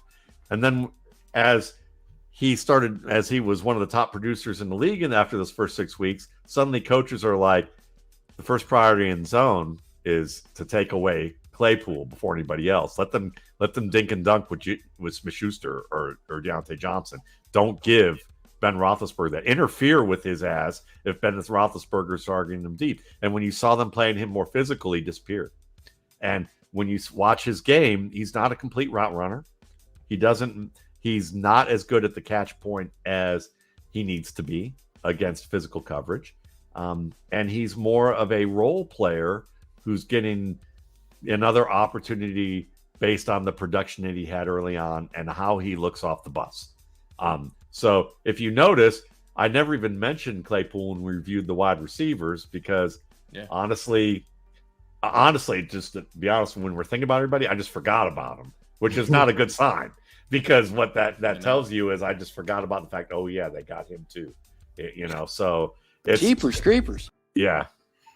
The Chiefs have just traded up. You can't win. You can't win. No, it's okay. And you, Creighton. No one was yelling at you. No, and it's okay, the other Clayton. guy, we were saying. You weren't either. I mean, I don't mind that at all. But I think it's just I try to give I'm trying to give you Real why quick, I think Darnell teams Washington are going to work off with the it. board to Pittsburgh, Phil. All right. Did he? Yeah. Oh wow. An Eric Green type pick there. And Who what's did the nice Chiefs take? Who did the Chiefs take before? I didn't see. Yeah, I'm on that right now. We're on the Wanya Morris, the tackle out of Oklahoma. A guy that the Wow. Bears were interested in. Yep. Yeah. Darnell Washington is a great pick for the Steelers, man. Yeah, because blocker. Great that gives blocker. Yeah. Go ahead, man. No, I mean, and good seam stretcher. Yeah. Guy who can win difficult catches, gives you what Jimmy Graham, they wanted Jimmy Graham to give the Saints if they could have ever developed him into at least a half competent blocker. And I think that, Washington's not the guy you want leading the way on pulls. You want him in the short area where he doesn't have to change his trajectory to the target that he's going to block. But once he gets his hands on you, he's a very good blocker. And then in the open field, he's a really good accelerator. And that means with that acceleration, that height, and those hands, he's going to win a lot of balls. And that means the Steelers can go multiple where they use 2 tight ends, and if they can shore up that offensive line, look out for Najee Harris, because Najee Harris is kind of like Le'Veon Bell year 1 with Pittsburgh when they had no offensive line. Yep. And Harris, for the first 2 years, hasn't really played with a good offensive line. If he gets a decent offensive line together, and I guess they figure with Freiermuth and Washington, they can help out those tackles a little bit more in the run game, and then do play action off that. That's good stuff. The big thing, that's what you kind of want to look for. Wisconsin, you're looking for where they win. You're looking for where they're going to win and why a team picks them to see where they're effective. You can pick out where they suck all day long. That's the easy thing to do. The easy thing to do is to talk about where they suck, and you can list all those things. But at the same time, every player has enough flaws that if they go to, there's only a handful of players that don't have so many flaws that they could play on any team and be a star. And the bulk of the NFL players, they fit a certain system, and they're drafted or picked up because they think they can fit that way. When you look at now a quarterback out of UCLA and your thoughts on him here, obviously, as we come to the end of the 3rd round, where do you have him in regards to this draft? What are your thoughts on him? Yeah, Dorian Thompson-Robinson's intriguing because you can see some really pro caliber throws and willingness to take some risks that you need to take in the NFL. Need to look at certain leverage positions and be able to throw it downfield with placement in the 25, 35 yards down the field in the middle of the field. And he can do that. And he certainly has that short area quickness and movement to scramble and buy time. The big thing with him is that he's a beat or two late as a processor of information, so the ball can get out late and as a result lack the timing that you want to have. He can be streaky with his decision making, and so one bad decision can get him into quicksand, and he can have multiple. But you see, to me, I would have taken Dorian Thompson-Robinson above Hendon Hooker and Will Levis. I think where he's going to go is exactly where he deserves to go, which is probably day 3. Maybe even late day 3. And they're all older. It's funny because they're all 3 of them are older prospects also, I believe, too, because Dorian's 23, you're going to be a 24-year-old rookie. Yeah. Levis is, I think, around the same thing, and then Hooker is going to be, is he 25 already? I think so, yeah. Yeah. Dorian has the pimp that he does talk about, right? Like in the critical moments. I remember me and Zorich, getting amped up for UCLA, USC, and listen, he's in a fucking war with Caleb back and forth. I mean, he's making play, the protection's breaking down. He's finding a way to escape through the middle too. He wasn't just let's go back door. This kid's stepping up in the pocket, finding escape routes. Yeah. He has a stronger arm, and some quarterbacks, Matt, and maybe you could talk about this, for me, seem to be in game, have stronger arm than let's go out and just throw the ball. It's like the adrenaline of the moment. That's why Pimp seems to be him. I totally love this kid. Yeah, I can see that, and I can see how that in the moment. And also, there also may be some players may also have stronger arms in terms of stamina to make certain throws after throwing the ball time after time after time. And that's something we don't think about either, is that Michael Wilson off the board to the Arizona Cardinals, Matt. Wow. Interesting. Okay. So yeah, I mean, some guys don't have that. Some guys maybe on their 20th throw don't have as much juice as some other guys who at their 20th throw. But he can get a little calmer in the pocket for me. Like, I think he moves well, but maybe he can be a little more efficient with what's going on here as I'm watching Stetson Bennett on Darn Washington highlights. But, exactly. But Michael Wilson, I mean, with Cliff Kingsbury and how predictable that offense has been, I don't love the fit because of that, but I like the player, and I'm hopeful that, you know, maybe too with DeAndre Hopkins possibly getting traded. Maybe that's been the talk, even though no one seems to, you know, there's talks that maybe that's not ever going to happen. Right.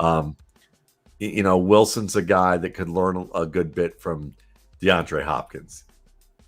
What about a guy that I like late too is Badgett. Interesting dude. Yeah. He's good. He moves well in the pocket. Yep. He layers throws over second and third level defenders. I guess my point is, I think Phil brought it up there a little bit earlier, is you want to have somebody that has a little bit similar skills to what you have in your QB1 in Chicago. So it's not like you're going out and bringing in Aiden O'Connell and it's a completely different offensive structure between the two quarterbacks. But yeah, go ahead. Yeah. So, I mean, no, it's layers throws well. It's just whether processing at the level he processed at is going to translate to the NFL level. Yeah. Michael Wilson that's an interesting pick. You bring me back to the kid from Princeton. When I look at the Chicago Bears, you know, you talk about that X. There's something about this kid. What are your thoughts there? Like from a whole perspective, is this a guy that you roll the dice on? Yes. Without a doubt. Okay. He's the best route runner in this draft, if you ask me. Really? Yes. He's the best route runner in this draft. If you combine release skills with footwork and handwork, reading zones, working open, positioning, I think he's the best route runner in this class, or one of the 3 or 4 best. And then the only issue are injury and hands. It's just we showed it. He has balls clank off his hands that you're like, dude, you got to be ready for that. Got to make the easy catches, not just the hard catches. If he can fix that, and I think there's a chance he does, and he seems like a conscientious, smart dude, engineering student, I think. Better be. Who's really worked at his game, you know. Well, Stanford, you know. Wilson's at Stanford, which still same. Not much of a difference, right? You know? I was talking about the kid from Princeton. Oh, from Princeton. Andres Losavas. Yoshivas. Your thoughts on him? Sorry about that. I thought he was the guy you were talking. I'm sorry. I'm sorry. I'm with you with Wilson. Totally agree. Yeah, Yoshivas. Love what I've seen in terms of he can make splash plays. I think he needs to be better. I think the route running, the releases need work. His route. I think he's a couple years away as a route runner. And that's probably and also how good is his positioning going to be against a higher level of cornerback? I think his positioning looked pretty good thus far, but I just didn't see enough with his route tree to really elevate his game. This kid a NFL player? Like, you weren't there with him? Yeah, I think he's an NFL player. I just don't think he's a. I think there's a lot more to go before you say, yeah, in a year or two he's going to be a starter. I can see how that happens, but it's not one thing that I would bet on. I would bet that he's a contributor maybe a low-end contributor by 2023, and then maybe in 2024 he starts to make his move. But like, he might have to be a second contract option for if it all works out for him to be a starter. That's good stuff there, man. Some people have him ranked so high. Is it only because of the performance of him at the combine, or is athleticism? Is that? I think that's probably a big deal. People tend to emphasize that stuff a fair bit, you know. So I think he's promising, but I don't think he's a guy that The Bears right now, it would be worthwhile if you can take him round 5, round 6, and then play out what you have and hope that he's developing behind the scenes. You know, Matt, do you have anything on? Go ahead, Phil. Keyshawn Booty or Boutte. Yeah, I think he's a top 5 receiver in talent in this draft. He has fallen so crazy where he was early, and people were talking about him. You say he's that high? He's yet to go. He's still on there. The reason is off field for one. There's a lot of talk. One was the injuries. One is that there are people who basically said that he's immature and that he had off-field issues. And if all those things are true, then that's gonna drop the reliability factor for him. On the field, though, if you're just strictly looking at talent on the field, he's kind of a mix of Robert Woods and Jarvis Landry.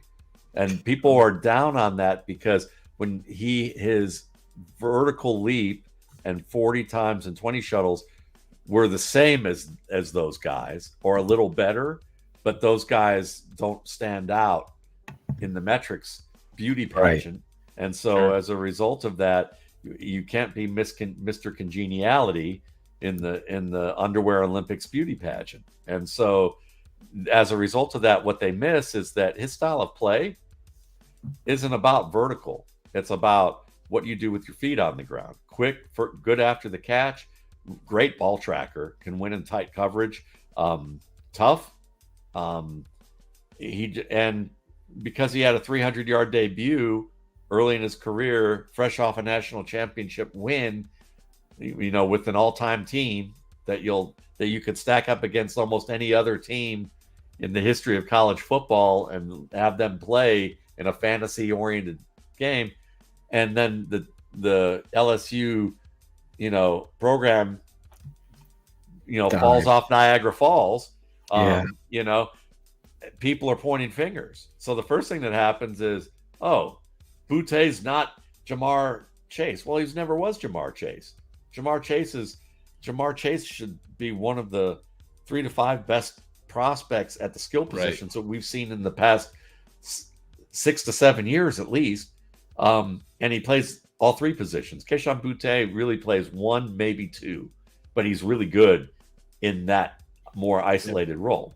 So, you know, you're not, if you wanted Robert De Niro, but you wound up with Richard Pryor, don't shit on Richard Pryor. If you're looking if for that, go, okay, maybe we should have that guy do stand up and have this guy act and just leave it at that, as opposed to going, well, they all appear on TV, so they all have to have the same skill set and they all have to do the same things. I bet Robert De Niro could be funny. Okay, probably not. We were supposed to have Mel Kiper in this spot, but we got Matt Waldman, right? That's same type of deal.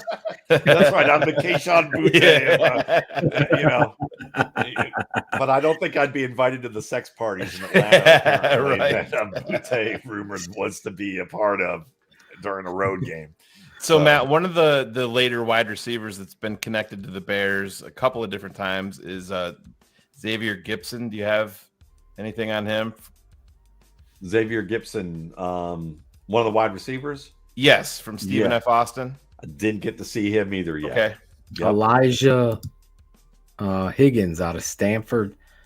I think he's a tight end, and I think they're going to make him one because he showed up at 225 to the Senior Bowl. They had him practice at tight end and tried to talk him into that. And when he showed up at the combine, he was 235, which tells you, I think he's embracing the idea of trying to get his way into that 240, 250 range. I think he's a much better tight end prospect, mainly because he could give you maybe that future Darren Waller type of look, maybe not quite as dynamic, but someone who can break tackles. He can run good enough routes that he'll be a good matchup as a tight end that you detach from the formation. He's physical. He has good catch radius. Not a great blocker, but maybe he can develop a little bit more along those lines. Are you a fan of Trey Palmer from Nebraska? No. No. But he's the athletic ability as a return specialist is good. He can make tough catches at times, but he's one of those serial pass clappers who drops a lot of passes that he shouldn't drop. So he's one of those guys that I would go, oh, that was a great catch and that's impressive, but no thanks to but looking at thinking that he's going to do that consistently in the NFL, I have real doubts.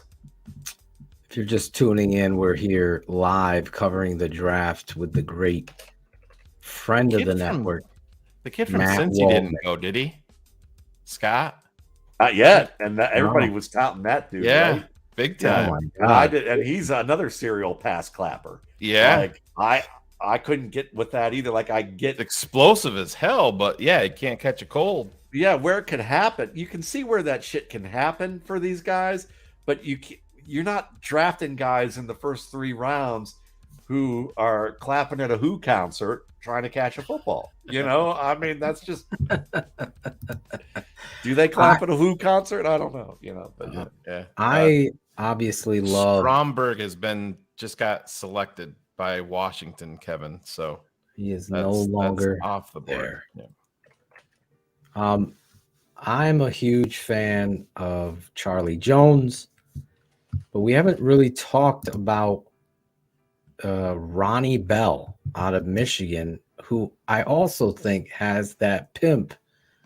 He makes plays in these critical moments on his football team. What are your thoughts on Ronnie Bell? I like the idea of what he can do as kind of an all-around player. He's he's an aspirational Robert Woods. I just think, like a lot of Michigan receivers that we've seen lately, can he have a better NFL career than college career? And I don't know if he's in that level of Nico Collins, Donovan Peoples-Jones of upside. I just don't see that quite there. I think he's a good special teamer, a good blocker. He's going to be a good football player for a team, but not necessarily stalwart in the rotation who sees the offense, sees the field on offense on a regular basis, at least not in his first contract. I think he's going to have to make a lot of strides in his second contract to get that opportunity. Siaki Ika to your Cleveland Browns, Matt. The big D tackle from Baylor. Yeah. Hey, let's see what I know nothing about the dude other than what I'm watching right now, and he's a big, powerful kid. Well, yeah. Well, to use an offensive term as a seam stretcher, that's what he is, because he's fucking huge. 340 pounds. Does he pop buttons? Yeah. What?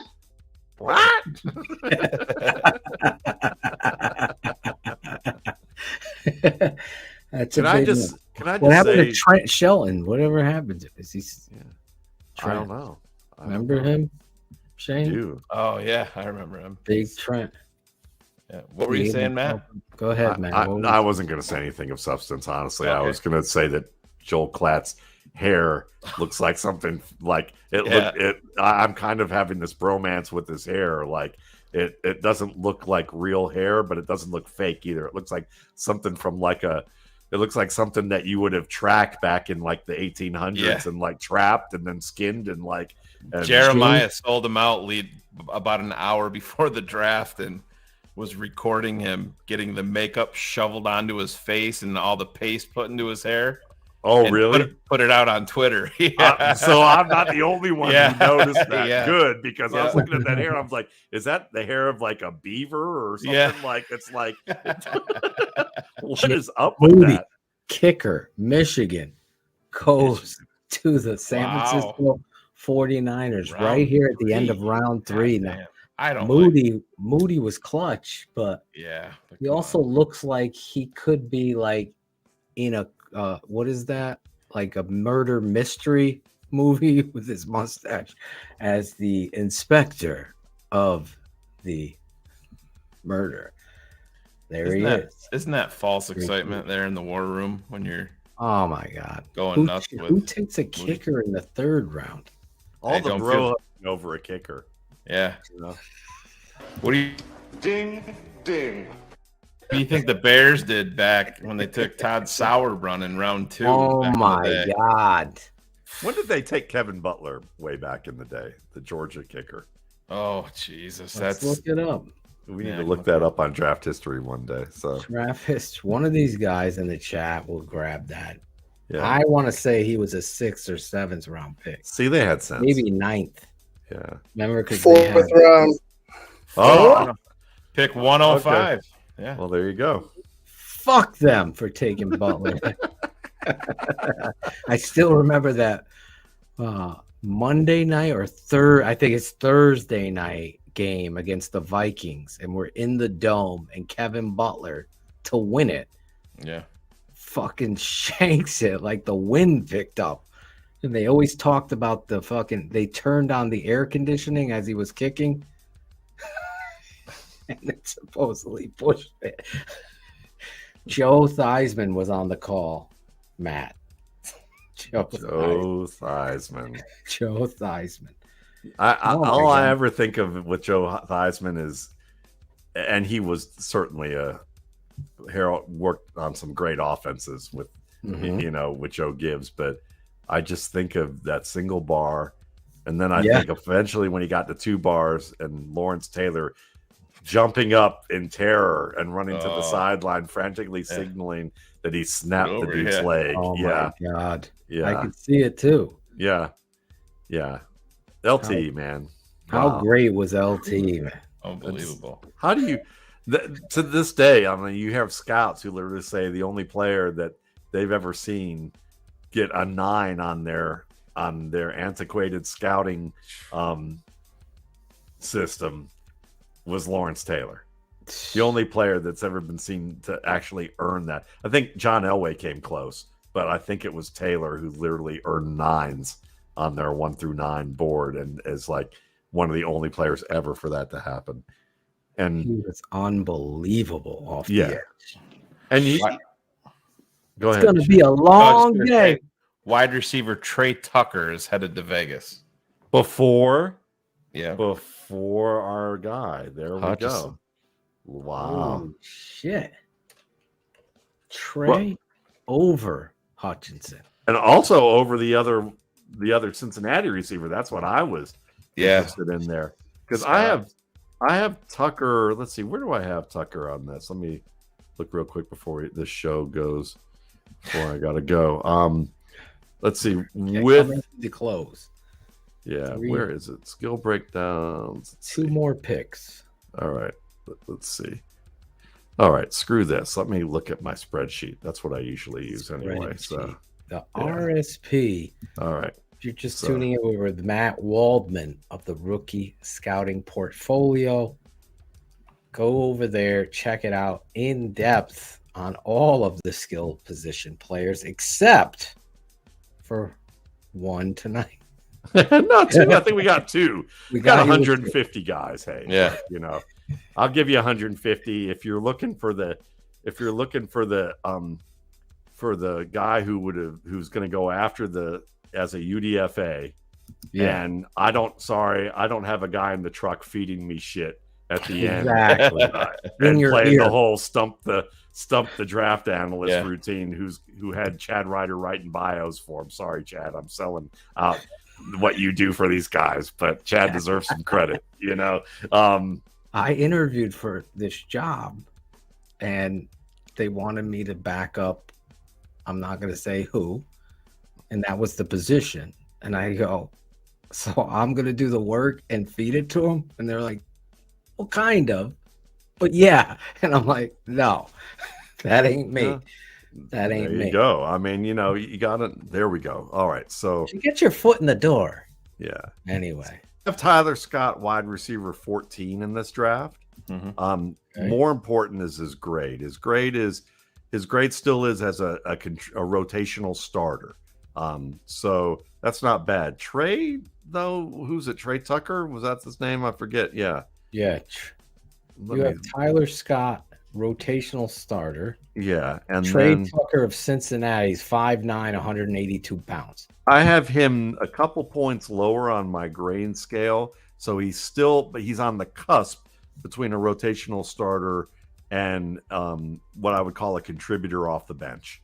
And I have him as more of a return specialist who's developed into a legitimate receiver prospect with underrated physicality for his size.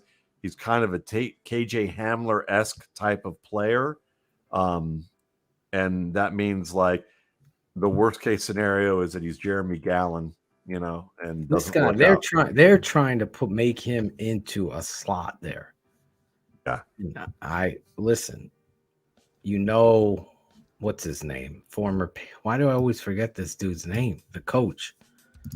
Oh, McDaniels?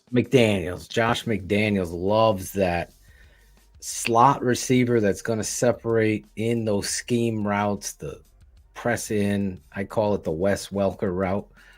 Press inside, get back outside. That Tucker has that immediate quickness. So if you're going to scheme him, there's explosive. But to your point, he's one of the top kick return special teams type of guy. They got Hunter Renfrow there. I don't know if Renfro's on the trading block, but I would totally be interested in that guy. Yeah, same. Exactly. And, he brought in his guys. McDaniels brought in his guys even more so this year. Exactly. Just guys that he thinks, I think it's my scheme is good. I think I can win. Yep. Letu went to San Francisco, which is a nice second tight end for them who can block and develop into a better blocker, who's an okay receiver, but he's not going to win a lot one-on-one as a receiver. But you're not going to need to in San Francisco with that run game. You're going to be open in the flats. He can be productive where they use him. But if they're going to ask him to reprise George Kittle, if Kittle gets hurt again, good luck with that. Ain't ever going to happen. But he's still, I would have liked to have seen him more in rounds 4 or 5. I thought maybe he was a little bit too high. Robert Smith, now there's a running back for you. Picking for the Vikings. Robert Smith. Yeah, they took the corner that the Bears liked. The kid from LSU. That's who they're taking here. Okay. The corner from LSU, Makai. Oh Christ, I'm blanking on his name. Makai is his first name. Yeah, corner from LSU. It'll be up here in a second. Makai. Hurry up. My brain is scrambling. While you're thinking of it, I'll just say, like with McDaniels too, the guys he's picked up, Jimmy Garoppolo, Philip Dorsett. I'm not super excited about, Jacoby Myers, who, again, they're good football players who know his system, but they're not difference makers at a high level. So you can see that what McDaniels, I think, is trying to do is trying to build a base. Right? Mekhi Blackman, is that it? Okay. Is that it, Shane? No, it's not USC? Blackman. It's Jesus Christ. It's about to happen if Robert Smith will stop talking, but yeah, Blackman. It is Blackman. Blackman. Sorry. There we go. Okay. USC. From USC. Oh, so it's not. I'm sorry. I'm talking about the kid from LSU. You were talking Garner? Yes, that was my bad. Okay. No worries. It's almost like I've been on the air for the past 6 hours. Exactly. Yeah, you're not allowed to be slap happy. He's a nickel core. Nickel core. Has real quick, has Clark Phillips the third going yet? Not that I've seen. No. That's a good nickel. Now that finalizes the draft, Matt. Real quick, because I don't want to keep you much longer, and I know I gotta go in 2 minutes. Anyway. Gotta go. Yeah, right. Sum it up in 2 minutes. Like at the Bears now are on the clock tomorrow morning to kick it off. So they have 4 picks left in this draft. You look at it as you go to sleep, and maybe you just will need some time for this, but where do you think they go? Is that Evans is still there at running back? The value there. Spears is gone. Rashawn Johnson's still out there. Chase Brown. Your thoughts on Brown from Illinois? I don't think they're going to take a running back. And if they do, it's not going to be before the 6th round. It's going to be a guy that has high upside value who just fell for certain reasons, but they don't have to be overly invested in. And they're going to continue to build in the trenches, maybe pick up a tight end or a wide receiver along the way if they find their right spot of somebody they really like. But otherwise, they're going to just continue to build out in the trenches because they've got enough players to win with in the skill positions if they can give Justin Fields time and they can keep the score to a minimum where they're within a shot of being able to play the game. So I think he's going to build out everywhere else, and they'll probably aim at a free agent type in, as a running back, or in the 7th round, maybe. Valadie. If they want to go there. Valadie.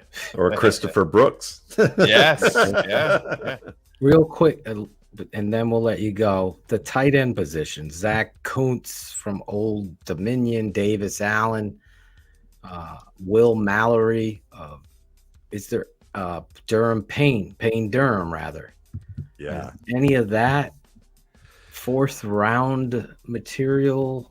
No. They want to know. Zach Kuntz is 4th round material if you're if you're a stats boy.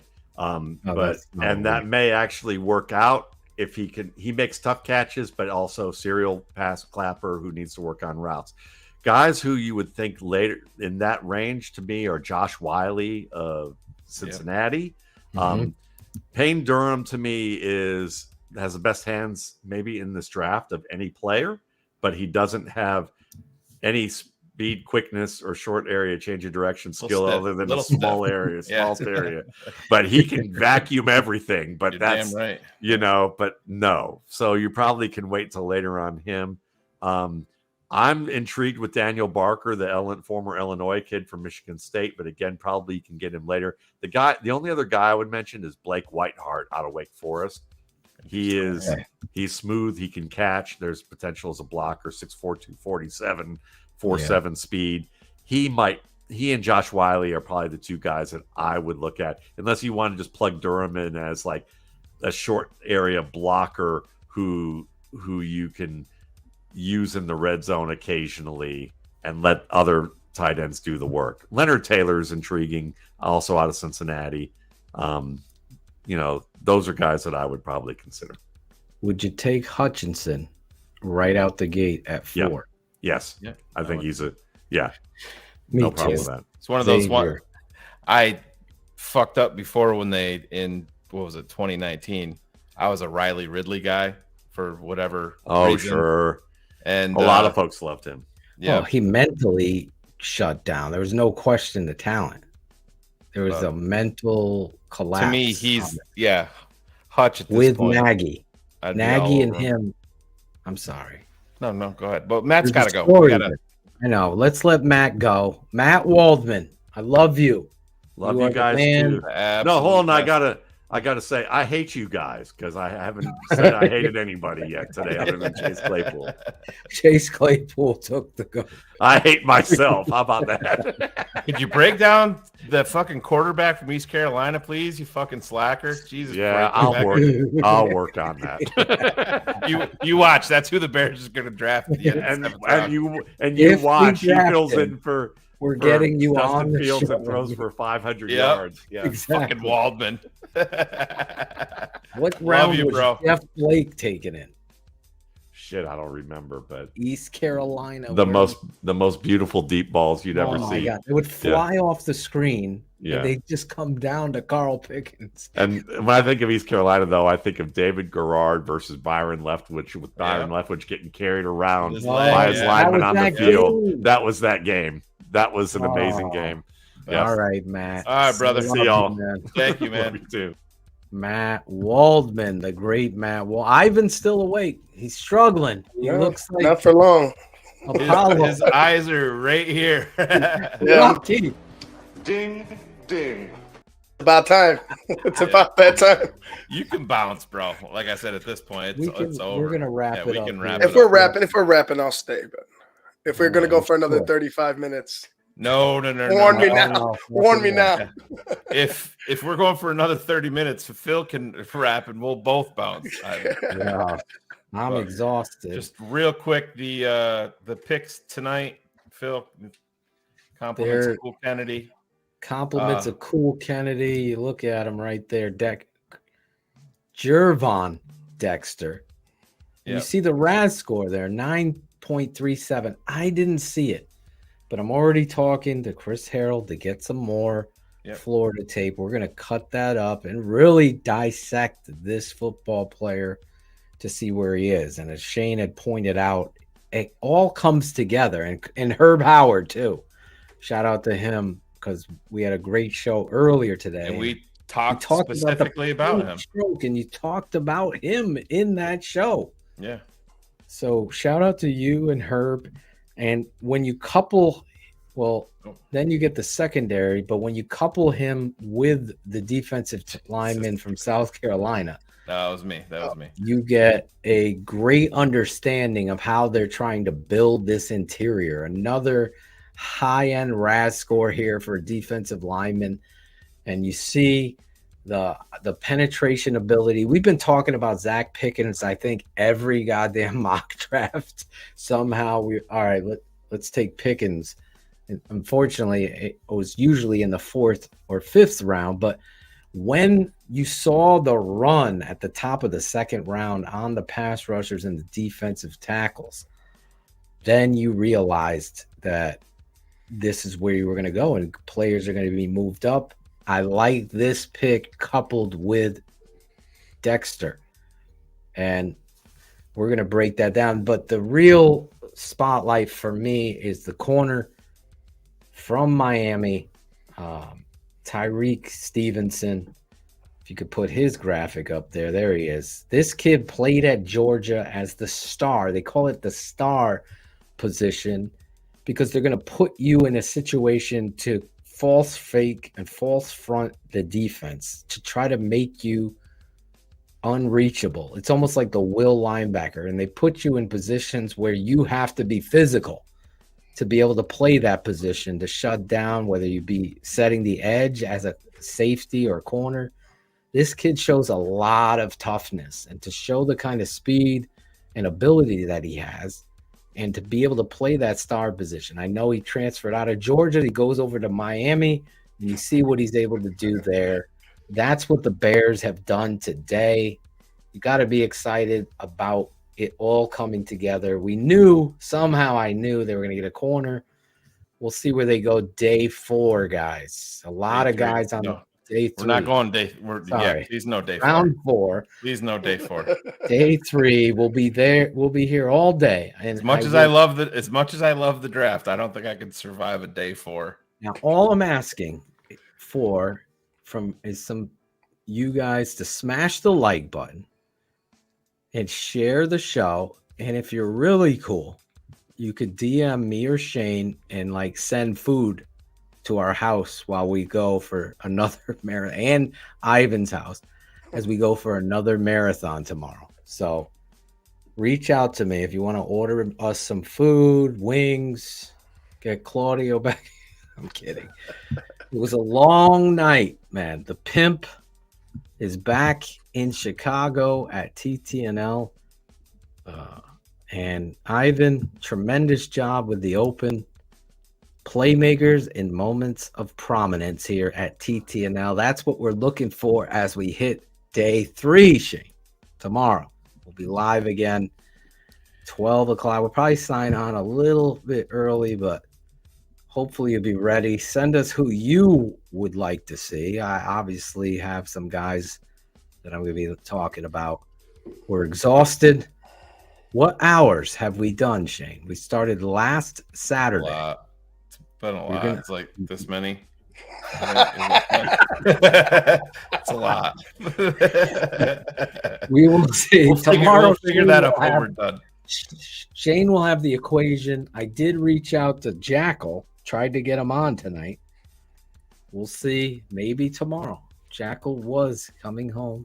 So, So we will see you tomorrow, ladies and gentlemen. Day 3. Bye for now. Where is Angelo's bye for now? How do we not have? Who cares?